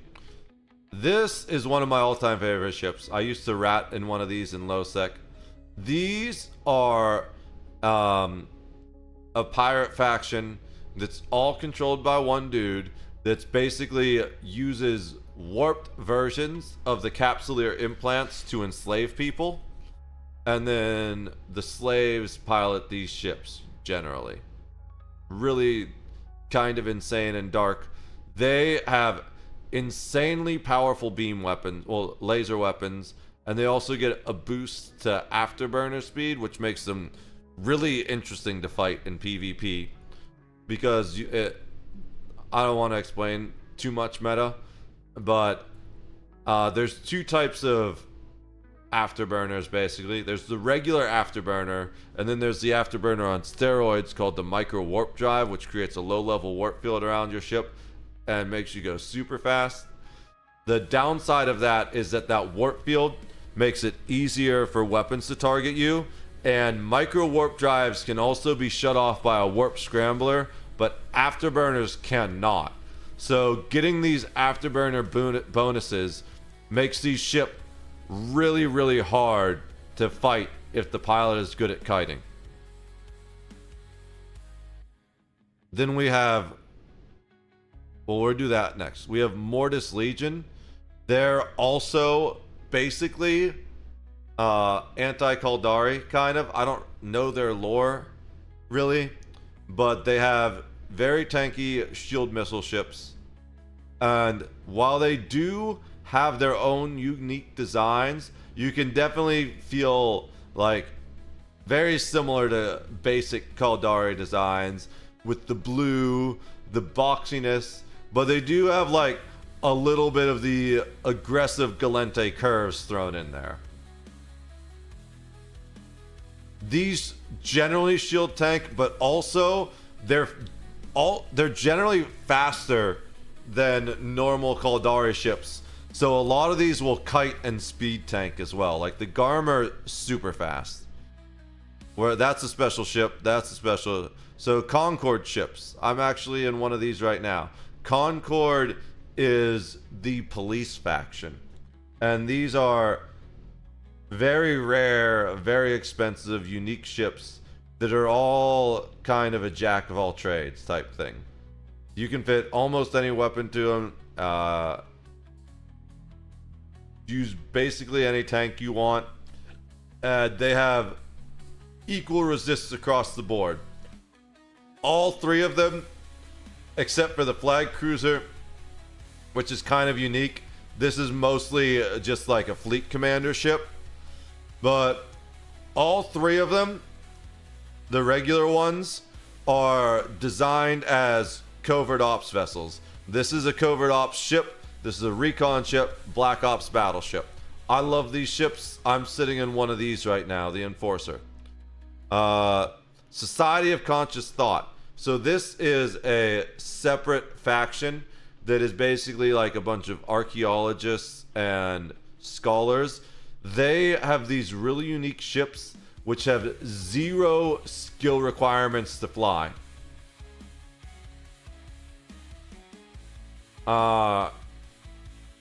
As far as I'm aware, these ships are based on old sleeper tech, but I'm not entirely sure, so don't hold me to that. They're really good ships though. They're very versatile. Again, jack of all trades. You can use like any weapon type, any tank on them, but unlike the Concord ships, they don't get ship skill bonuses, but they do still get like weapon and tank skill and fitting skill bonuses, so absolutely use that stuff. I have no idea what Deathless Circle is, to be honest. These are brand new to me. A new destroyer that can fit a cloaking device, and a new battle cruiser that can fit a breacher pod. What the hell is a breacher pod? Featuring combat recloning vat that revives its clones, neuroistic mappings upon death. Breacher pod launch to revive eligible ships. The ability to send boarding parties rapidly. So does this allow you to take over someone else's ship, basically? Am I reading that right? That's interesting. I'll have to look into these. These are brand new, and I haven't been playing for a while. Cool ship designs, though. So if you look, they're Kaldari and Mimnatar skill base. And when you look at the ship design, you can see it's pretty obvious.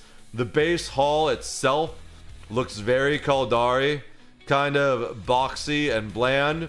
But then very Mimnatar, you have all sorts of wires and rusty shit and random pipes just strapped to it everywhere. I love the design of this ship. I don't like the design of the other one so much, because I'm not a fan of the type of asymmetry that Kaldari does. And this is a very Kaldari asymmetrical ship. My brain just goes like, bro, how is that going to balance with that massive wing off the side? Where is that ship's center of gravity? Whereas, like, if you look at Galente asymmetry, it's like, even though that's thicker, that's longer. And the engine is kind of offset from the center of the ship. So it definitely seems like it's more balanced, even though it's asymmetrical. Now, there were 3 I skipped. This one is kind of the more advanced version of the Society of Conscious Thought. These are the Sisters of Eve. They're researchers, but more restrictive. They're basically space nuns, and they have exploration ships. These ships are basically focused towards exploration. This one also functions as, I don't think it has the exploration stuff. Oh, it does. But this one also functions as a logistics platform, which is really cool. Nestas are really powerful logi ships. Now, then there's 2 unique classes of ships. The Triglavian Collective, which we don't know much about them. They live in a... I'm sure we maybe more know about them now than I used to know. I haven't used the new ones yet. Yeah, I gotta look at those ships. Those look cool. These Triglavian ships are some of my favorite ships in the game. Entirely unique. They basically come from a weird dimensional space, and they have invaded our dimension from another dimension. Even stolen some of our star systems. And they have these really, really cool ships that are really good at armor tanking, great for solo roaming and stuff like that. I absolutely love these ships, but they're kind of expensive because it's hard to get the materials to build them. You need to go into their space to get the materials to build them. And then in response, Concord, the police faction, put out these ships basically as a response to the Triglavian invasion. These are the opposite. Whereas Triglavian ships are really good at armor tanking and focused on dealing high damage to a single target, these are really good shield tanking ships that are good at dealing AoE damage to multiple targets. They're kind of the first ship to have a dedicated AoE weapon. Whereas there's bombs and smart bombs, but those are kind of more niche roles. So that's basically the overview of the basic lore. Like, we could talk more about sleepers and stuff, but what functionally happened as to the idea behind how this whole galaxy was created is everyone in this galaxy is from Earth. As far as we're aware, there's no such thing as aliens. Even the sleepers, the Triglavians, they're just humans that have been drastically removed from us at some point in our ancestry. Originally, there was a massive empire in this galaxy called New Eden. There was a huge colonization effort when a wormhole opened from Earth, or Earth's galaxy, into this galaxy, and the whole galaxy pretty much was colonized. But eventually that wormhole collapsed, which caused a shockwave that not only destroyed a lot of the technology, but also cut off all access to Earth. And we'd kind of been relying on Earth for some things. So it caused basically all of the individual civilizations to regress essentially back to the Stone or the Iron Age, pre-Space Age, and most of the colonies just flat out died without support from Earth. Now, eventually, those four main races I talked about, the Amar, the Galente, the Kaldari, and the Mimnatar, managed to rediscover space travel and start to recolonize the galaxy. And that's kind of, we lived after they managed to do that. They all said, okay, this is how much of the galaxy we want, and the rest of that outer area is just too scary for us. We don't have the resources. So the Capsuleers started conquering that. If we zoom out, this area right here is NPC controlled space. Each of these is controlled by one of the different factions. And then all this outer area is called Nullsec. Now, some of this space is controlled by pirate factions, but it's not controlled by the player empires. But most of this stuff is controlled by players. What is this? Oh, the orbital skyhook stuff. I've read about those a little bit. All right. So, as eventually we discovered wormhole space too, which is where we found sleepers, which is what most of our technology, there's Jovians were like the original race of people. Jovian tech is what the Society of Conscious Thought ships are based on, and that's also what was necessary to create Capsuleers. The Capsuleer and the capsule that we exist in is entirely Jovian tech. And from that, once the wormholes opened up, we were able to discover more Jovian tech from sleepers, which were basically remote drones controlled by ancient Jovians, but that went defunct and kind of started operating according to their own programming once they were no longer getting commands from the Jovians. Once the Jovians disappeared. We don't know exactly what happened to them. But there is a section of Jovian space.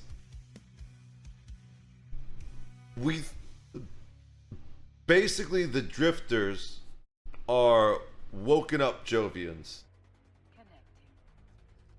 They may be a sub-faction of the Jovians, but they're not friendly. And that's as far as I understand the lore.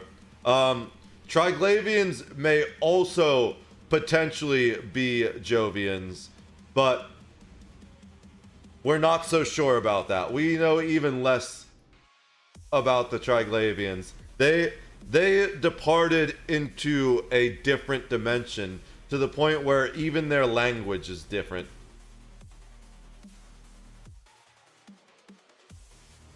Okay, I need to at least finish these quests. I kind of made the wrong person fleet commander, but it doesn't really matter for this. We're not warping in a group. It's already midnight. Holy shit. I just spent 2 hours talking about Eve lore. I don't think I did anything but talk about Eve lore for 2 hours. Super interesting to listen to. Well, I'm glad you enjoyed it, Swedish Bikini Team. My throat is absolutely killing me. I need to hydrate real quick. In the meantime, hopefully I can still finish these missions before I run out of time. I mean, I'm sure I can do it before I run out of time, but I might not be getting the bonus for these. Because I accepted the mission, and then I started talking about all the random lore. Let's go ahead and get in this encounter as fast as we can. The Drake has to go over to the next system. So we're only doing level 2 missions. So these are kind of overkill for level 2 missions. But we just moved into a new area of space, which is, and I didn't want to have to bring out like a destroyer and then upship. So I just brought out ships that were capable of doing level 3 missions. And then once we get to level 4 missions in this new area, we'll upship to battleships.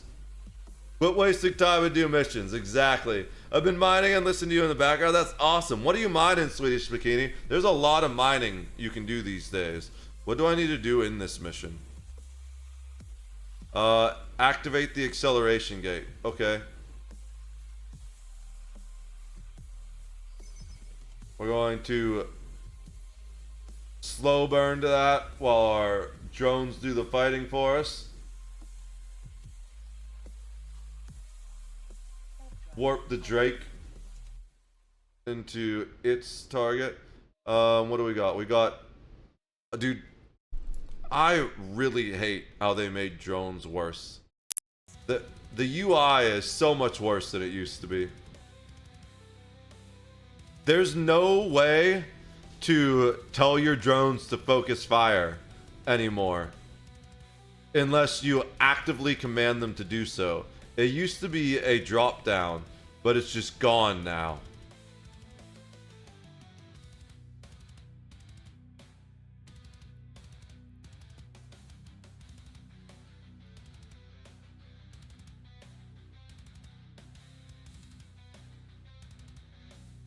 Alright. We're gonna want missile range because they're out pretty far.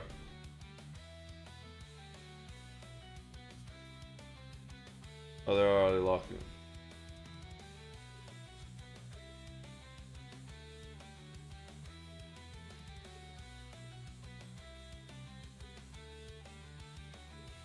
That guy's kind of tanky. It's way tankier than I expected him to be. For a level 2 mission? Oh, we didn't actually turn the missile range script on. Look at that.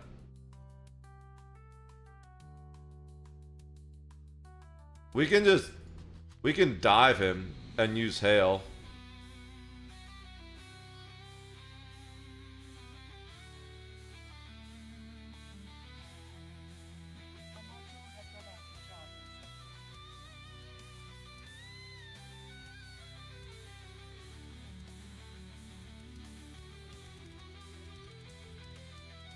We'll finish him off with hail. We just need to reload.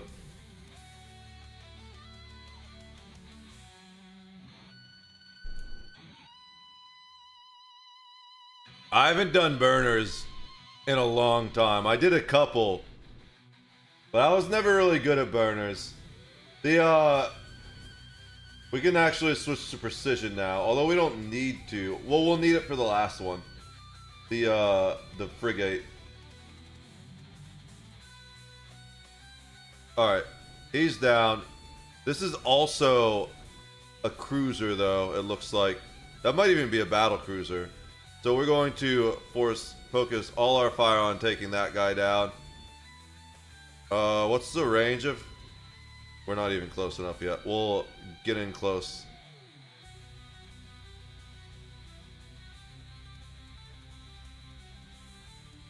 I forgot to deploy the drones for the Drake, but that's fine. Oops.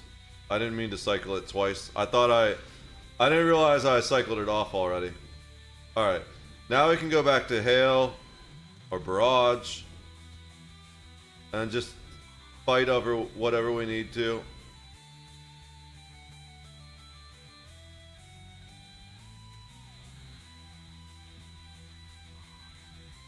That's a Desi. Oh, I was gonna take it out with the missiles. Whatever. These guys are kind of tanky. All right. Is the Drake done? Okay, yeah. I'm not used to having the quest there. It used to be that you had to keep the mission window up.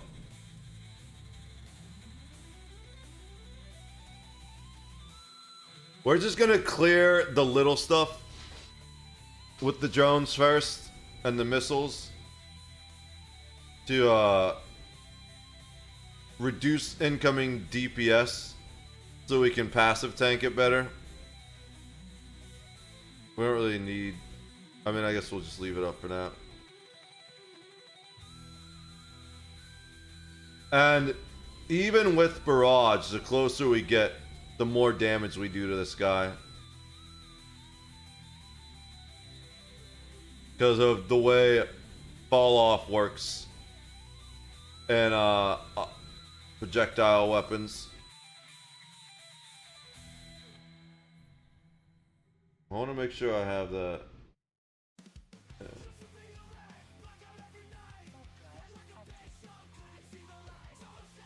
Uh-oh. We're actually below... Not yet. So, maximum shield recharge is 33%, I believe. Once we get below that, we'll start to take more damage. But basically, as long as we kill everything before we get below 30, I won't need to use the rep.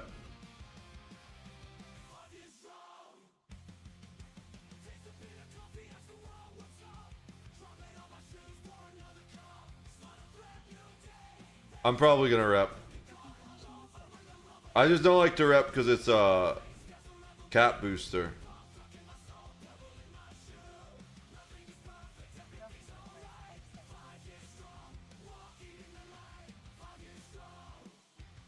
I didn't expect a level 2 to do so much damage. Are we just supposed to go through it? We're probably just supposed to go through it, is the thing. That's why they do all this damage. I'm wasting time killing this shit. That's alright. I'm committed now.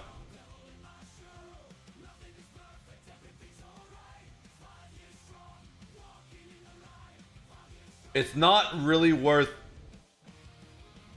killing this stuff unless you can't afford a bigger ship yet. Oh, that's supposed to be on auto cycle off, but oh well. Auto reload off. It's not really worth killing this stuff unless you can't afford a bigger ship yet. Because what happens is... Alright, you know what? This is so tanky, we're just gonna focus all our DPS.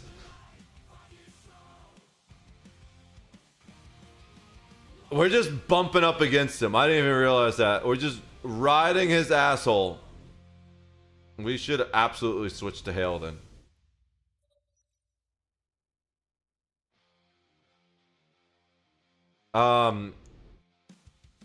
The higher you get your mission level, the more you're gonna make from income. Especially because level 4 missions, you can make a fair bit off of salvage and loot. So we're really just trying to complete these missions as fast as possible. We're kind of wasting time by fighting all of them. But we're committed to it now, especially because we're so far away from the gate anyways. We gotta fight our way back there, so might as well just kill him. Get those small bounties.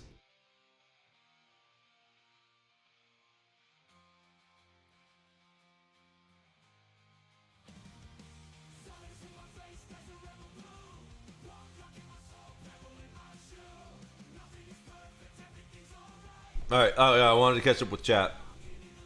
I just got back to Eve after a 5-year break. I watched you stream like 5-6 years ago. Apparently, that's pretty funny because I kind of came back to Eve after like a 4-year break. That's hilarious.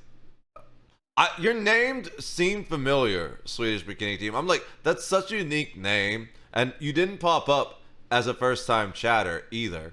So I was like, I was trying to place you.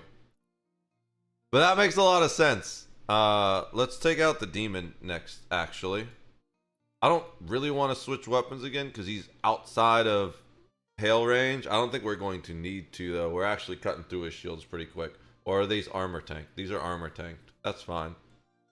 I need to see what fits I have to start. But yeah, burners are huge. So anytime I hear burners, it makes me sad. Is there... I don't remember if there's an underscore. I'll tell you why. Let's just try it without the underscore. That's not the right guy.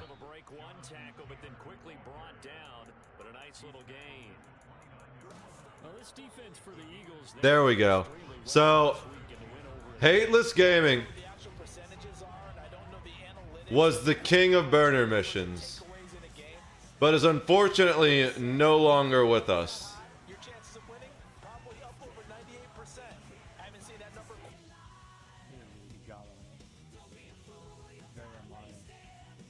Oh, there it goes again. Hateless, yeah. I use his fits. Awesome. Yeah, he would run like 3 burner missions at once. Best content. Such a super chill dude. The other day we were talking about old school content creators. Was I getting weapon disrupted? That explains it.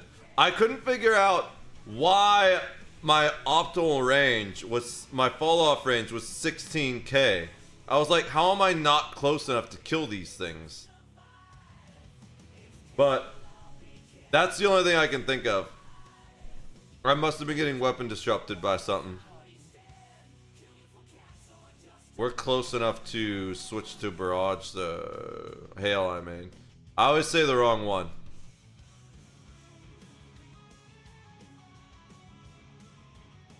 Although we're gonna need to start pulling for that guy. Hopefully we can finish this one off with hail before we get out of the way. Oh, we're shooting the wrong one. We're shooting the far guy.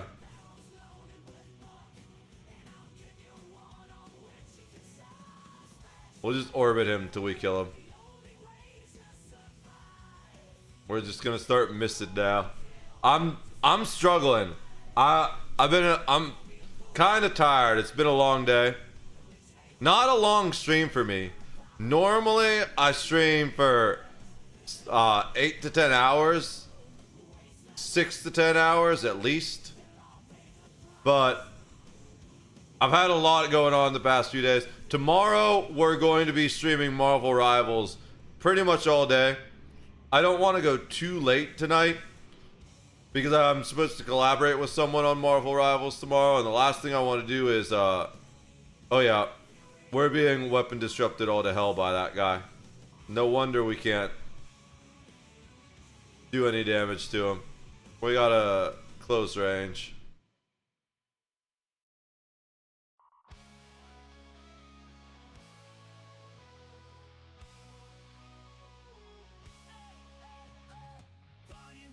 I don't know if we'll even be able to use hail on him with those weapon disruptors. Let's see what our range with hail is. I feel like we'll still be able to use it a little bit. We're just not going to deal anywhere near as much damage as we would. Weapon disruptors fuck projectile weapons harder than just about anything, I think.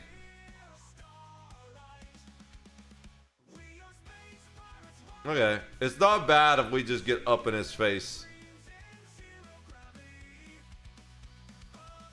Okay. We almost certainly were not supposed to kill all those.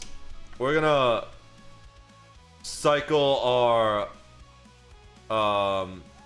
we need to set auto reload off. Alright. We're gonna cycle our, whatchamacallem, off to regen cap a little bit. And pulse the micro warp drive to help with regenning cap. I need to get new burner fits. But also, once I get to level 4s, I kind of want to make my own burner fits. With experimentation, you know?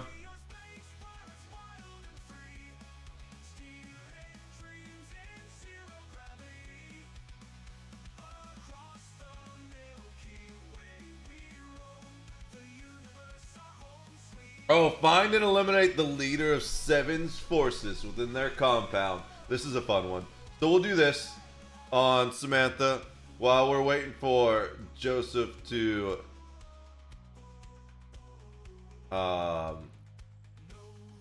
regen some cap while slow boating.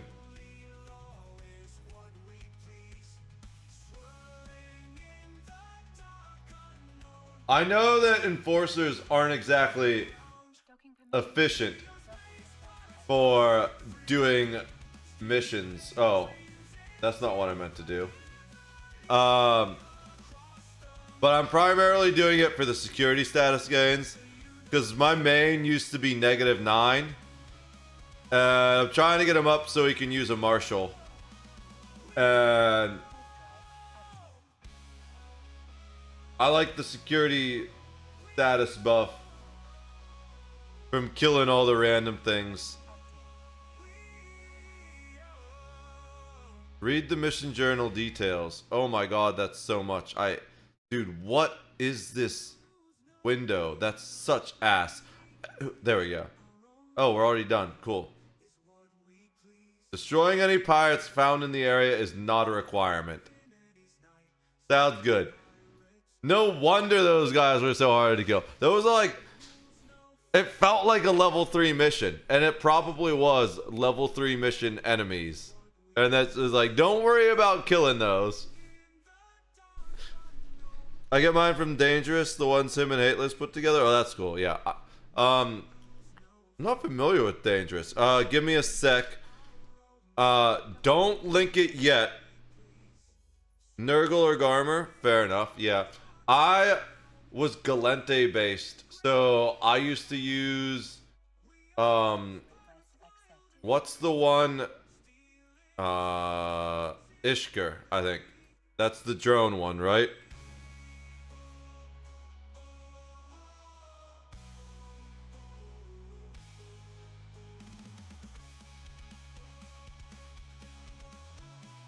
No, that's the other one. Wait, drone height points? That is the drone one, I think. Right? Let me just use the ship thing. Clearly, it's been a while since I played the game. I'm coming back. I have a wealth of knowledge. It's just, I gotta shake off the rust. And I gotta learn these new ships. I literally can't even use the new ships. Which is frustrating for me, because Joseph Cash's stick is that he can fly every subcapital combat ship. And clearly, there's a whole section of subcapital combat ships that I can't right now. But when you look at the main races, I got that covered. But yeah, which one was it? As a Galente pilot, I would mostly use... Yeah, it was the Ishker. Because having the drones, it allowed me to engage at whatever range I wanted. That's a very tanky ship. And it also allowed me to deal whatever damage type I wanted. I don't know, I've only done them like twice. Yeah, that's fine. Yeah. The thing I used to do the most of was Solo Frigate Abyss. And I would do some Cruiser Abyss too. But Solo Frigate Abyss was more fun, more engaging. I'd probably get my ass totally handed to me if I did that now, though. I'm so rusty. Cool.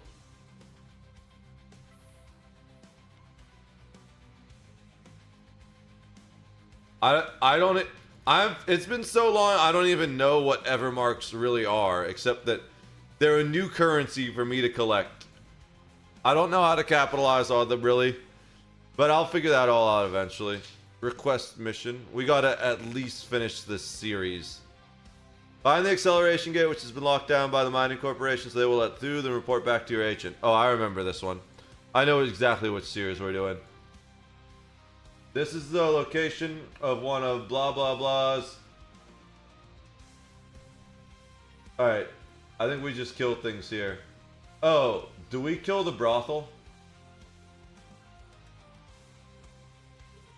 We're going to orbit the brothel at 10k. We'll do 5k. I'm gonna unlock it because I don't want to destroy it while we're orbiting it.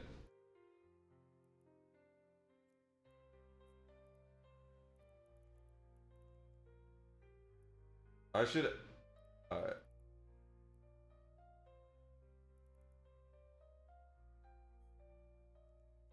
To add this type of sentry to May.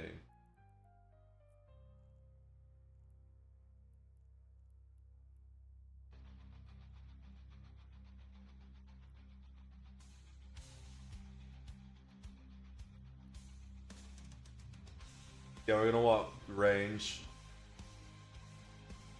Alright.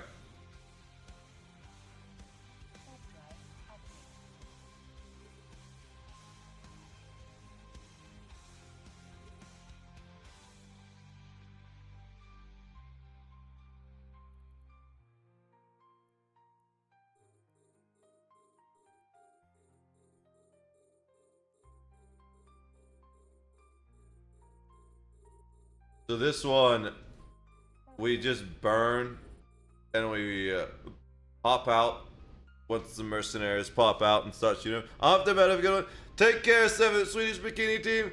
Good to see you, dude. Appreciate you stopping back in. Hope you rest well. I'm doing T3 Abyss in my healer right now. Yeah, that's a great ship for that. Eve marks are just for corp. Oh, yeah, I want to do that actually. I love my corp logo. All right, where is... There it is. The gate. Just burn over to that bad boy. I don't think we actually need the... Like, we're going to get hit, but not really hard. Especially because... Since we're in a... Look at those default resists across the board to begin with. Is there a... Did he... My drones already kill the cruiser for me? That's pretty funny if they did. So, I'm gonna hit that guy. Oh no, they're killing the cruiser right now. No wonder it's taking them so long to kill that. Just kill the grunts. We'll focus on the cruiser. They made drones stupider on purpose, I feel like it. They intentionally nerfed drones.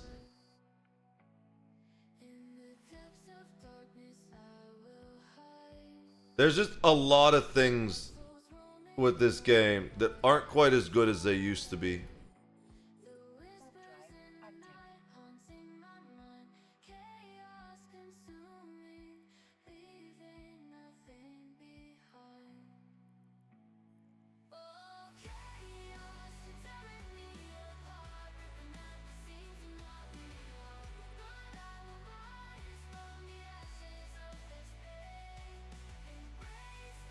We gotta save the damsel.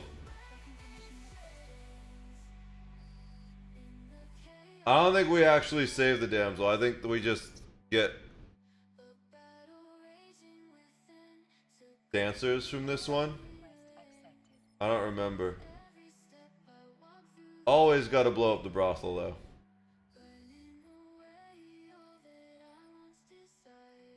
Maybe we are supposed to save the damsel in this one. I wasn't really paying attention to what mission Samantha's doing. Let's get rid of that so it's not trapped behind my other windows anymore. Oh,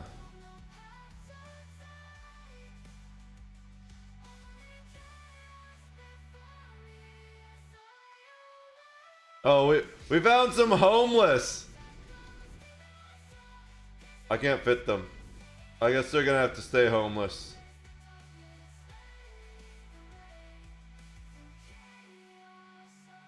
I didn't realize homeless were that fat. We can't even fit them in our ship.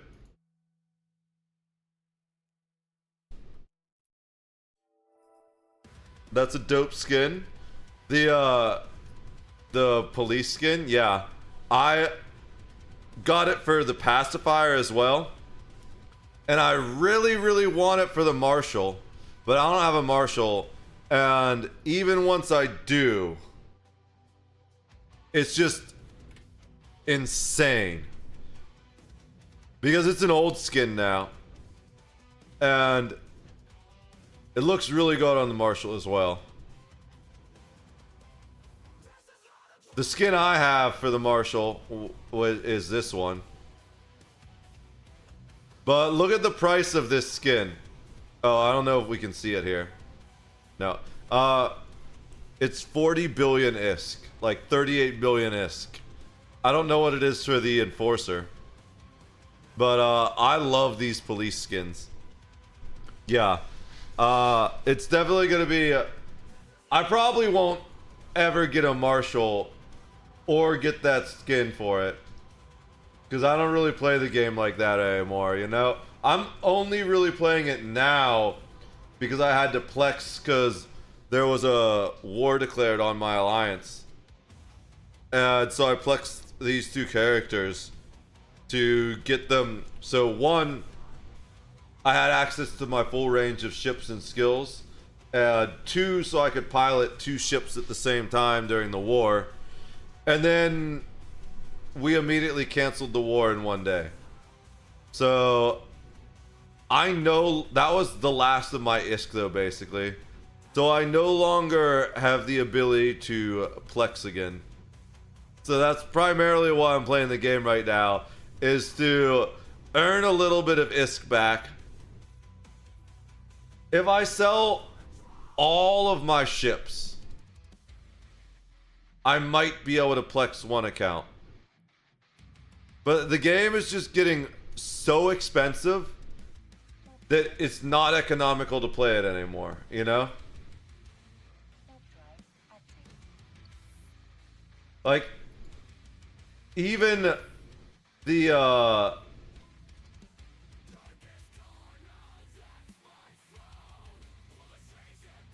even the subscription itself costs more money now. And they haven't really increased the value of the game. In my opinion, they've kind of decreased the value of the game. Because I don't think I actually need those to tank this. Last time I went through really easy. There's so many things. The Photon UI is a massive downgrade from the previous UI. It's not, it's laggier. It wastes a lot more space. It's missing features that the old UI had.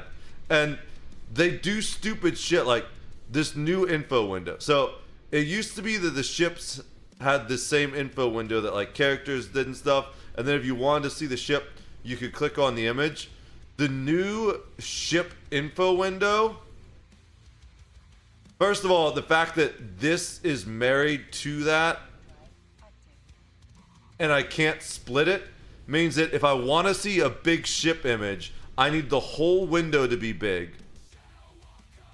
But then if I want to look at the info, like this hurts my brain to try and read it like this. I want it to be this big. Then I can actually see the stuff. But then if I want to see the ship skins, it's like a tiny ship skin that I can't see the detail, so I need to drag it back out again. It's like, who did they get to design this shit? It's like they've made every stupid decision possible and then decided to charge more money for it. I wouldn't even know what to do with the Marshal. So the primary thing to do with the Marshal is to find mission runners and hot drop it on them. I used to do a lot of Black Ops. But what I actually kind of wanted to do when I was getting one, I wanted to get two actually. And the plan was I was going to have one for hot dropping and the other one was going to be stream content where I would stream myself running level 4s in a Marshal to try and get people to suicide gank me for content. But that's probably not going to happen. It's just not worth the time investment and the money investment to play this game anymore, unfortunately.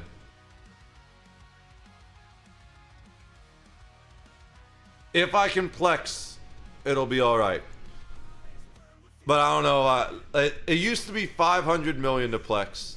And even when it was 1.5 billion, that wasn't bad. Now it's 3 billion to Plex. It's just insane.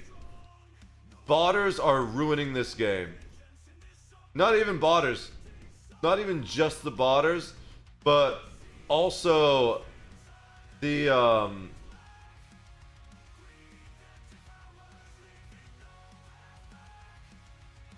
I don't even know exactly what's causing that level of insane inflation. But the fact that it's 3 billion to Plex now is absolutely insane. And mission rewards, wormhole rewards haven't gone up. It's gotten to the point where the only way you can actually Plex is if you just no life the game. And I have a life. My life is content creation, but Eve is kind of like dead end content creation in that there's only like 4,000 people max watching this category usually. Let's see. How many people are watching the EVE Online category?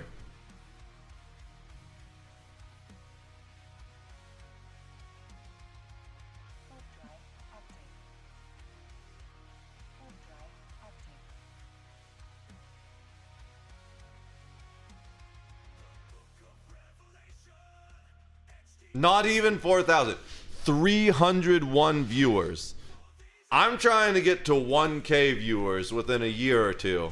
There's no way I can get 1,000 viewers if only 1/3 of them are watching this category.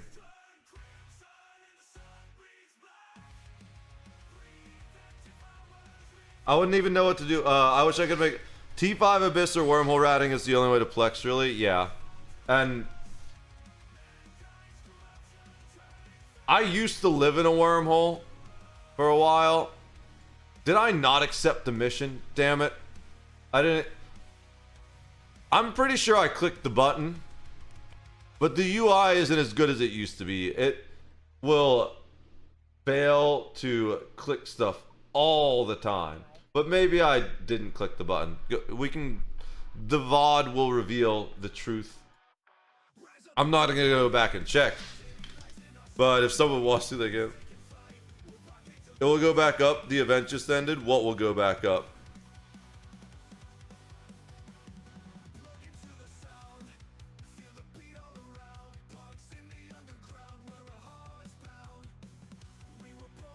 Viewers? True. But it's still not high enough for the goals. Even, like I said, max you get like 1 to 4K viewers. And that's for the entire category. There's just... the fact that it drops as low as 300 viewers, it's just not a good game to stream for growth-minded streamers. If you're just trying to be an EVE Online only streamer, then yeah, it's fine. But I'm trying to take over the world.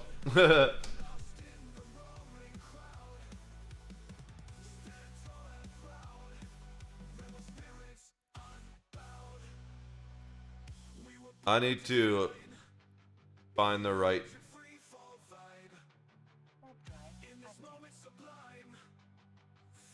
This is, yeah, for sure. So let's just, by comparison, the game I'm streaming tomorrow with some of my content creator friends is Marvel Rivals.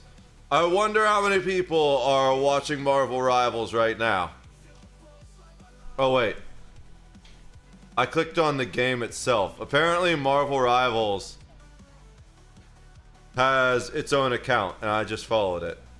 But let's and it's live right now.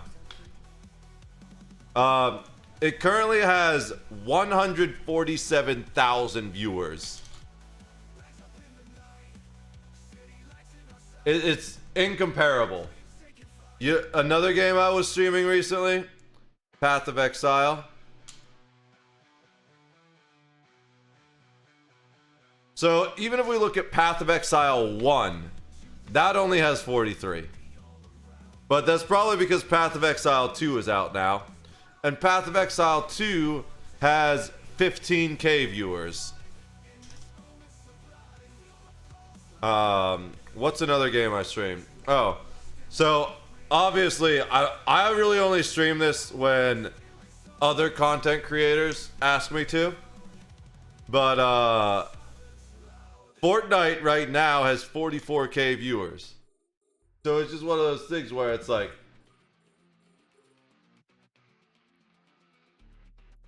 the bucket's only so big.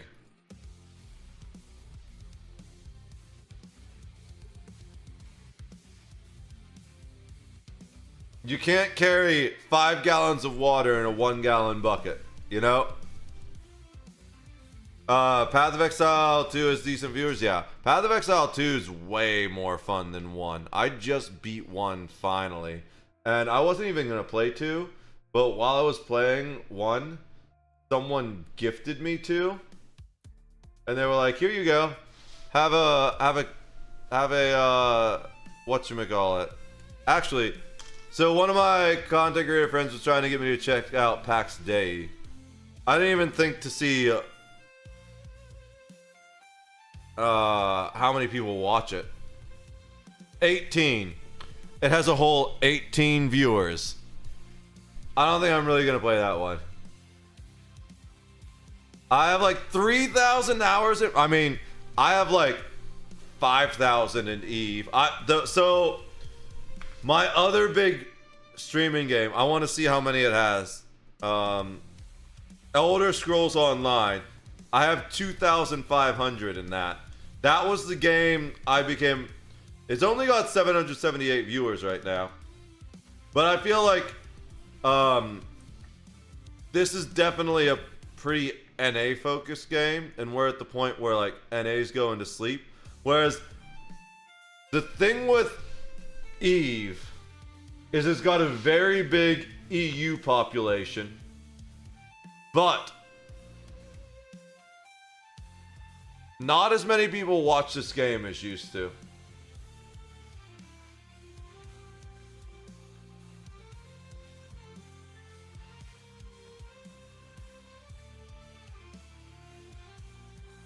That's way farther away than I thought it was. She's gonna spend an hour trying to slow burn there. Alright. Capture the traitor, so you need to destroy his ship in order to do so. Alright.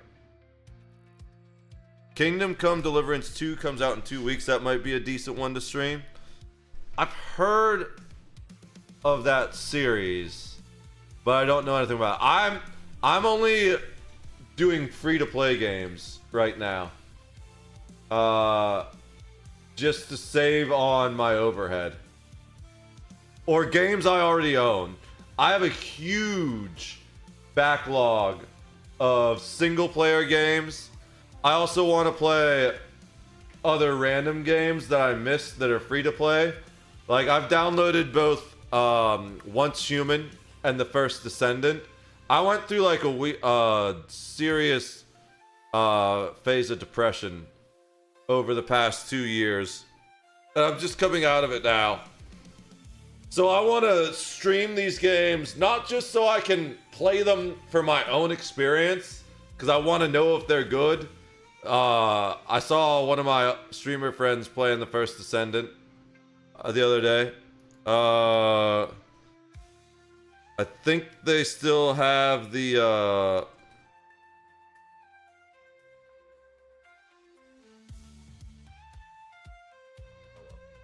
yeah, Saya was playing it the other night. I guess last they were playing Luma Island. I don't know what that is. But I really want to try that game out. I'm a gamer at heart. Way more gamer than streamer. I just stream because it's one of the things I'm best at. And for so many years, I would go back into the workforce and that would destroy my mental health. And I'd end up not making any money in the workforce either. So it's like, you know what? Why don't I just settle down this year and actually devote an entire year to just being the best content creator I can? So right now, my main thing is on the YouTube. Never heard of it either. Never. The first time I've ever heard of Luma Island. On the second YouTube, the stream YouTube, I have been uploading streams, old streams, pretty much every single day. And I try and do 2 or 3 a day because I'm catching up with like a year's worth of old streams I missed, you know? Well, I was like off and on for the past 3 years. And I have a random number of streams spread out from the past year that I'm trying to upload to YouTube to monetize this YouTube streaming channel. And laying through a game like First Descendant or Once Human is really good for that. Because people want to see those games before they decide to try them out for themselves. Pax Dei would work way better on YouTube than it would on Twitch. But I kind of just live stream things and then upload the VODs later. So I could play it on Twitch if I were to play it.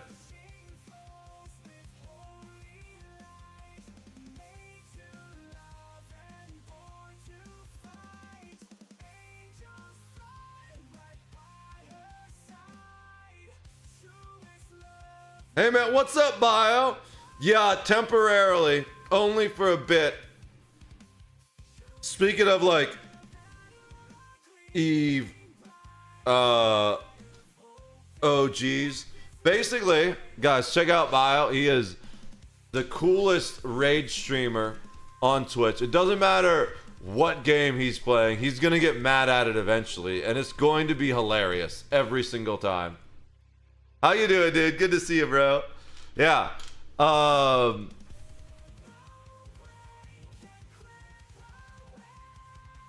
Did I grab the guy? I did. Okay. So, basically what happened is the alliance I'm in got war decked.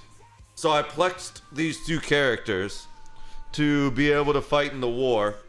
And now I'm out of ISK. So I'm trying to do some streams to make some ISK to replace the 9 billion that I've spent on plexing for wars recently. Because Plex is insanely... This game is just too expensive to play anymore. So until I run out of game time, I'm going to be doing some Eve content here and there just to try and replace some of that ISK. But I don't feel like I'm ever really going to be able to afford to play this game anymore. Good luck with what? Yeah, 9 bill. Yeah, it's ridiculous. Like, it's 3 bill per account. And so technically it's even more than that. Because it was... No, I think it's 9 bill. I'm pretty sure I only plexed my main the first time we got war decked. And then I plexed both of these 2. So that's where the 9 bill comes from. I call it was doable back in 2020, but yeah, no, it's just... And the worst part about it is they didn't increase the money generation from like doing wormhole exploration or level 4s or vanguards. So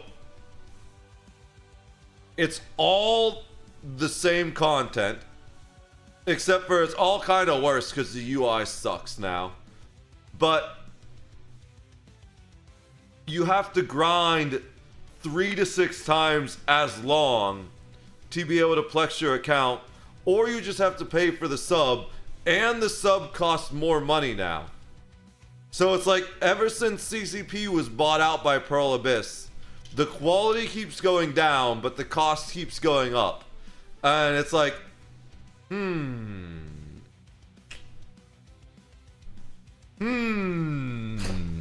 know? Oh yeah. The only reason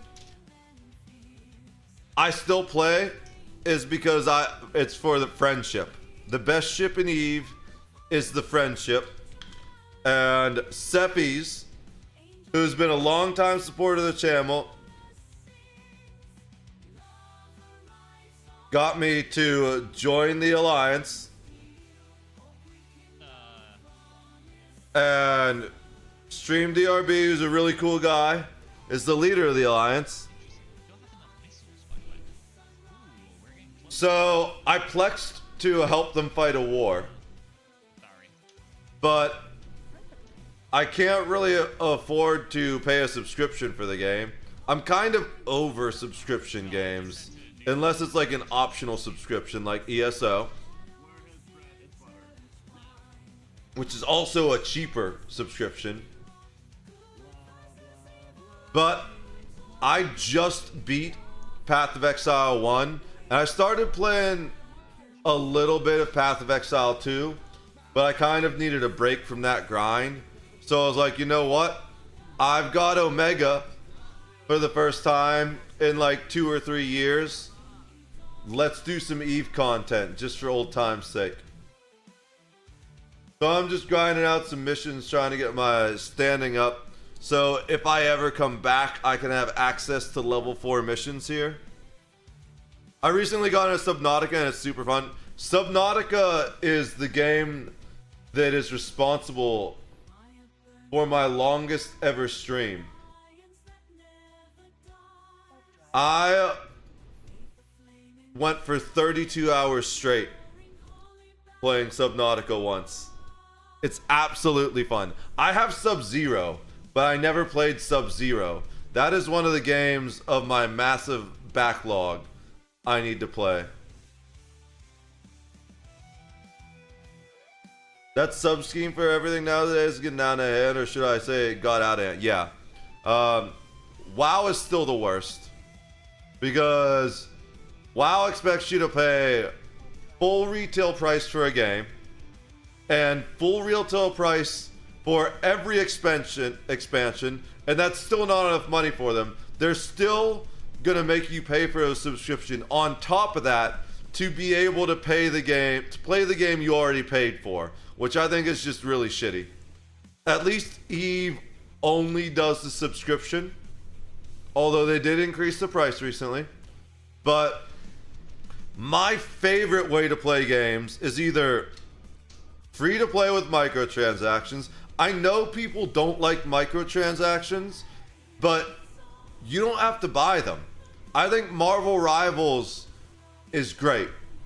I love Marvel Rivals because it's free to play, and I can see people that have these really expensive skins, and I can be like, ah, you're a dumbass. You spent $100 on a game that I play for free. Now, of course, there's nothing wrong with spending that money because you've got to support the game devs somehow.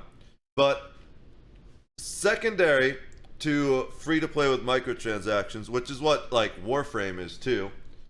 I like games where you play the base game and that's pretty much it.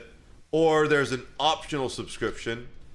And for me, that is Elder Scrolls Online. That's my favorite MMO of all time by far, is Elder Scrolls Online. I feel like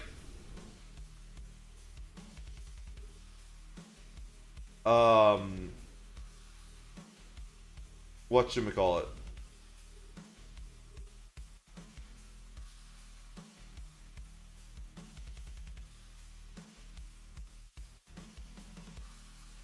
Warframe is the best free-to-play MMO of all time.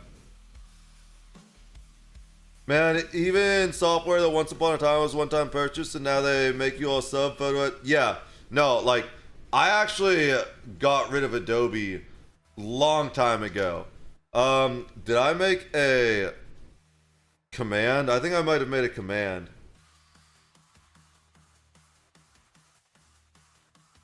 Okay, I need to make a command. So, I switched to Affinity Designer and Affinity Photo. Affinity Photo is like Photoshop, and Affinity Designer is basically Illustrator. Let me finish writing this note down. I gotta do that. I got a really long to-do list for the stream that keeps getting bigger. So, I'm capping out Samantha. Let her regen some cap while I finish saying this. And I'll find you the link. Honestly, PoE got it right completely. Yeah, PoE does so well. I loved Path of Exile 1. I felt like the maps were too big. But that was partially because I was trying to grind through it as fast as possible. Because I started Path of Exile 1 over a year ago. And then suddenly they announced Path of Exile 2. And I was like, wait, I'm still in like Act 2 or 3. So I had to, I guess they didn't suddenly announce it, but suddenly it became viable, you know? They did like early access and all that stuff. And I was like, man, now I need to grind this game out. But I got rid of Adobe years ago. I switched to Affinity Designer, Affinity Photo. For video editing, I use DaVinci Resolve. I'm going to make a command for that too. You got late to the show. Oh, yeah, I did. So it was always a game that I wanted to play, but I had too many other games I was playing, and I wasn't streaming enough to get around to it, you know? But now that I'm back to full-time content creation, I'm going to start knocking things off the list.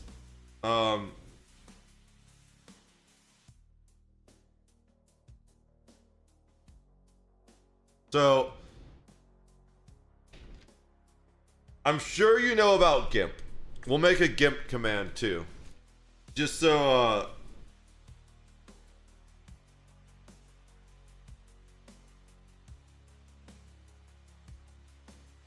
yeah. So I'm not gonna link you GIMP. But for people who don't want to use Adobe, GIMP is probably the free best alternative. And I'm not talking about the dude in latex and bondage. I'm talking about the editing software. GNU image manipulation program. This is the best free image editing software out there.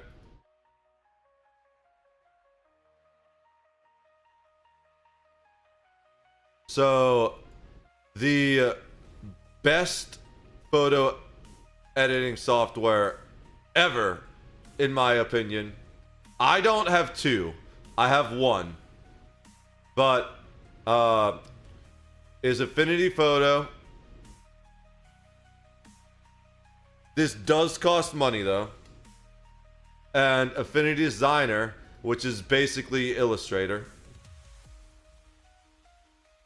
I have both of them. And one of the coolest things about them is they can use each other files types. So with Adobe, and I think to this day still, you cannot edit an Illustrator file in Photoshop or a Photoshop file in Illustrator, but you can edit a designer file in Photo. Like if you want to use the same, if you want to like do pixel editing on a project, but also do some vector editing on a product, you can use the same file and just open it in the different I have them both up here. Just open it in the different programs, and both of them have different profiles too, where designer can do a little bit of pixel editing, but it's missing some of the tools that photo has. Now, as far as video editing software, the best video editing software, which is free,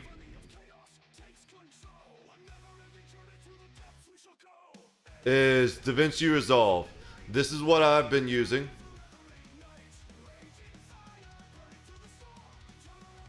That's not it.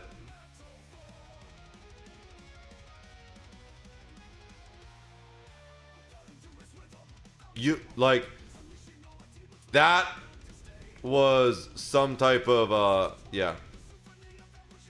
So the studio is like professional stuff, but for small time creators, this is what you need, and it's free. Blender is a good free one for, yeah, I don't know Blender, but I do have it installed. I want to learn Blender eventually. And the first thing I'm going to do is take my logo, my Steel X. I probably shouldn't just be AFK in a system in this ship. If someone sees it, they're going to scam me down. But one of the first things I want to do is take my logo, my X dude, and turn it into a 3D logo. And that's how I want to learn Blender. Because this is like a relatively simple design, but I've also had it since I started streaming in 2019, and it just needs generally updated.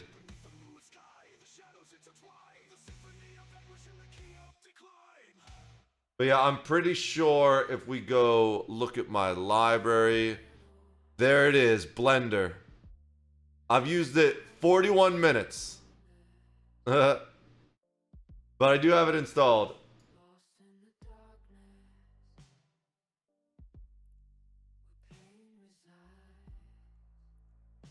Warp drive active.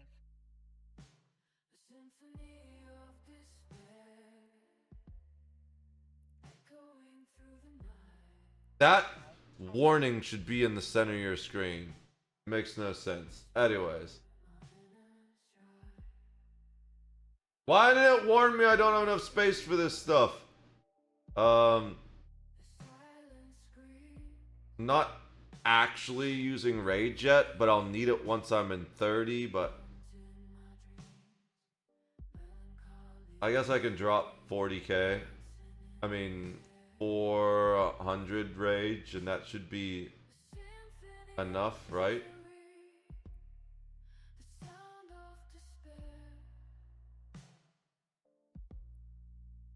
If that's not enough to loot the shit, I'll be annoyed.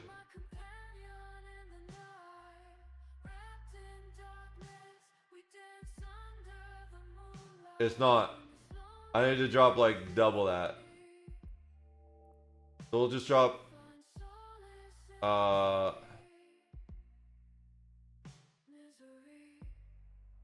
I don't want to drop Kaldari Navy because those are the most expensive. So we'll drop another 600 and hopefully that's enough. Where's my jet can? Because we can't jet another jet can.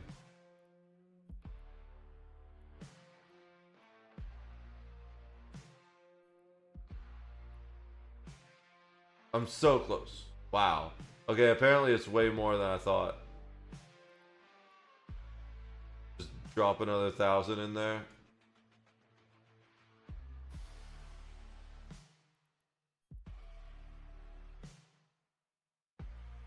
It's literally so close. We're gonna drop 1,000 Scourge. Javelin too. No, because we use a lot of Javelin.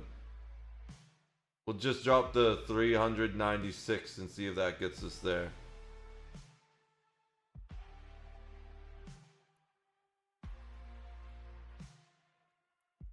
Finally.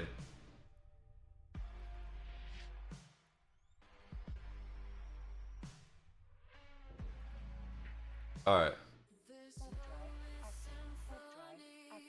I have not heard of Hit Film. Honestly, DaVinci Resolve is all you need. You can actually, apparently, photo edit with DaVinci Resolve too. It's got like, I think, I've heard people say they use it to do that, even though it's a video editing software. But it is the best video editing software I have ever used. I used to use Shotcut, which was a free open source, and the primary reason I used it was because it's got like plugins for everything. But then it was kind of limited in functionality, and that I couldn't do certain edits to the video. DaVinci, I can do almost anything I want with it, and it's really nice.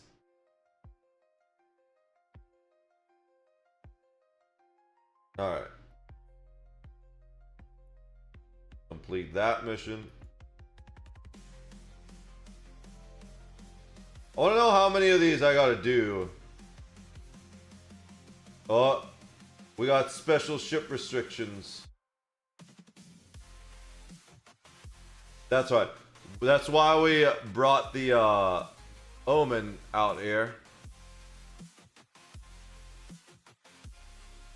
Both characters can fly this, and it works for this communications tower that I get every so often. Watch them both get the mission at the same time. That would be kind of frustrating.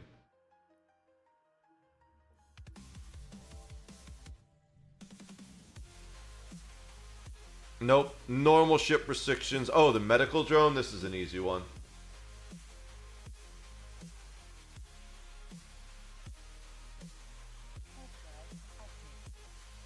There was one called Filmora, and it was bad. Nowadays, I'm more of a console guy. Mostly play and stream on my Xbox. That's cool. I don't have my consoles up here yet, because I moved, but there were issues with the move. I think I have my Xbox 360. Now that I think about it, I might have my Xbox 360. But the thing that I'm most annoyed, and I hope it's not lost for good, is I don't have my Switch up here. I thought I brought it up here, but I haven't found it yet. And I haven't been back to Pittsburgh in months, so I hope it's still in my old room somewhere. I don't have the gas money to drive back there and check right now, so that's frustrating. I got screwed by a lot of broken promises. Way more comfy and lay on the couch. I have the Series X and love it. Nice. Yeah, the last Xbox I had was the 360. Then I went full PC gamer, and I only got the Switch mostly for Metroid Dread, and I still haven't beaten that. I just love the Metroid series.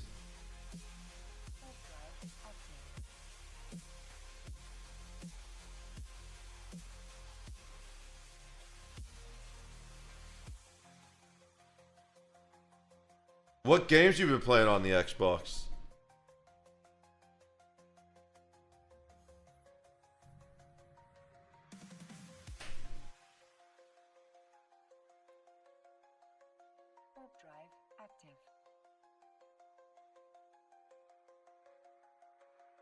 Alright. I got Sandman in my eyes.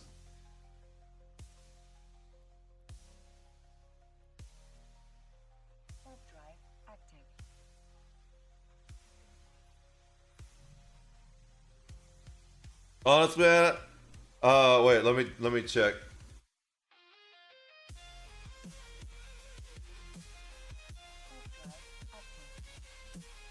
The stasis tower is gonna fuck me.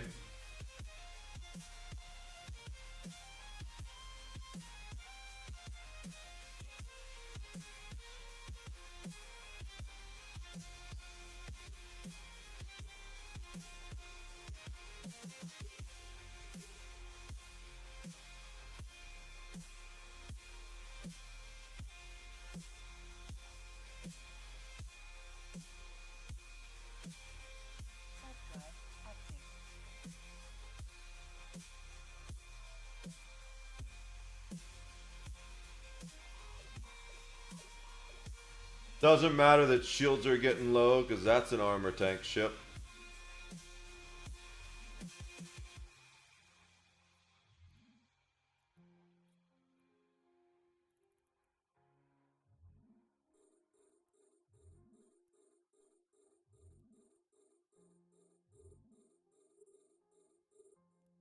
Oh, I've got the wrong beams on. I can't even hit anything. We'll go UV.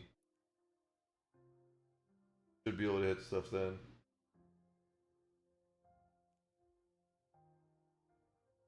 Oh, can I hit those? Maybe I can hit those. What's multi-frequency hit out to? Oh, 26? Yeah, that's fine. 26 is good.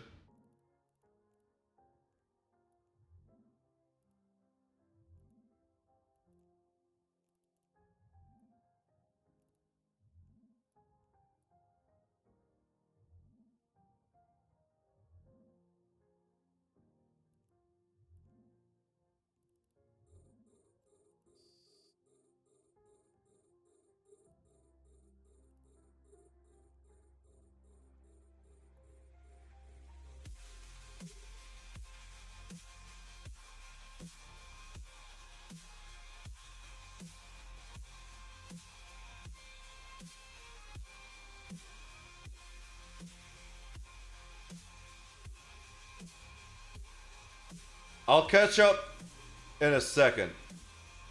There's just enough stuff that it could theoretically be a threat to this ship, even though it's all level 2 stuff. It's not the tankiest ship.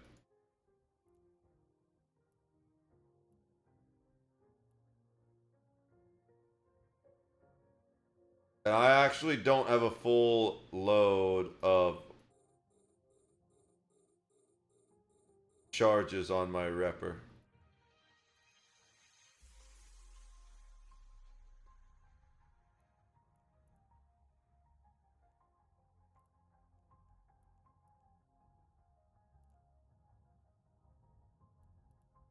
Oh, did I lose a Hornet? No. I wasn't paying attention to my drones. I was like, why is it taking so long to kill him? That's alright. I have spares.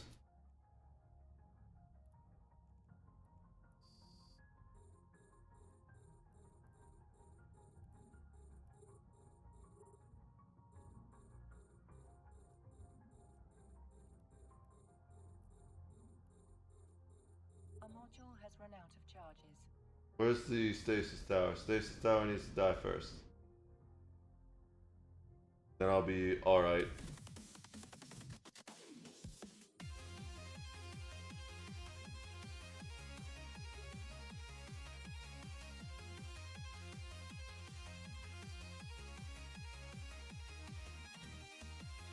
Get the drones targeting the same guy.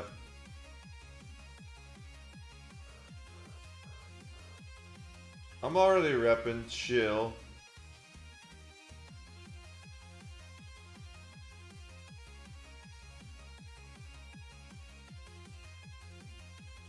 No, it's not supposed to be keeping at range, it's supposed to be orbit.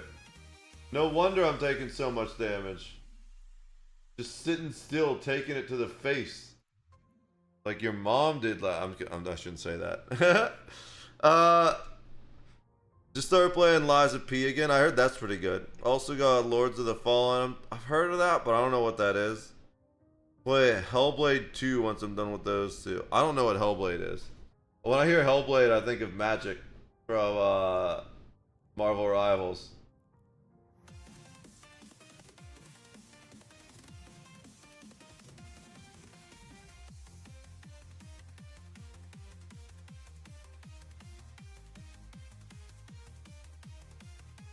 I don't need to leave the rest of my surviving drones. That would just be insult to the injury of already losing one. I'm not even hitting that guy, am I? Let's send the drones after him. We'll shoot the cruisers. We'll have better luck against those. We'll do UV because that's kind of a little far.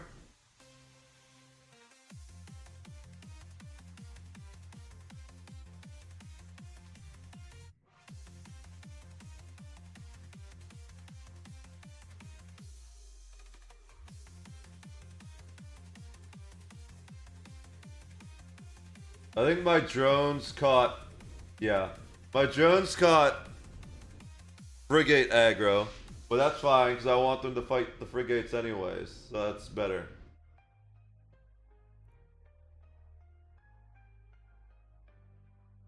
But the frigates are out of my command range, so let's burn back towards them.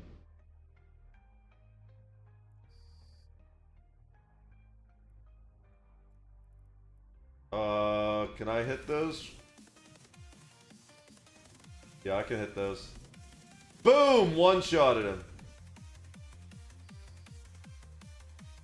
Got him. Alright.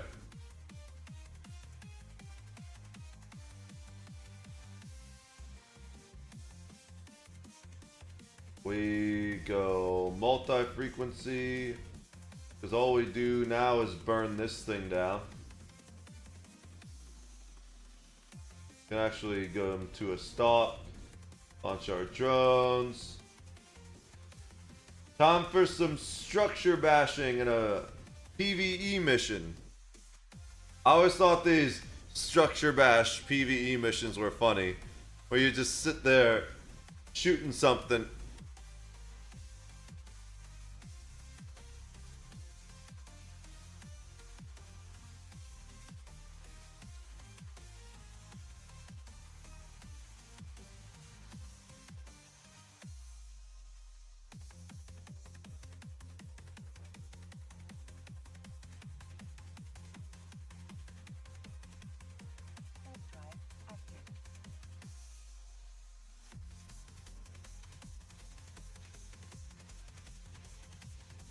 Alright, I'm gonna call the drones back so I can just warp out.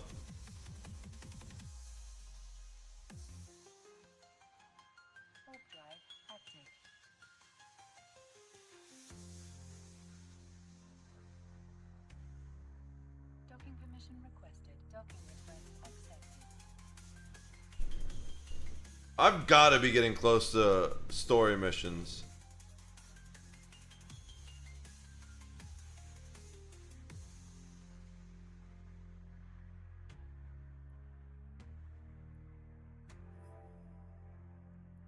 What is... Hey, kitty. Welcome back, cat.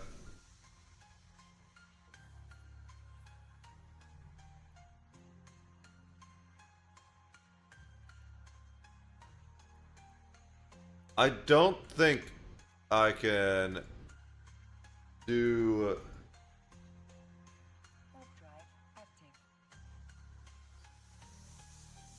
higher levels yet, but I'm gonna double check.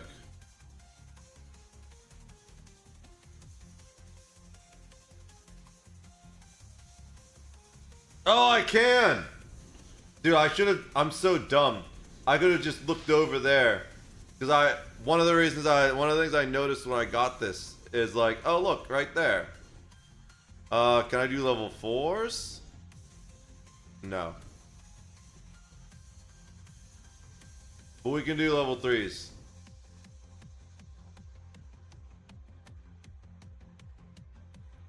Kinda.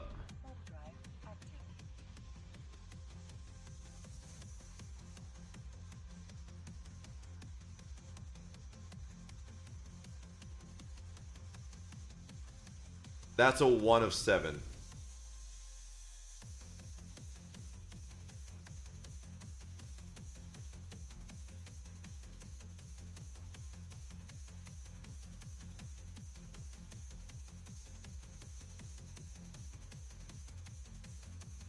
Why do I have to mine units for a security mission.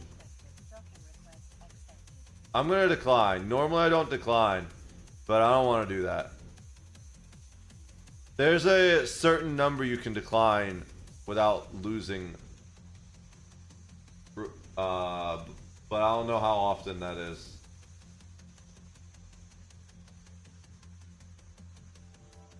Alright.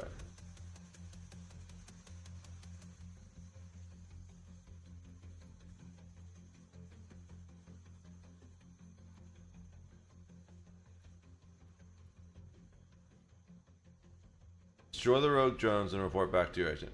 I think... I'm not sure how well this ship is gonna handle... Well, let me get the extra drone back in there first. I'm not sure how well this ship is gonna handle level 3s. Oh look, there's the storyline mission, as I was asking about it. What's up, Eve Singularity? How's it going? Good to see you. Thank you for following. I'm not sure, what I was saying is I'm not sure how well this ship is going to handle level 3s without the blink fit I used to have on it. I ended up selling all this stuff on this to Plex a while back. So we just have a Tech 2 fit. So I'm not going to run both ships at the same time while I'm doing this run. Also, no, I'm not going to worry about switching to special ammo types yet. I'm just going to wait till we up ship for level 4s. What are you doing tonight, Eve Singularity? You playing some Eve on Singularity, I'm guessing? Or is there more behind that name? Charlie Cat. Also, one of the other things about this fit used to be, it used to have a oversized afterburner. But once we switched off the Genulution head and de-blink stuff, we didn't have the space for that anymore. So, we can't really speed tank in it the way we used to either. Right now, I was watching a Monk episode. Ooh, have you on a second monitor? I appreciate that, dude. I love Monk. That's one of my... That's a great show. Like, absolutely great choice. I haven't seen that in so long. I never watched all the episodes of that, but it's got very similar vibes to, what's that show? Oh, I'm blanking. I'm obviously getting tired. I can't even remember the name of one of my favorite shows right now. Do I need to kill all this stuff? Probably. It's probably going to tell me I can't activate the gate until I kill everything. Yep. Alright.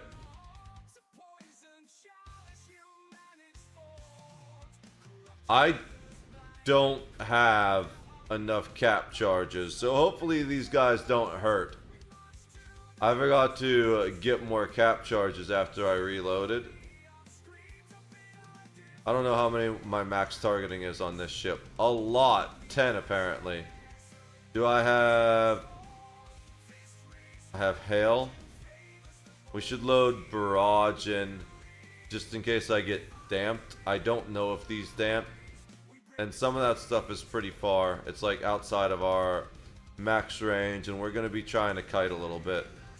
Alright.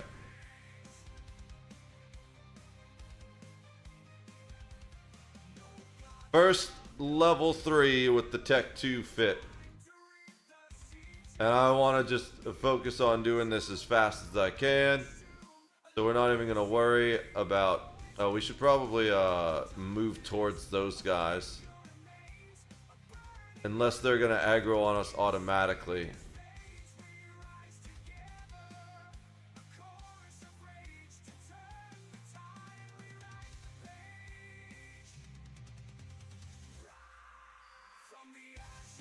I kind of want to cycle one gun on him once just so he aggroes and we pull that as well.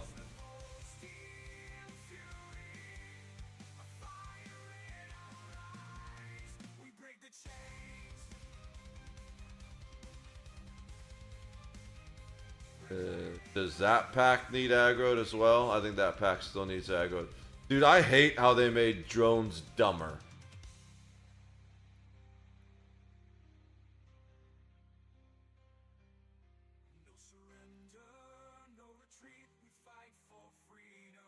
Okay.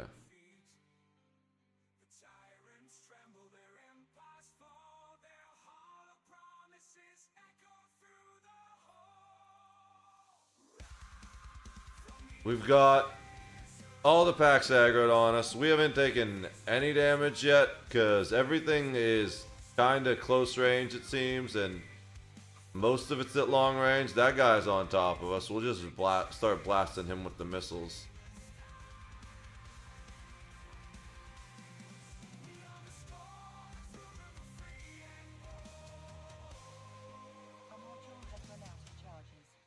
Oh no, the module's running out of charges. Whatever do I do? I guess I could reload it.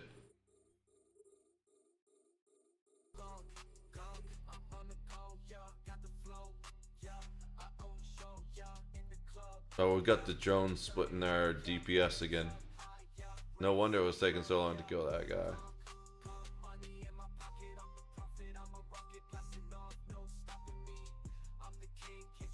Missiles almost reloaded. Put missiles on that, drones on that, and let the guns take care of the big guys.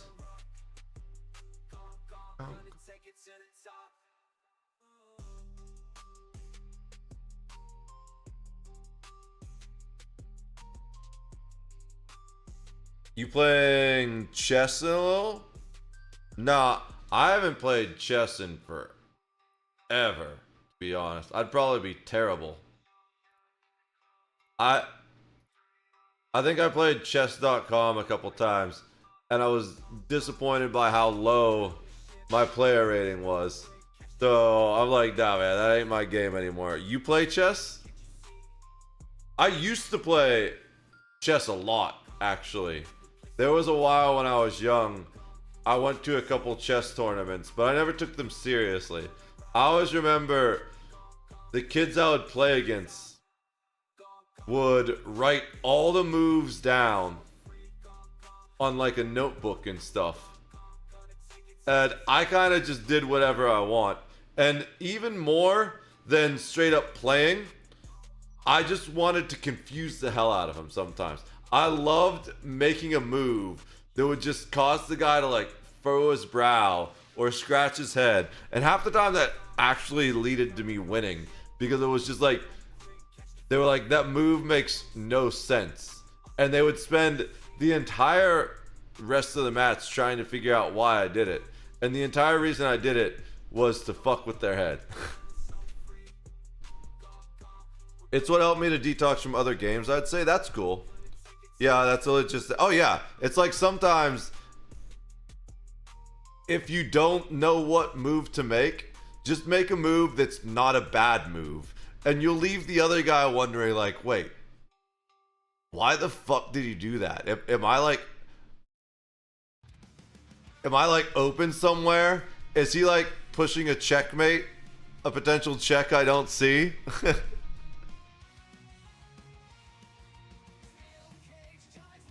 What's up, Charlie? Yeah, I do love chess. I'd like to get good at it again. Eventually.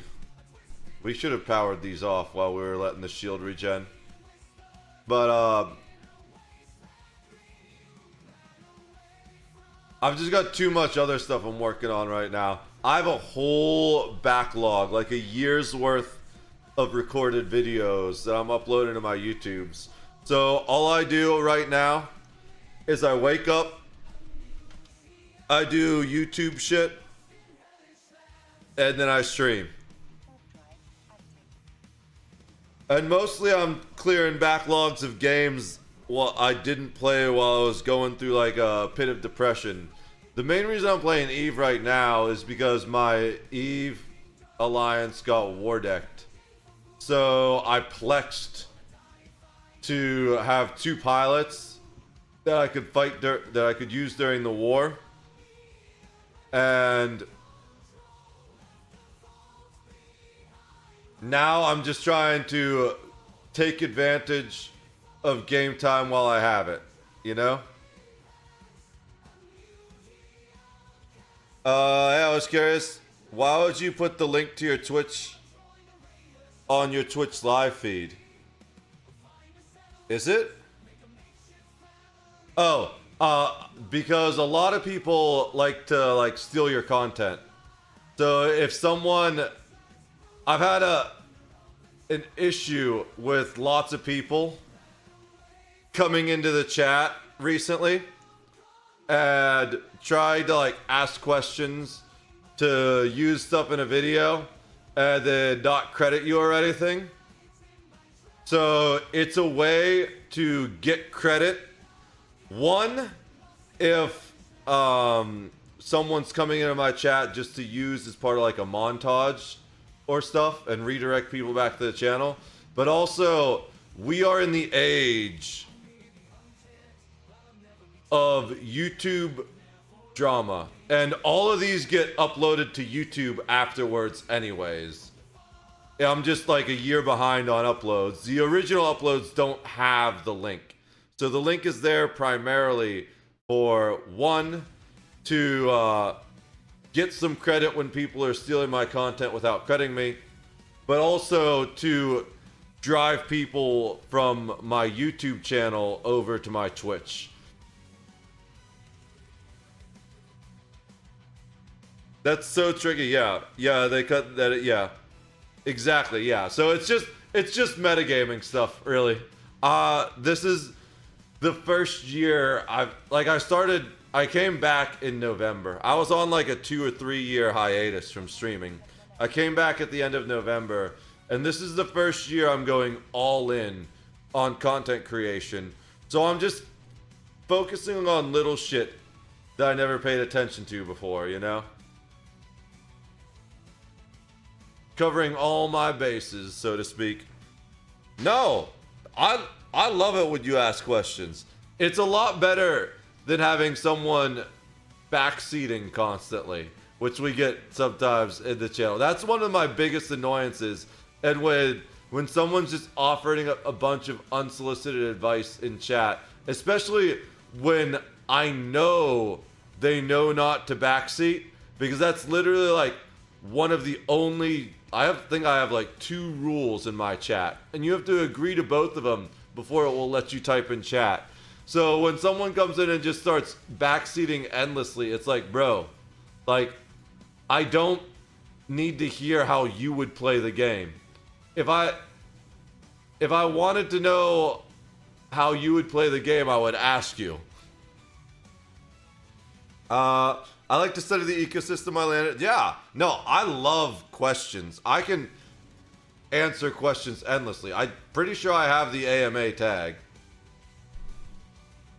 Oh, I know, I got nothing to prove to anyone, never back. Yeah, that's the real thing about it that drives me nuts.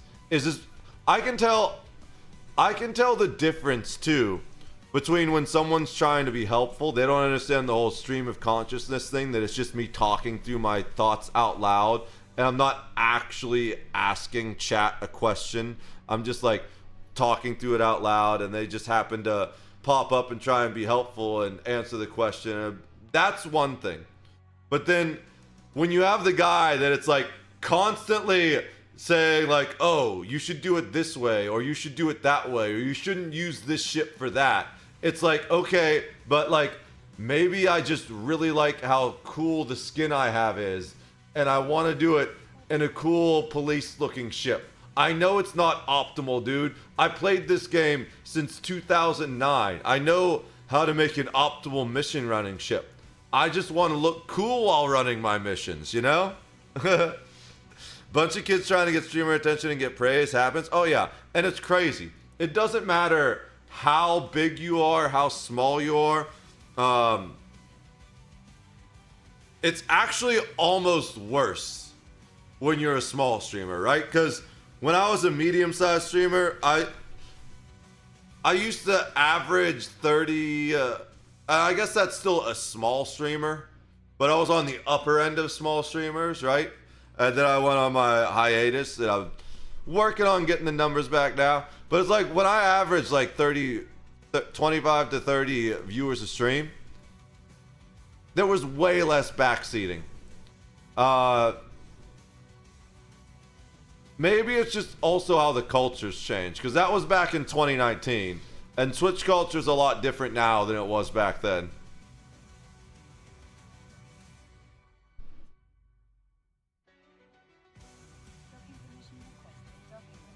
Alright. I'm actually surprised that ship did so well in that mission for being a level 3, because I took all the bling off this ship, and it's just a straight T2 fit, and I didn't have enough cap charges for a full charge. Let's actually, can we get some close by? We probably have to go to Amar.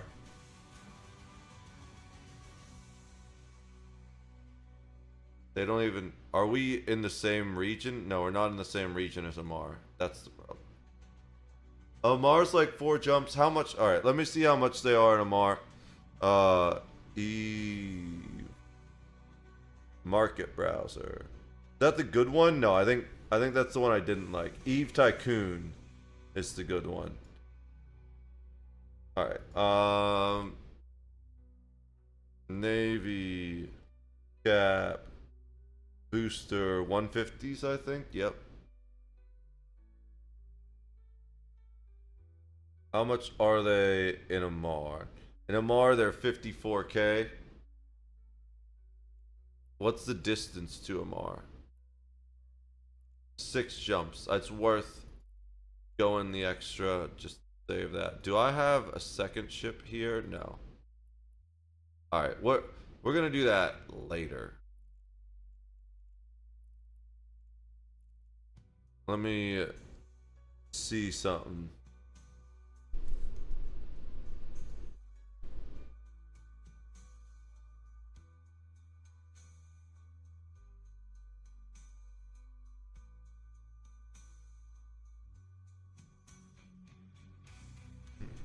Okay, so